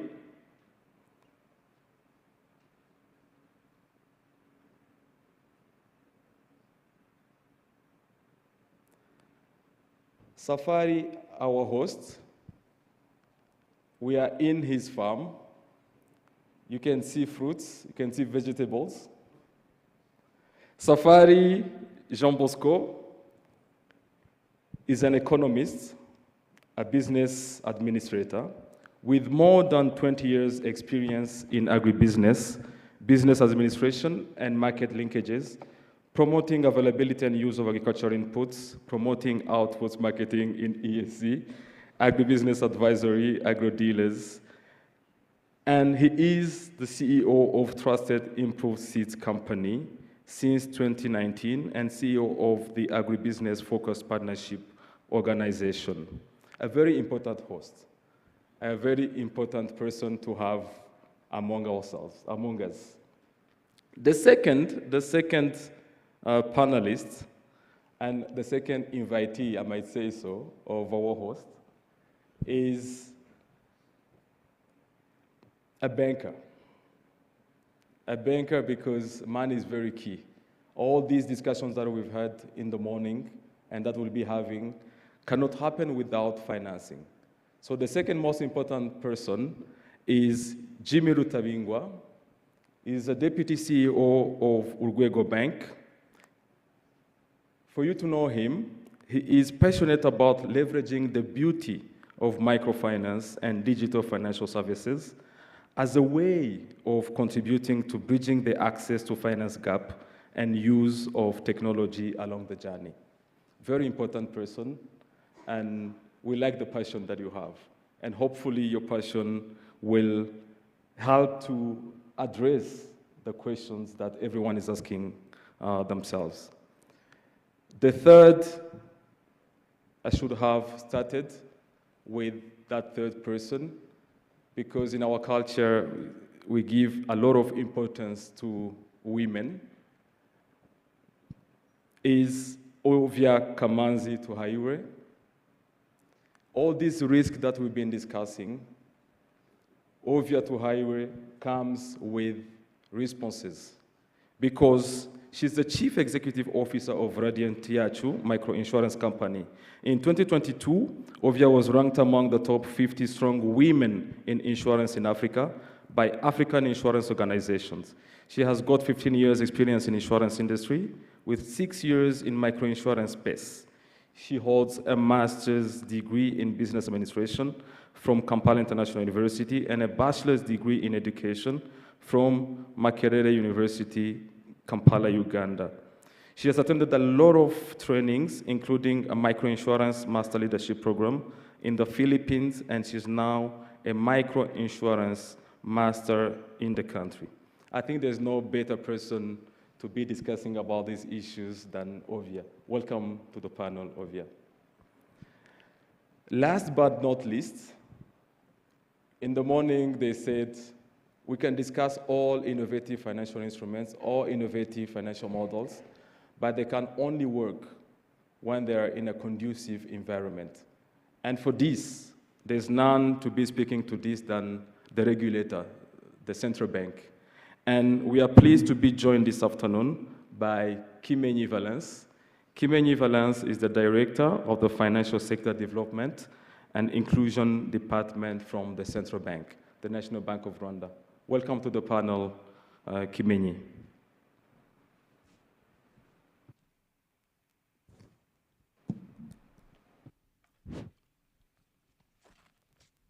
I think now I can be, if the host allows me, can I please sit? Thank you very much. So let me start with you, the host, because unless I treat you well, we won't actually be treated well in your farm. The government of Rwanda initiated and invested in various interventions to enhancing financing and de-risking the agriculture sector, including the National Agriculture Insurance Scheme that our previous speaker, Ayandev, spoke to, but also the interventions that the chair of this session spoke about, the DG RUB. The development of irrigation schemes, agricultural lending programs, such as lines of credit, partial credit guarantees, and soon, matching grant scheme to facilitate farmers' access to finance. And really, before we even start interacting, I would really like to bring this, our conversation down to earth at the level of a farm, where we actually think of solutions, but from a pragmatic standpoint. And to you, our hosts, based on your experience dealing with farmers, what has been their needs and expectations in terms of accessing financial services and products? Yeah, thank you so much. I'm very glad to be in front of you, even to host you in our farms in Serena. Actually, as he introduced myself, I'm Jean Bosco Safari. I'm the CEO of Trusted Improved Seed Company. It's a company that produces, process, and market seeds in the country, and also export some quantities out of the country. We're producing maize seeds, beans seeds, soybean, wheat, and the bush beans, or climbing beans seeds. So we are also expecting to go in Irish potato, rice, and the cassava in short coming time. So as he's asking, he said that the government of Rwanda has put in place different initiatives to de-risking the agriculture sector. Actually, first of all, I'd like to express a little bit how agriculture is not very risky than the other sectors in the country, because it's something that maybe it's a perception of some of people who owns money, or like banks who want to invest in different sectors, whereby agriculture maybe is not very easy for them to underwrite. Then sometimes they call it that it's a very risky sector, but yet it's not. Because if you look at the other sectors, with the associated risks that if you go to some trade, if you go to some investment that are around, there are other risks that are very higher than what is in agriculture, because the only risks in agriculture is when you have drought, when you have floods. Those are the two main risks that we are facing in agriculture. Because with the initiatives of the government and the private sector, there are some other risks which was there before, like having quality inputs, like seeds and fertilizers, which is no longer a risk today. I really appreciate what has been done, and I would like to classify classify these interventions into like 5 categories. De-risking agriculture, first of all, I may classify number 1, irrigation, because irrigation is something that is de-risking the agriculture because the weather is something that is hindering the agriculture development all over the world. The second one may be insurance because it may insure the banks. Maybe these people, when the drought or flood comes or diseases, they will be paid maybe some investment that have been done. So the partial credit guarantees, the line of credit, the matching grant, those are the other facilities, but sometimes are not targeting the smallholder farmers. Because those products are tailored, are not fitting well with the needs of farmers. Because a farmer is also an investor. A farmer is an investor. Is investing in his land, which is the main capital he has. Then he puts in some inputs in for getting production from it. So it's an investor like other investors, but the problem is sometimes our financial institutions, they don't afford to have all information that at the farmer's level. As Trash said, we are not a smallholder farmer, we are a large farmer. We are producing over 500 hectares of land. So in that time, we are not a smallholder farmer, but we are working with outgrowers who are farming under our contract. We are contracting smallholder farmers, and we know the challenges they are facing. That's why, as a company, we have decided to provide them some advances as a finance, where we provide them seeds, fertilizers, insurance, crop protection products, and other tools that they need so that we can get production that we need. So looking at maybe my experience I have in financing agriculture, because I am lucky because I have worked also in the finance sector, these smallholder farmers, they are facing two things. First of all, financial institutions, they fear to approach them because they are small. They are small, underwriting the small loans, it's very difficult for financial institutions. That's why sometimes they prefer to provide the loans to cooperatives. And those cooperatives sometimes are not well managed, and the members are not informed about what is going on between the banks and their cooperatives. So farmers, they lack information, and also the banks lack information about what farmers need. Otherwise, farmer, what they need, they are investing, they need the investment capital. If you look at whatever interventions that are being done, it's investing in providing finance to agriculture input, meaning fertilizer and the seeds. Those two inputs, if you look at the investment cost of the farmer, they're not beyond 15% of the investment cost. Actually, you can finance seed and fertilizer, but because the farmer has other issues, other challenges, they don't produce as they wanted. Because they are not irrigating, that's the problem they have, and it is not financed. They have issues of organic manure, which is very expensive. They don't afford it because it is expensive. They just plant as what they have. The other thing is labor, the labor cost. From farming up to harvesting, a farmer is investing more than 60% of labor cost.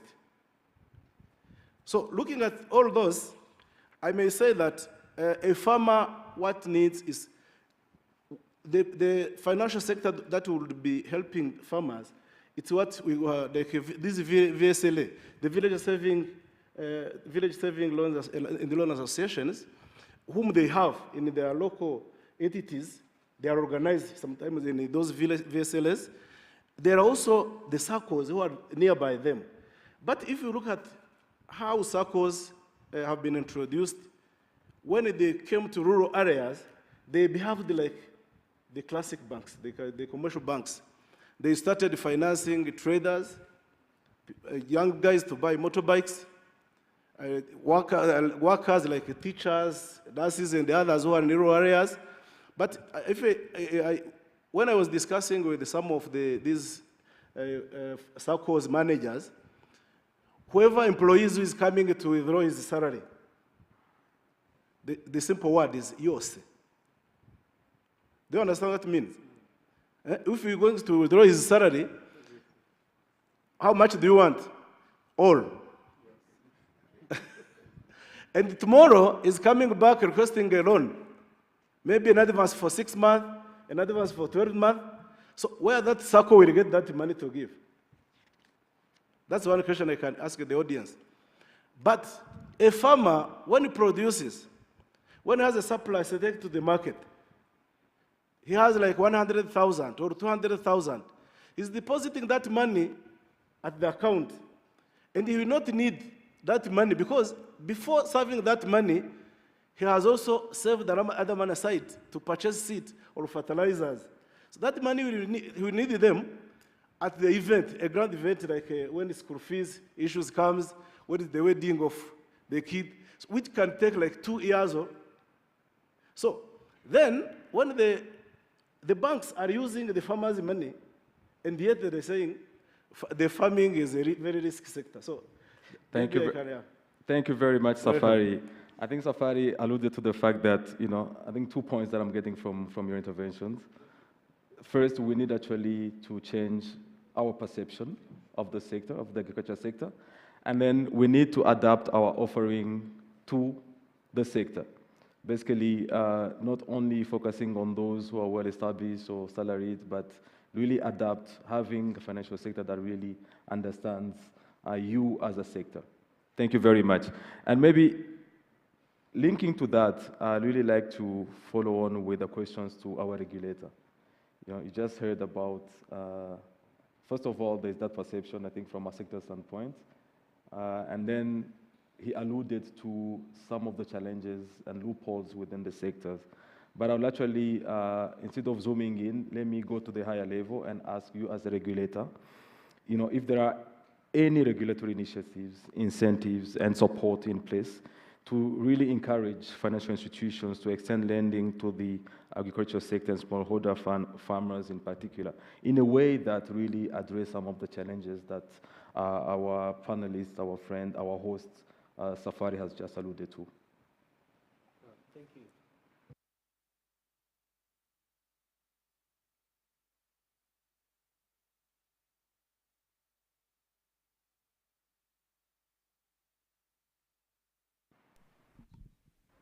Yes, thank you, Brice, and thanks to the presenter and Ev, for the good presentation, for setting the stage for this panel. I think as you are presenting, you made my life so easy because I'm a believer of what you presented. I'm a believer of it. If you talk about how we unlock agriculture financing, the approach you took, I think it's the right approach. And thanks, Safari. Safari spoke on behalf of farmers. I can understand, his language is, speaking on behalf of farmers. And I hope as the bankers here speak, they can speak on their behalf.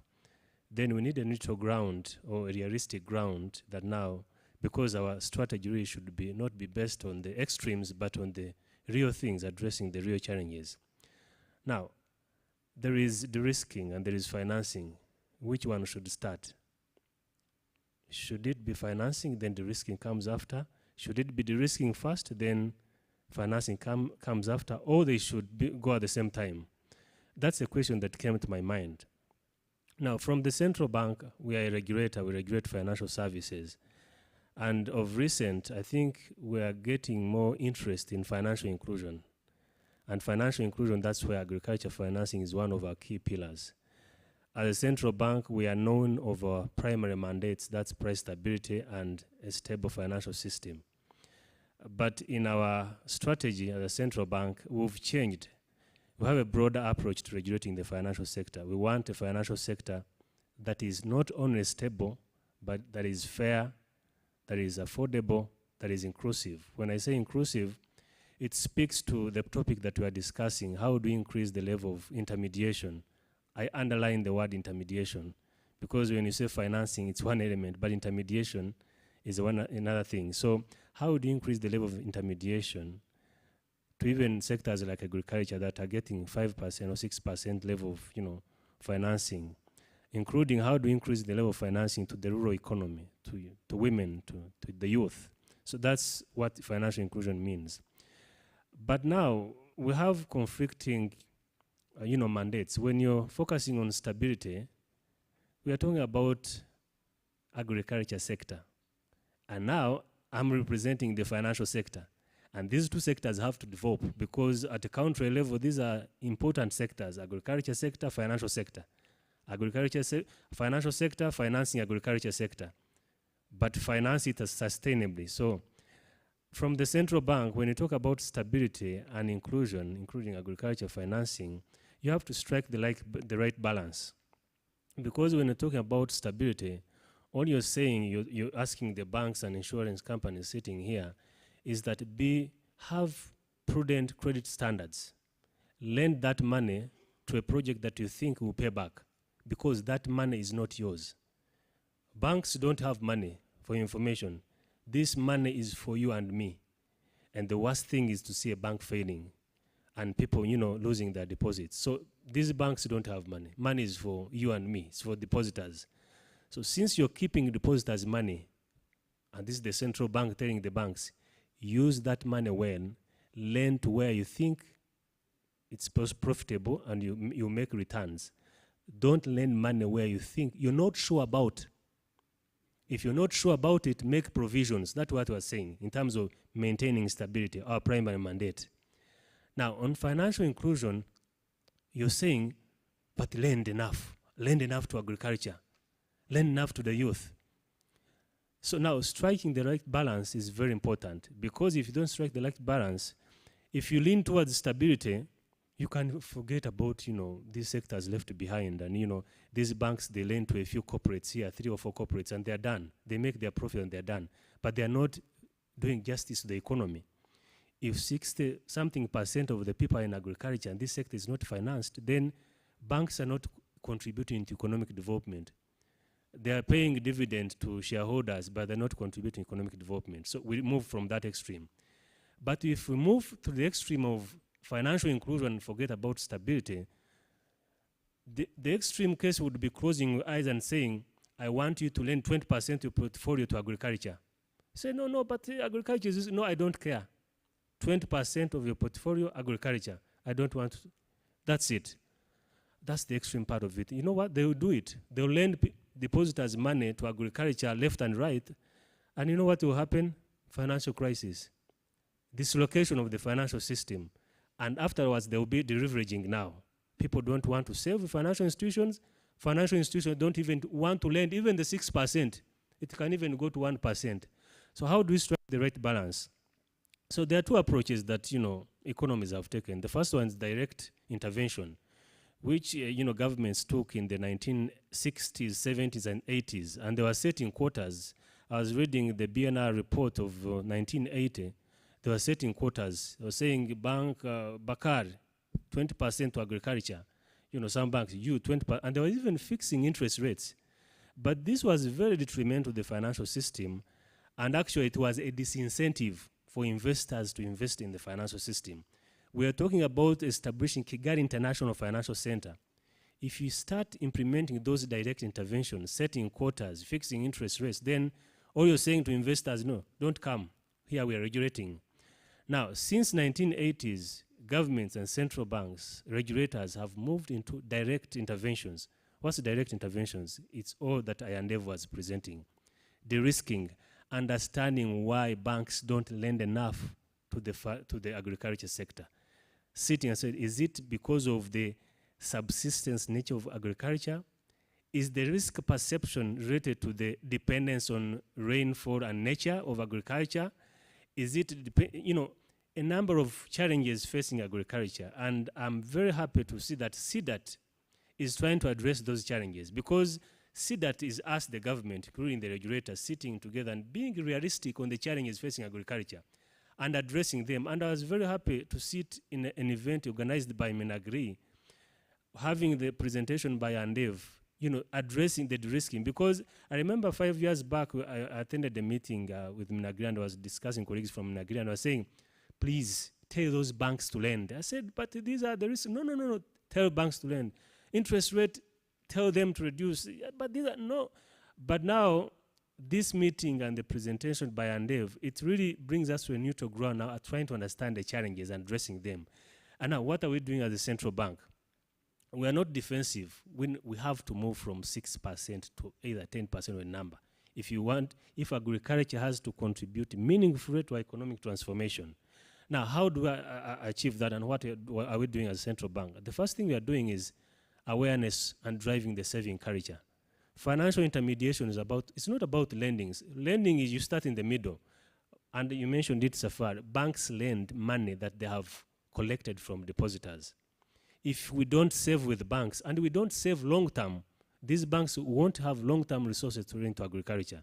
The presentation by Andev, you mentioned saving groups. Saving groups, these are people who save money informally. This money does not come to the formal financial system to now start, allocating it. So we want people to save formally. The question is, do farmers save? Before even we talk about loans, how do they save? Where do they save? Whom do they save with? Can we drive a culture of saving to farmers? If 66% of our people are in agriculture, can we first teach them to save even a little? Now, when they save, banks have enough resources now to lend. Now we go to a second leg of lending. So we are driving a culture of saving through our financial. Yesterday, we were launching our National Financial Education Roadmap. And really, one of the areas is driving saving, especially to our agriculture sector. Another thing that we are doing is, driving the skills in the financial sector. We are talking about agriculture financing. Then tomorrow, I'll sit in a meeting of mining financing.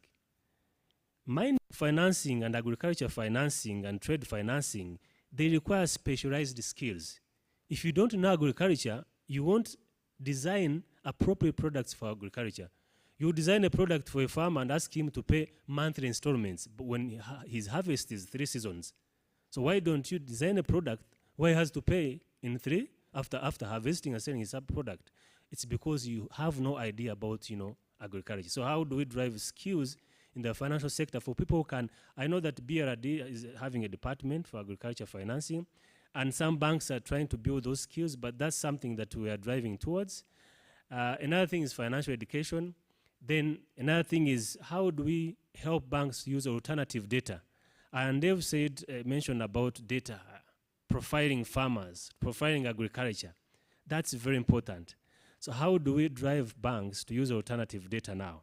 Today, a bank, the first thing they depend on to lend is audited income statement. Where will a farmer get an audited income statement? But then, this farmer probably has a mobile money account, and he makes some transactions. There's some cash flows that you can base on to lend. So how do we now drive banks? And we've started engaging banks to use these alternative data to inform their lending practices. So let me stop there, but it's a whole list of things that we are doing. Thank you. Maybe as you still have the mic, let me just ask a second question to you. What has been, with all this, what has been your ongoing engagement with the financial sector? Yes, for example, we are engaging financial institutions to start adopting the alternative financing. Lending is not only the only way you can lend to agriculture. There's leasing. You've heard about leasing, whereby now, instead of giving money to someone and requiring him or her a collateral that he doesn't have, maybe all he needs is a tractor. And tractor now becomes a collateral. And this financing product has been used in other markets like in Kenya. So, for example, last year we had a leasing seminar here, where we had experts from Kenya, the leasing industry in Kenya, to come, and we had a workshop of financial service providers sitting down with them and discussing how to structure appealing leasing products. And of course, we also set up a framework for leasing. And we were discussing our colleagues from capital market who are also designing frameworks for asset-backed financing. So we are doing that. We're also doing financial education for farmers. That's also very important. Yeah. Thank you very much, Kimenyi. Basically, the central bank is saying, despite our dual mandate, and in a way, if I can use the word conflicting mandate, on one side, we are being asked to ensure stability of the sector, but on the other side, we are also, supposed to be promoting the development of the financial sector. We've actually worked on measures where we could actually have direct interventions through financial education, through sparring savings, which are the critical elements on your liability sides as financial institutions. But we are also putting in place frameworks to ensure that you as financial institutions are given leeway to come up with alternative but also innovative financial instruments such as leasing, the use of alternative data that we can actually leverage to design new financing models and products.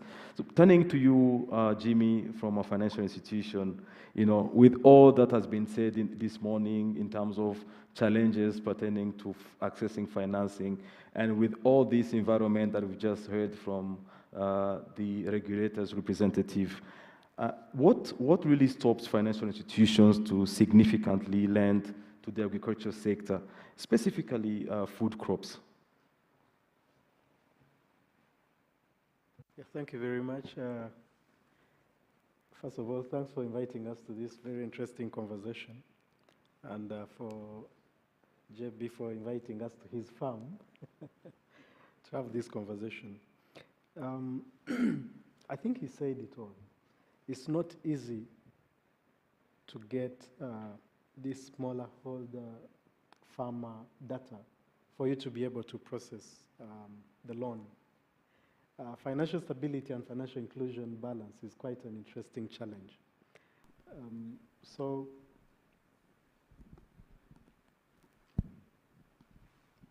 The audience, can you all hear him well, or no? Okay, sorry, thank you very much. I was appreciating the invitation to the conversation and sharing that, striking that right balance between financial stability and financial inclusion is not easy. And brother, the farmer shared rightly, when they come to the financial service providers, we are trying to find information, and that information is very scarce. It's not easy to get the right profiled information regarding our smallholder farmers. And if you look at them, these are people who are producing for home consumption. They don't produce enough to be able to consume at home and also sell to the market. But also for the food crops, these are perishable products, so they have a very short shelf life. So if most of them are produced, then there's price fluctuation. So at the start, the price they tell you they will sell at, by the time they harvest, that price has changed. And so they may not have the capacity to pay back as expected, compared to maybe somebody who is producing high-value crops or cash crops. The other challenge is access to market, because when you're looking at these people, you're trying to see, do they even have enough to aggregate to sell to somebody who may want at large scale? When you look at the conditions, they are against the small-scale farmers, climate change, all that, then they are still using the traditional ways of farming, and so the inefficiencies that come with that and all that is quite challenging. So when, as a financial service provider, I'm processing or I want to provide a loan to this farmer, there is so much I don't know. And there is nothing so attractive. All you see is risk, risk, risk.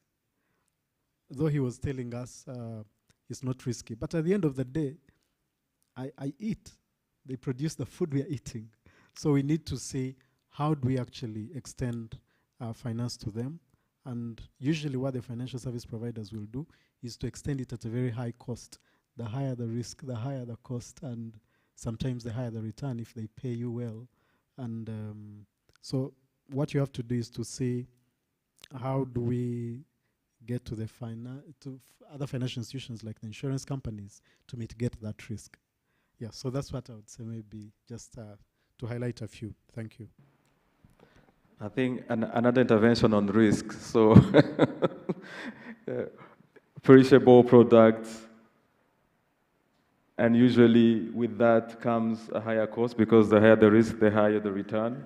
And this really links to or leads us to request some sort of de-risking instruments to allow us to lend to the sector. I think when I listen to you and listening to all the interventions that happen even in the morning, I'm tempted to think that really risk transfer mechanism, or the risk de-risking instruments are paramount for the equation under discussion that the DG RAB has given us, to be fully solved. And this will lead me to a question to Ovia, the CEO of Radiant. And mainly is really to have a stock taking and see and get from you what has been really the journey so far as comparison to the past without much government support to agricultural insurance. And really is really to, in a way, trying to respond to the questions that players are asking themselves, but also financial institutions asking themselves. If you see the intervention that the government has done and what you're actually leveraging today, how has that been that journey and what is different today as comparison to before when we didn't have those interventions? Yeah, thank you so much. I'm also happy and humbled to be on this distinguished panel. I also would like to start by thanking Mr. Ayandev Sahar for the good presentation that he made. As per your question, I think he made our work easier, all of us here. So about the journey, how it has been, or how it is now compared to the past when it comes to insurance, I must say that with Radiant Yachu, the journey has been so transformative because we have, the product is now affordable. When you look at before, we could design products like maybe one value chain, for example, in crop, but farmers would, cry that this is very, very expensive. So now with the 40% government subsidy, premium subsidy, it has made all the value chains actually very affordable, which is really very good. Again, also increasing uptake. I must say that with the agriculture insurance, we are not yet there. We are not yet to the place where we want to be, but at least there is some good work being done. We've got a lot of farmers on board, but like I said, we still have to work. We still have to do more, like to be where we want to be. Also, the technology that the government is putting into this scheme. For example, when you look at livestock, we use RFID. It's really doing great. It has curbed down. I'm not saying it has erased, but it has curbed down fraud. Before, there was a lot of fraud, whereby farmers, especially in livestock, you could find they used to use ear tags, but now we have this chip that is injected into the skin, the ear of the cattle, for us to identify which cattle we have insured, especially at the time of loss assessment, to be able to pay that claim quickly. So I must say, before it was really very hard for us, because a farmer could have, for example, 10 cattle in the farm, but they would insure 2. If one of the uninsured 8 dies, they will switch the tag to the dead cattle. So practically you've insured 10 cattle, but you've got a premium of 2 cattle. So there was a lot of fraud, and I think that's why agriculture products never scaled out. But now we see scale, and we are so happy for the government for this scheme. Again, trust. Farmers really trust us so much because this is a government scheme. They trust government more than they trust us, of course. But we're also doing hard, working hard to make sure that they trust us as much as they trust the government. How are we doing that?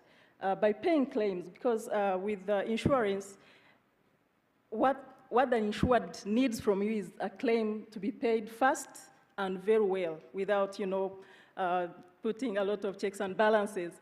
So we are trying our best to make sure that at least farmers could trust us more. But before, it was really very bad. There was no trust, and again, it was very expensive. The products we could design could not be viable. So there was a lot of things that were there, but now I must say that things are going on well, things are better, but we still have a long way to go. We can't sit here and say we are there, we are comfortable, we are okay. No, we still have to work hard to make sure that we get up there. So again, increased value chains. Before, I think none of the insurance company had, designed more than 2, 3 value chains in crop, for example, or more than 1 value chain in livestock. At this moment, we have, I think, 8 value chains, Joseph, yes. We have 9 value chains in crop and 3 value chains in livestock. So before it was very hard. I don't know, maybe it was expensive. It's very, again, expensive to design all those value chains at once. So that's why we thank the government for, doing this job for us and, giving us the products so that we can sell and, of course, get some revenues, but of course, make sure that we help farmers not to be out of business. Yes, they designed, but again, like Radiant Yacht, we designed also Irish potato product, value chain, and we were lucky the government, scrutinized it, checked it here and there, and they allowed it to be incorporated into the scheme. We are really happy for that. And so many other products that we are planning to design because we now have power of the scheme, and we hope that if we do research and see that this product is really okay, it needs insurance, farmers are really okay with it, I'm sure even the government is there to back us up. Thank you so much. Thank you very much, Scovia. Maybe building on what we just said, allow me to follow on with the second question immediately with you, and it builds on your point that you alluded to in terms of the limited, still irrespective or despite all this progress made, there is still a low uptake in terms of insurance. Maybe a question to you would be, what is it that you are doing as an insurance company, and how have you been engaging farmers and farmers' organizations to build that partnership in delivering and enhancing adoption of insurance products? And if you could really share one or two examples of successful collaborations between insurers and farmers which have really helped in increasing that uptake of insurance products. First of all, we are working so much or so hard on trust. We are trying our best to build trust so that the insurance uptake can be increased. And by building trust, like I said before, is to pay claims well and on time. At Radiant, we see a claim as not as an expense, but as an investment. Because it's through paying claims so fast and so well that we demonstrate the value that we provide to our customers. So we are doing so hard, or we are working so hard so that we pay claims well and on time so that farmers can, trust insurance. So we're also working hard on transparent communication and collaboration. Because if you don't explain well your contract, these farmers, to Mr. Safari, they won't be able to understand, and they won't be able to buy your product. So we are trying hard to make sure that we are transparent, we are collaborative, such that when we go there, they accept our product, and then we can sell and scale it out. So also we are working hard on awareness campaigns and education programs. In partnership with the ministry here, we organize cooperatives, we organize farmers, even banks. MFIs, banks that offer micro lendings, we organize them and educate their staff, educate cooperative members, such that they understand the value of insurance, so that they understand what we are bringing them on table, and we explain each and everything so that they can understand what insurance is, all the benefits, what we are able to pay, what we are not able to pay, so that on the time of the claim, they come to claim when they are aware of what is going to happen, when they have understood each and everything. So we have also established partnerships with, like you asked, with banks, that's one, and milk collection centers, that's MCCs, and also cooperatives, farmer cooperatives. We also have partnerships with, DAS. DAS, I saw the country manager here, Rambert. So DAS helps us to do loss assessment, and so that what we are doing, we don't just throw money on there. So they do deep loss assessments so that we pay a claim when it is really valid claim to be paid. Also, we do trainings of our own staff and agents. So far, we have close to 300 agents out there. We have veterinary officers, we have agronomists across the country, and they are there to knock door to door, like, to ask them if they know about insurance, if they have anything to insure, crops, animals. So we are doing all that to make sure that the product can be, can scale, and then, of course, the penetration rate can also increase. So we also have partnerships with SPF, Chijega. These are seed multipliers. So, like, whenever they sell seeds, there is some component of insurance, but it has not also gone to the extent that we want it to go. Also, in Gabo, we also have partnership with them. And so we have, a few partnerships with different organizations, farm organizations, cooperatives. But of course, like I said, we need to, to have more on board. Yeah, thank you. Thank you very much. So we've done a lot of partnership on product design. We've done a lot of partnership to ensure there is outreach, to ensure that the expected recipient of our products are reached to. And we are actually seeing this, at least creating an upward trend in terms of uptake, and this actually, as we were saying this, it reminded me the intervention that our financier made before in terms of risk. So now we've just heard from an insurance company on what they're doing, and I'm sure, I can hope that you are also part of the stakeholders that they're reaching to in terms of increasing this uptake of insurance, agriculture insurance. So how are you really leveraging this and to build up initiatives that could really ensure, that farmers have easy and convenient access to agricultural finance in the context of the financial sector in general, but also, if I zoom in the context of Urwego as an institution that we know really works with the lower segment of the agriculture sector.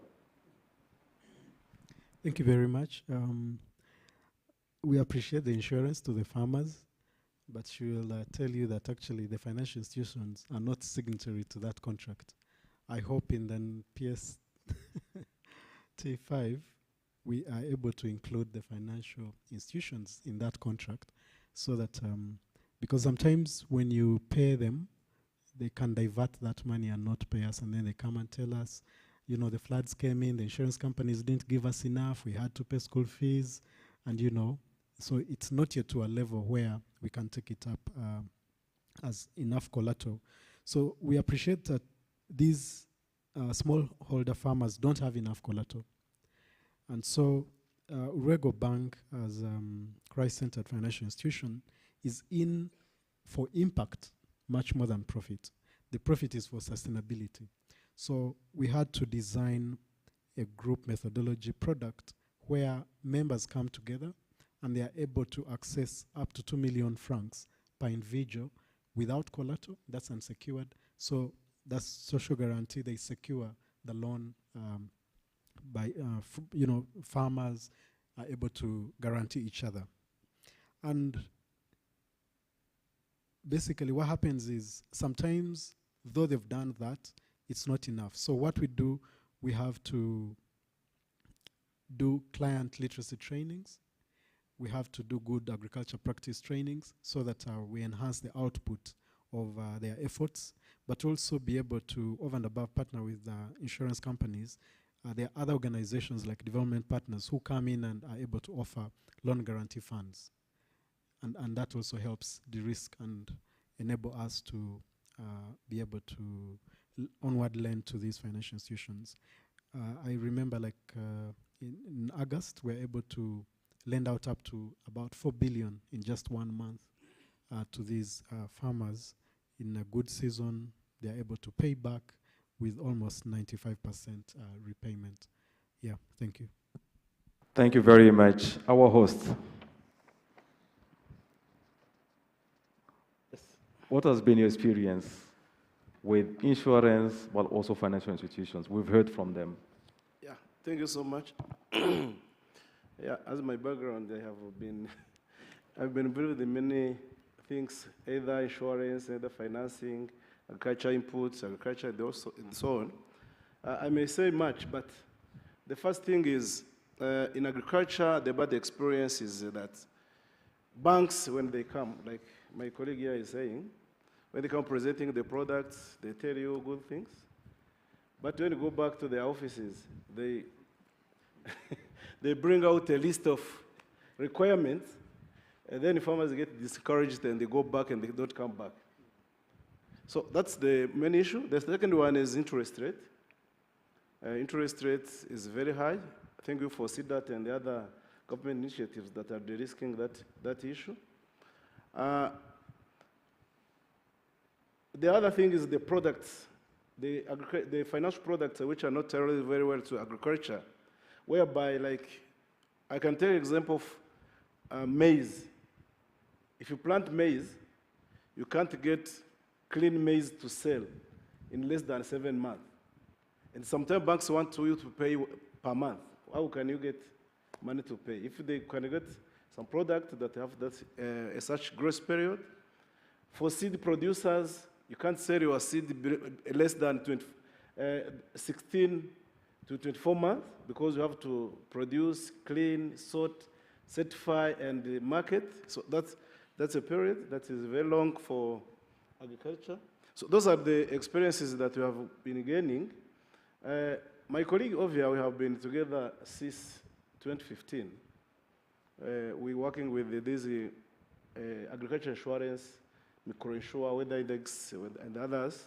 We've been experiencing different things, but the problem which was there, the bad experience with the agriculture insurance is the ownership of insurance company to insurance product.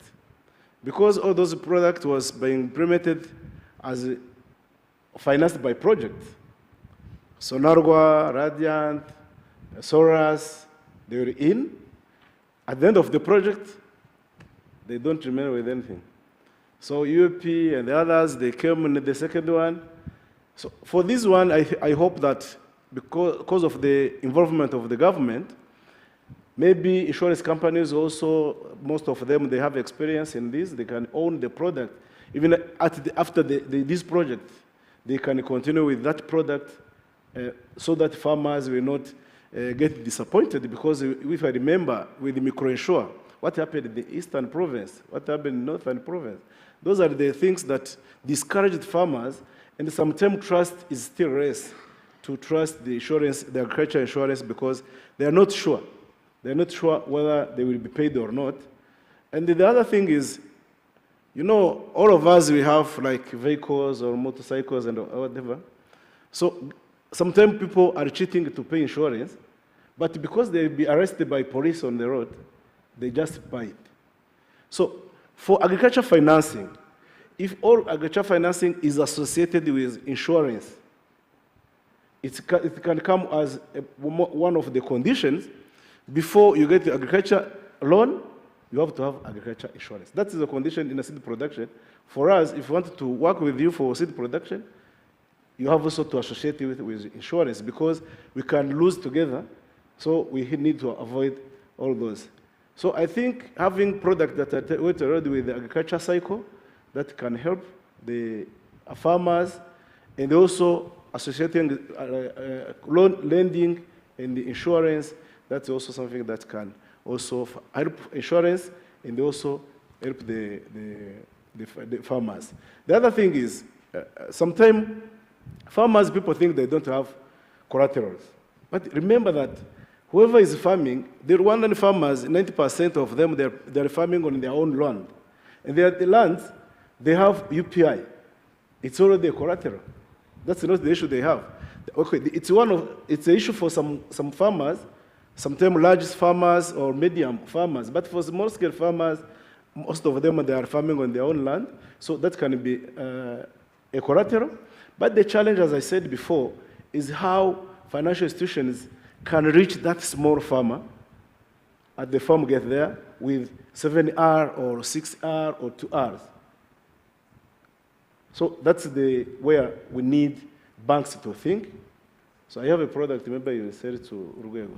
Okay, thank you. May I just intervene? Please. Yeah, thank please. you very much. I want to agree with Safari. We have to have products that are customer-centric. I agree that we took a note of that as Urugwego, and we give loans according to the cycle. So we have 4 months, 6 months, 12 months, where we give you a loan and give you that grace period, and you pay bulk at the end of the season. And that is really helpful to them. However, we need to also be careful that we don't pass on a lot of costs to them. So if we make it mandatory that every farmer has to get the insurance, sometimes the farmer will tell you, this is a good season, the rains are okay, I don't need to take insurance. That means we are passing on that cost to us. We'll go to Chemironko market to buy these products. So we have to be realistic and say, let's ensure where it's necessary, but where it's not, then let's find other ways. For instance, for us on our side, when we consider loan guarantee funds, then we secure the client and we are able to pay back when the client pays. We give back the money to the insurance guarantees. You've talked about something about the collateral. Do you know we get collateral, and when it's time to consider to sell it, the neighbors won't buy it. And so it's useless. So we've decided to consider a relationship banking model other than considering the collateral. The collateral comes in because the regulator wants the collateral. But for the smallholder farmer, he will say, okay, ngiyo yitkware, you go and find a buyer, and you can't. The neighbors will say, no, we are not going to be enemies with our neighbor, we want to buy that land. And eventually, you either give it a song for a song, or you make a big loss. Yeah, thank you. No, thank you very much, Jimmy. I think this is the first time where I see a farmer and a financier converging towards really some of the solutions. I think what the host was saying in terms of, yes, the journey has been really positive, but we still have a long way to go in terms of affordability, which we actually re-emphasize and agree to in terms of, yes, there's a need to come with customized products. There's a need to really come up with customer-centric products. And all these, you can only do this if you really think affordability in a sustainable way, but also thinking of, how do we gap or bridge, I'm actually going to the insurance aspect, how do we bridge the issues of trust in the past, which have been really there and have been not really so well, with products coming to the market, but exiting after the project cycle. And the question here is, and I think we are taking note as part of the PSTA5 team, how do we really ensure that we design insurance products that will not disappear after CDAT? How do we really ensure sustainability in the design, taking into account the customer-centric approach, taking into account the need to customize these products, but also the affordability aspect that the farmer alluded to. Because in the end, it's all about cost, it's all about the end cost, even the end cost to the consumer of the food that will be produced. So I like the word that our regulator used in terms of them wanting the interventions to be inclusive. And I will borrow this to this panel, and let's actually, as well as this panel, let's be inclusive and allow the audience to have 1 or 2 max questions that we could actually ask to the panelists. 2 max. It's not that I do not want to be inclusive, but we are very much behind the time. So I will only allow 2 questions before we get back to the panelists. Thank you very much.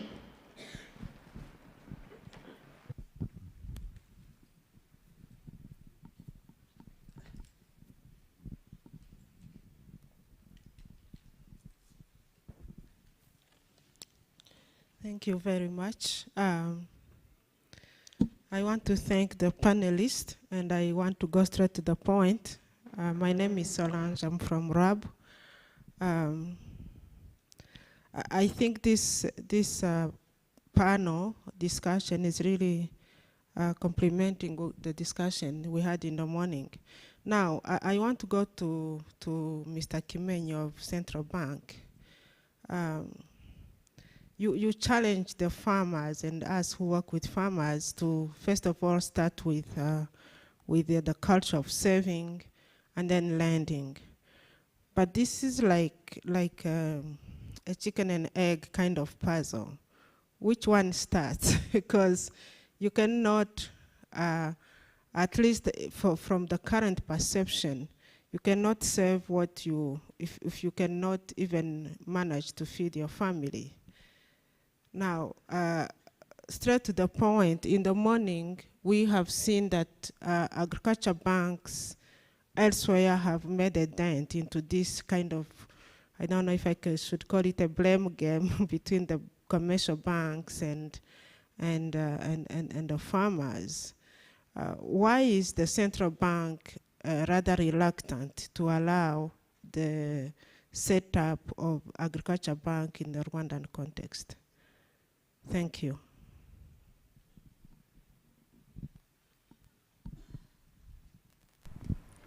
Hi, good evening. My name is Kevin from the Netherlands Embassy. I just have 3 points to make. First of all, I'd just like to, and all the 3 points are based around the Dutch intervention in the agri-finance space, which has been quite significant, and it's going to continue. So firstly is, when you're looking at loan portfolio guarantees, so through the Dutch Entrepreneurial Bank, we've been able to provide loan portfolio guarantees specifically to I&M Bank. It's a first of its kind in Rwanda. And in fact, we went through a very, Dutch Entrepreneurial Bank went through a very rigorous process with the central bank in just ensuring that loan portfolio guarantee comes to fruition. So we'd like to thank also the central bank for that active engagement with the Dutch Entrepreneurial Bank in ensuring that this loan portfolio guarantee has come to fruition.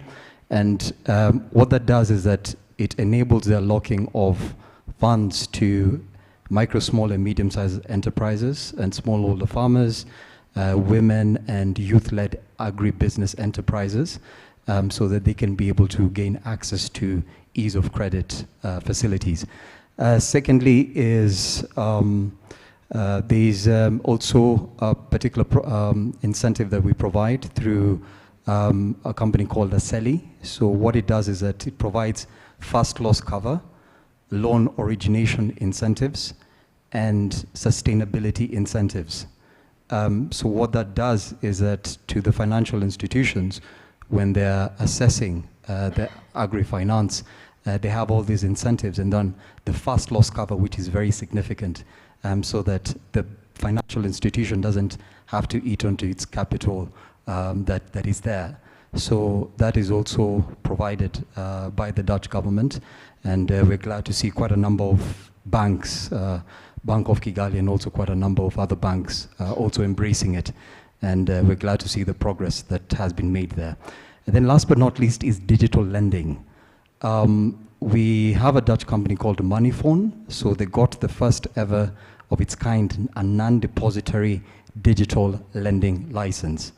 Again, thanks to the central bank, BNR, for facilitating this, and also the Kigali International Financial Center.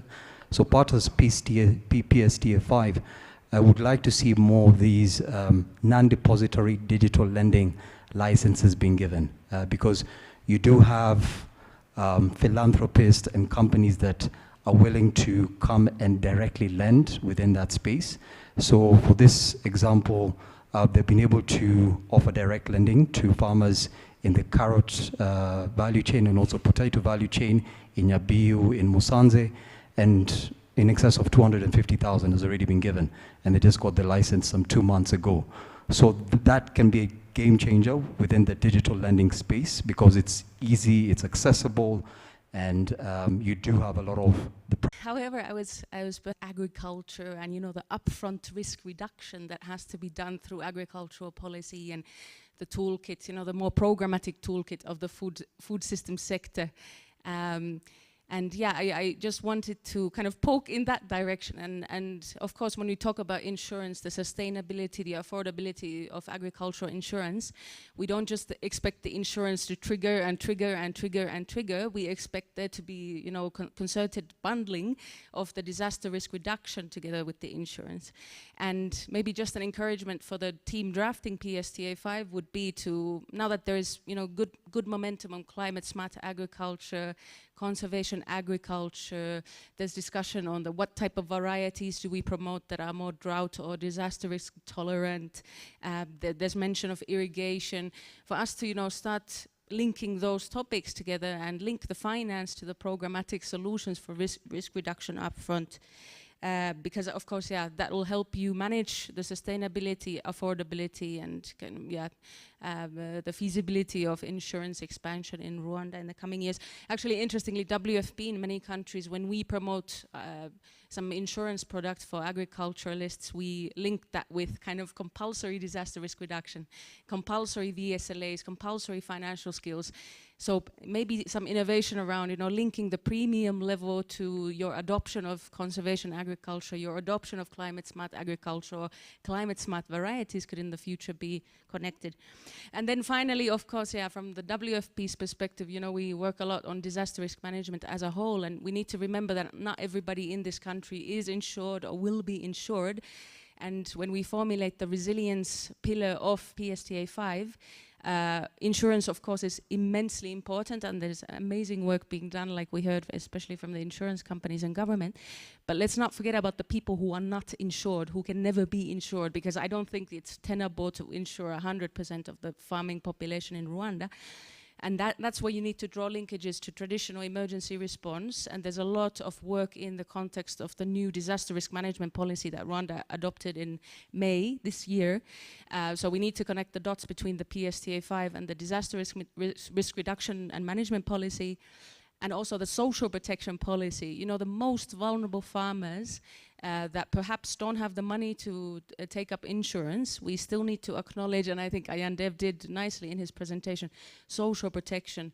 And of course, yeah, there's a lot of discussions in how to improve social protection for agriculturalists to promote graduation from poverty. But yeah, let's not forget about those who can't be insured and have a service offering for them.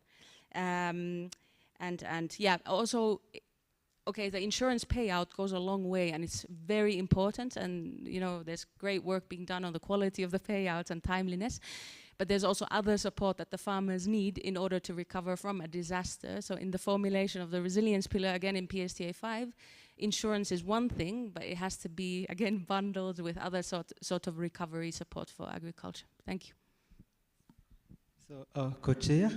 No, thank you very much. I think the two last ones were very contribution, and I think I can't actually stress enough the points that they've made, and I hope the rapporteurs have really taken note, especially Dina's intervention, that insurance should not be seen in a silo, but should actually be seen within the broader scheme of disaster risk management ecosystem. So very good point, and maybe for your information, there's a new work starting on disaster risk financing diagnostic, and maybe, and I know you're part of that, so this is should actually be some of the ways to respond in a more holistic way from a disaster, risk management ecosystem. Thank you very much for your contribution. And our colleague from the Dutch is your contribution in terms of portfolio guarantee mechanism, but also first loss cover and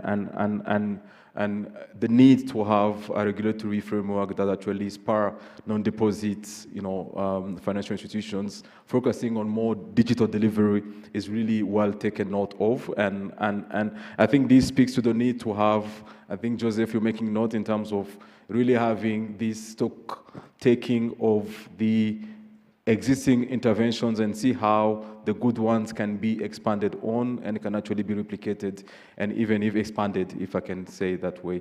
Maybe I'll just hand over to my colleague Valence to the question that Angelique. Hello? Oh, Solange has asked. Yes, I think Solange asked a question about why is the central bank reluctant to license an agriculture financing bank. I can say there is no reluctance at all. Our doors are open. Our financial system, we are open for any innovative financial institution. Actually, if you know one, just recommend it to come and apply. The same way for these non-deposit taking financial institutions that now don't take deposits, that can bring their money and now start lending to sectors like agriculture. I think our doors are open. We can't wait to have those. So that's one answer I can give. But also, of course, there are things that people say, but in reality, for example, some say that there are regulatory challenges to agriculture financing, but then you sit down and say, what are those regulatory challenges? You say, but classification of loans, agriculture loans. But when you don't service a loan, how do you classify that? You have to be classified as non-performing. And probably there is a point mentioned by my colleague here from Uruguay that BNL requests for collateral. I think BNL, we don't ask banks to ask for collateral. Or we say that, if we don't have enough collateral, make enough provisions. There is no ask for collateral. Make enough provisions where you don't have collateral. So, yeah, thank you very much. Yeah, maybe they're mentioning that from the perspective of depositors' protection. Maybe. Yeah, since you still had the mic, let me just ask, as we go towards the end of this panel discussion, how do you foresee, the landscape? And I think this will actually be very much linked to the discussion that we just touched on. The landscape 5 years from now, and what should the central bank role be to enhance the sector's development in a way that, touches the point that all the panelists discussed, and without actually asking you to go back again to the question that I just been, but from a sustainability standpoint, you've just heard about the affordability, the need to have products, but since you are the custodian of ensuring stability, a stable, but also innovative sector, how do you foresee, taking into account what's, the ongoing interventions that we have, be it by government, but also partners and the private sector? Yes, I will start from what the central bank can do within our capacity. And this speaks to the instruments that we have. The instruments that we have, these are regulations and licensing. So licensing is our first instrument as a regulator, so allowing you to operate in our market. So one thing that we are going to focus on in terms of supporting for agriculture financing and other sectors left behind in terms of financing is how do we prioritize in terms of licensing? Do we license companies that come and add no value? We have enough financing to mortgage, and you're coming and say, I want mortgage financing, I want trade finance. I mean, if you're coming and you're in your business plan and strategic plan, you're coming with an innovative product of agriculture financing, we'll hold you with both hands. So we have 14, 15 financial banks and, 500 plus circles and microfinance, but our doors are open for any institution that comes up with any innovative way of financing agriculture. In the next 5 years, we are looking out for any institution that is coming and offering that. The challenge you have, most of these institutions that they come with that innovative attire. After 5 years, they start doing what others are doing. Say, but you promised this. Now you're doing this. But anyway, I promise that we're going to be out there waiting to license very innovative ideas. Now, in terms of a broader approach at the government level, I'll go back to CDAT. CDAT shouldn't be seen as a project. I happen to have been part of the group that had CDAT from childhood. I remember there was a group that went to Nigeria, including the state minister, Eric, before he became minister. He was our head of delegation. We went to Nigeria to study about CDAT, the de-risking and financing. And the whole thing I and David presented is what we learned from Nigeria. They moved agriculture financing from 5% to 30%, I think, within a span of 8 years, thanks to the de-risking. Now, CDAT shouldn't be seen as a project. You know, a project has got a lifetime. It starts and ends. But the components of CDAT, especially those that are implemented by RAB, the irrigation, the land husbandry, the commercialization of agriculture, shouldn't stop with CDAT. This should be a lifetime intervention. And that's why I call upon, you know, development partners and ask government to support the components of CDAT, especially those with RAB, because those who unlock private sector financing, the banks are waiting. By the way, these banks have, they're looking for investment opportunities because that's their business. Once, through de-risking, we unlock for them the investment opportunities. We create agriculture investable projects. Then you're giving them investment opportunities. So I look forward really to, as a government, supporting the CDAT components. And one last thing, Umurenje Sacco. I know you have an idea of what's going on with regard to automation and consolidation of Umurenje Sacco. You're talking of 6% portfolio, the percentage of agriculture portfolio. But when you go to Umurenje Sacco, agriculture has like 15%, even more. These are institutions who are very close to farmers in rural areas. If you talk of relationship banking, they're even so close to farmers that they can even do relationship banking better. But there have been challenges with the manual process, lack of automation, and the fragmentation. You know, when you're not automated, then you're fragmented.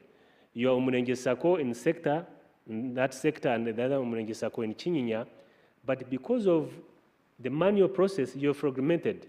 So meaning that even the resources are fragmented. But now that it's going to be automation, and now bringing them together, and now building their capacity, I see more opportunities coming to the agriculture sector.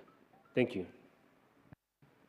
Thank you very much. And building on your last point on SACCO's automation, let me bring in Jimmy again and really ask, you know, from where you sit, you know, what are your thoughts on the role of technology? And I think the Dutch colleague, the colleague from the Dutch institution alluded to the digital as a channel, the digital delivery of financial services and products. So what are your thoughts on the role of technology in linking farmers to financial service providers and in solving the problem of asymmetric information that some of the participants in the earlier sessions alluded to, including actually Ian Dave in his presentation? Yeah. Thank you very much. Allow me to start by apologizing to my brother from the central bank. In the space of financial stability, we are required to provision. So one of the ways is being able to get those titles or actually set aside a certain amount of money, which is an expense and it's into our profit. So we look for collateral. But we are in a very good time in Rwanda where, you know, all districts are connected and the mobile phone penetration is 70% and above. And so this gives us an opportunity to actually close that gap of information. And with technology, if we digitize these saving groups that we're talking about, then when we digitize these Bibinas, SACCOs, we're able to link them to the formal financial services. But over and above that, the technology goes beyond you know, just being able to push. It gives us more information where we can fast track our loan decisioning time so that we're able to make quick decisions because we already have credit scoring engines behind these applications. So we shouldn't hear the farmer, like Joseph this morning was telling us, by the time this loan comes, it's too late. The season has moved to the next. So we believe that technology will be able to enhance and help us reduce the decisioning time and loan turnaround times. But also, it will enable us create content that we can use to improve our clients' literacy levels in terms of financial literacy or good agriculture practices. We're able to show them physical, you know, live kind of good practices. And so there is so much. But also, like at Orego, we have over 700 agents. So instead of the farmer coming to spend time at the bank, the agent goes to them for disbursement, for repayments, and that reduces the time that the farmer is away from the farm, which I believe we appreciate that as a result of technology, and many more. We know geospatial data that we're talking about this morning, being able to bring all that information and data together to make a decision. If, for instance, we have access to the data that the client has on the network, on the mobile network, we have the data that we have under CRB, we have the data in the electronic data warehouse. If they unlocked that information, we could be able to get information from what is happening in the banking sector. That gives us a bigger view of, the profile of the client, and that helps us also reduce the risk that we put on these smaller holder farmers. Thank you. Thank you very much, Jimmy. Maybe let me go to our host and ask him, the same questions. What are your thoughts, really, on leveraging technology, on linking all actors engaged in the agricultural value chains, in terms of accessing inputs, financial services and markets? Basically, we're thinking of it from a value chain standpoint, from production to market. Thank you so much, moderator. I think in the agricultural value chain, the farmer is in the center, and whatever intervention is towards the farmer, either by supplying input, financial services, and also purchasing from him or her the produce. I think by the integration of all players in the value chain, if you can have a digital system that can centralize the information from all actors in the system, that will help either the financiers who is willing to finance a farmer and knows that is the market for this produce. In the room, I guess there are some produce buyers of our product. Maybe we have big ones like IF, we have AGC, we have EX, and the others. All those off-takers, they are the ones also that assures other interveners to also to invest, either a farmer to invest in farming or financing institution to also to finance that farm because he's sure that he will sell and pay back. So I think the digitalization system that can integrate all the players, it will be helpful for all of us, for all interveners, so that they can contribute more than they do currently. So I would like to say something because if I remember, there's a progress actually. If I remember in 2015, the agricultural lending was 3%. Today I was reading some reports, it's about 10%. There's a progress, but we are still in slow steps. We should move forward and quickly. Thank you. Thank you very much. There is progress. There's been progress made, but a lot still needs to be done. Thanks a lot. Ovia, sorry. Based on these interventions on digital and everything, what do you think should be done to increase the uptake of insurance by the farmer? And what plan Radiant has really got to accelerate agriculture insurance penetration and uptake? And as you respond to this, go beyond Radiant and maybe zoom out and think from a sector standpoint. Yeah. Thank you so much for that question. Anyway, it won't only be for Radiant Yash, but it has to be multi-faced. We have to use a multi-faced approach for us to make sure that we increase the insurance penetration rate in agriculture. So first and foremost, we have to do an extensive education and awareness of insurance. Of course, we are doing it, like I said before, a lot has been done, but we need to do more. So those education campaigns are there, but we need to strengthen them. We need to make them strong. We need to, for example, start from the grassroots, the local government, such that if possible they can, the government can put it in performance targets of local officers, such that they can now pass it to farmers and encourage them to buy insurance. And again, what I have to say also is embed insurance into seeds, like price of seeds and fertilizers. It has also worked in Ghana and so many other countries, Ghana with cocoa.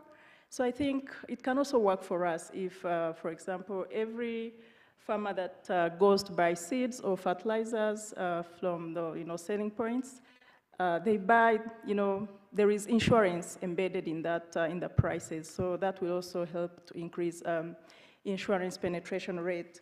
There is also continuous capacity building of our agents and our staff. So we are doing that at Radiant. We train our staff all the time, we train our agents, and we train our partners like banks, MFI staffs, and even farmers, like I said before, cooperatives and the farm organizations. We make sure that we train them to make sure they know the benefits of insurance. And we need also to introduce incentives to farmers that do proper farming practices, and maybe those that maybe don't make a lot of claims, who practice better farming practices, and they don't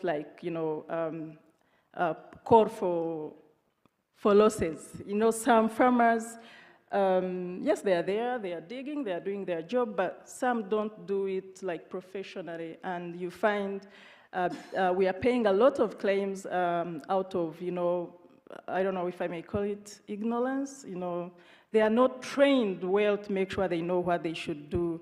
So we have to make sure that farmers are very well trained. We have to make sure that even these people that help them, they are also very well trained to know what is happening. Also, we need to invest in technology, and at Radiant, we are ready to do that. We have done it, and we are ready to continue doing it. So we have to invest in technology, and Dave Sahar mentioned it. It's working in India. He called it, I think he called it what? Kishna. Kishna.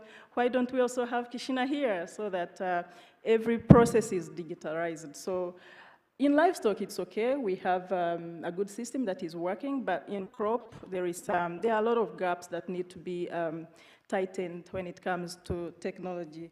And again, for us to make sure that the insurance penetration rate increases and also uptake increases, we have to pay claims as insurers. That's for us as insurers. We have to pay claims first. So claims, claims, claims. So we always we call it a moment of truth. A farmer has come, has bought a policy, but there is a moment of truth that we have to face, and we have to make sure that moment of truth is, welcomed well and is really served on time. So by doing all those things, I'm sure insurance penetration rate will increase in our country. Thank you so much. Thank you very much. If we were, and this question goes to the four of you, if we were to forget everything you said and keep only one thing, what would that one thing be? Valence.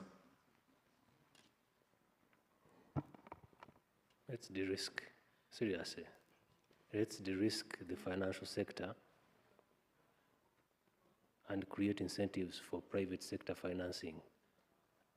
And two, maybe public subsidies should stay until, to support private sector financing. Thank you. De-risk and support private sector financing. Ovia. I have to say that, So, like what Jimmy, he said, we have to de-risk, but of course, as insurers, we have to be there. We have to be there for farmers. We have to make sure we pay claims on time. We have to make sure we sensitize. We have to make sure we train our staff to know what they are doing, and we have to make sure that we are there for them, to show them empathy in time of need. Thank you. Thank you very much. Jimmy.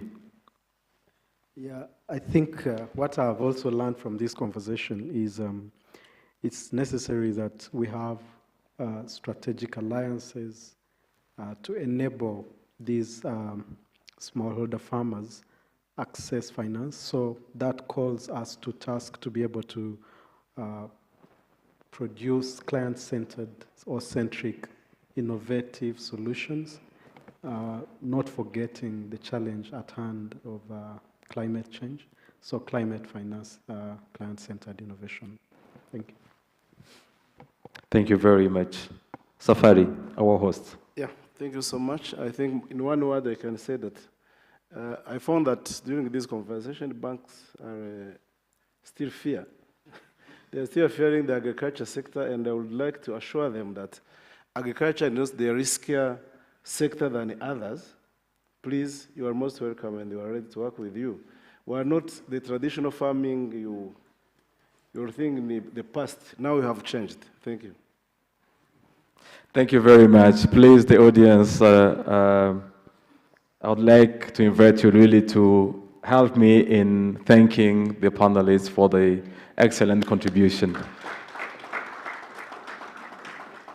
Just as a summary before they leave, they said really, we've come a long way. We've come a long way. There has been progress, but we still have a long way to go to achieve a financial sector that come up with products which are customer-centric, come up with products that are customized to the needs of the sector, come up with products and services that are affordable.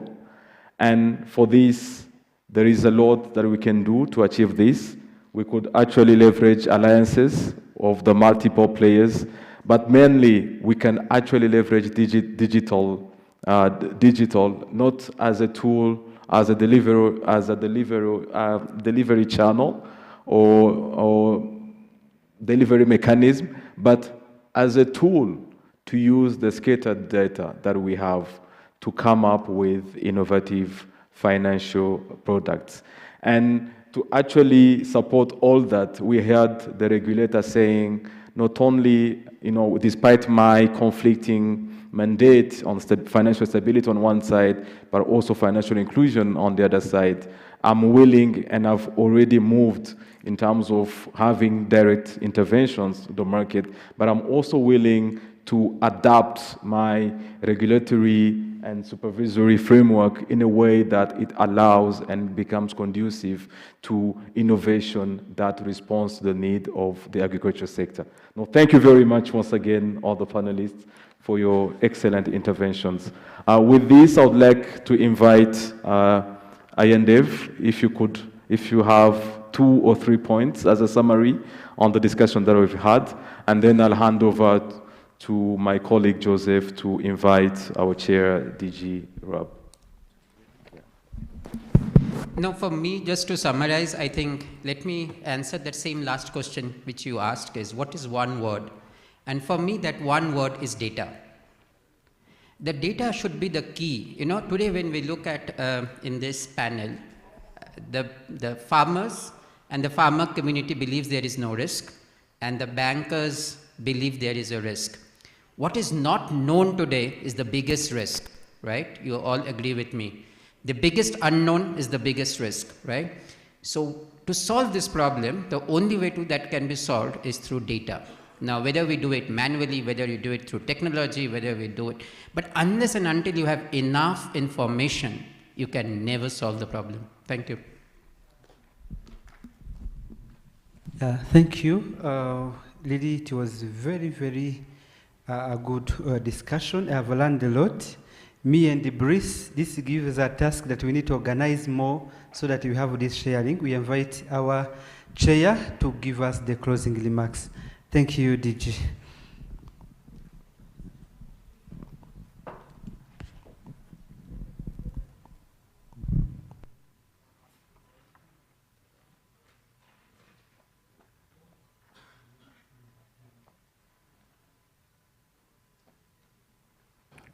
Okay, thank you very much, the moderator, for the floor.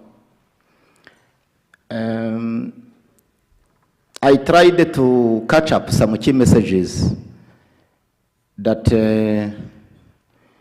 the team which is working on the document, on the strategy, may think about and come up with the real life of food systems.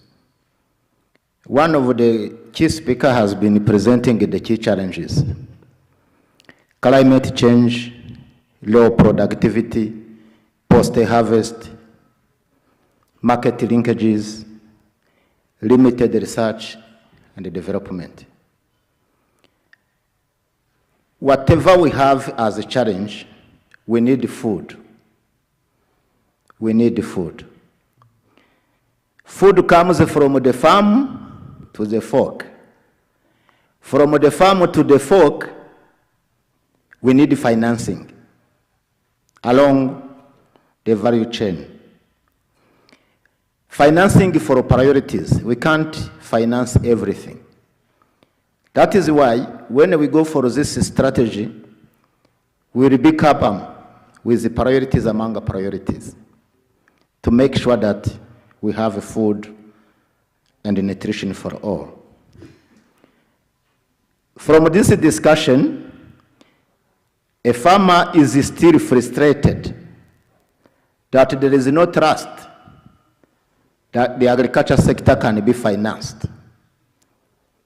However, the financial institutions, they give hope that there is a need of balance between financing and the risking.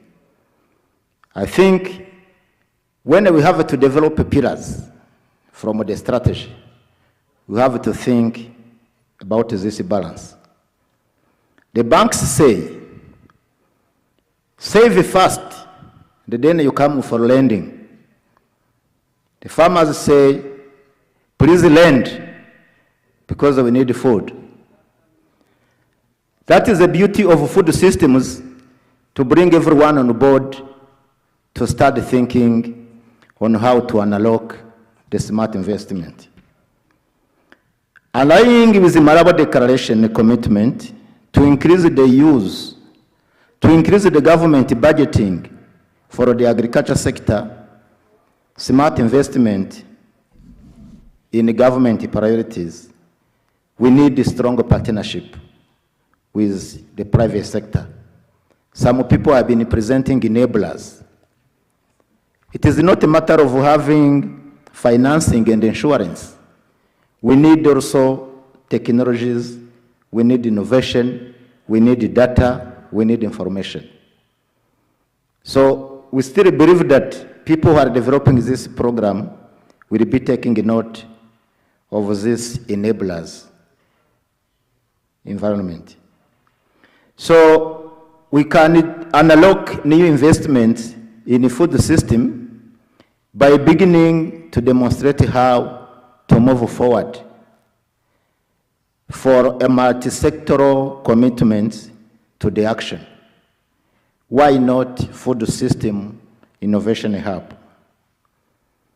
Let me close by saying that we have been discussing on de-risking and the financing. People have been saying that let's start by de-risking. In our context in Rwanda, we are focusing on irrigation and floods. Let me remind you that Rwanda is a blessed country with the water and the sunshine. We have to do smart investment in sunshine and in water collection to make sure that we confront those problems of irrigation as well as flood management. Food systems should be the key solution towards the livelihood improvement by having the food at the center of the transformation. Some people have been talking about agri-food systems. The discussion around the food systems, which brings on board the environment, the agriculture, the livelihood, and the cross-cutting pillars, youth and the women, and financing. It is a definition that should be looked at while we are developing this strategy. As I have been seeing, we have been discussing agri-food systems, focusing on the value chain approach. We should have been having people talking about financing in gas emission, carbon financing, and the other factors into food systems. By having you here, we are very comfortable that we will continue the discussion around this journey of developing the food system strategy, the PSTA5, focusing on resilience, as some of our colleagues have been saying, and the sustainability around it, which will drive the smart financing. So I want to take this time to thank everyone, the speakers, the panelists, the audience, for having this time and putting a lot of effort and providing insight and ideas towards the development of PSTA5. So I wish you a good evening. Thank you very much. Thank you to the chair. Thank you again for all who participated to this session.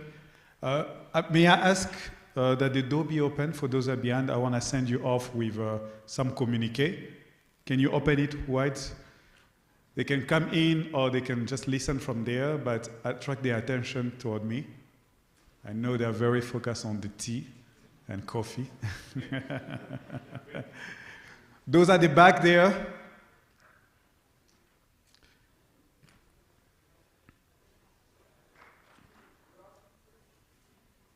Please, yes. You don't even need to see it. You can just be at the back. Yes. Thank you for coming in. So tomorrow we ending and wrapping up this session. We'll end with the Honorable Minister who insisted to be with us tomorrow for the wrapping up.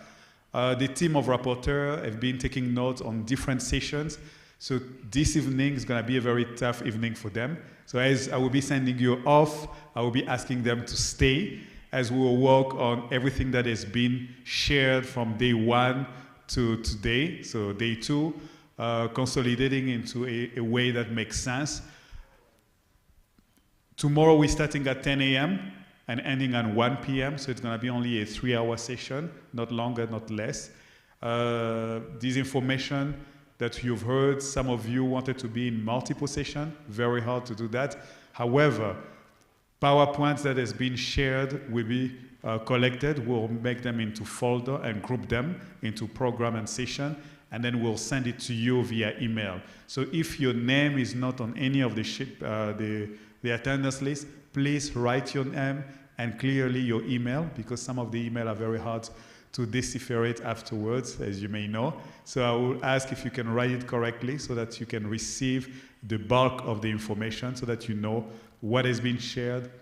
Very instructive information has been received throughout the days, so you may want to have it with you. With that, I wanted to thank you all for your patience. You've been a very patient audience. We've extended beyond the allocated time, but thank you for staying, for showing interest. And tomorrow, hopefully, as we wrap up, you'll see the fruit of the discussion. But that doesn't mean that our consultation stops here. It simply means that officially it will stop here. However, if you still have questions, if you have remarks that you want to share, you know us, you know the rapporteurs, you know the different chairs who were there, many of the moderators who work with them. Please share your thoughts as we continue working in this document. We already have the draft 0 that was built based on the initial consultation that has been done countrywide. This is more or less a high-level type of consultation, which will be an additional input into what already exists, probably even changing a bit the idea or the topography of what we've done before because of the way you've been thinking and where you have put much emphasis. With that, there is some tea at the back. We thank you for that. My name is Eric Gatera. I work with many of my colleagues at the Ministry of Agriculture and Animal Resources as the Chief Technical Advisor in the Office of the Minister. With that, thank you and see you tomorrow, 10 a.m.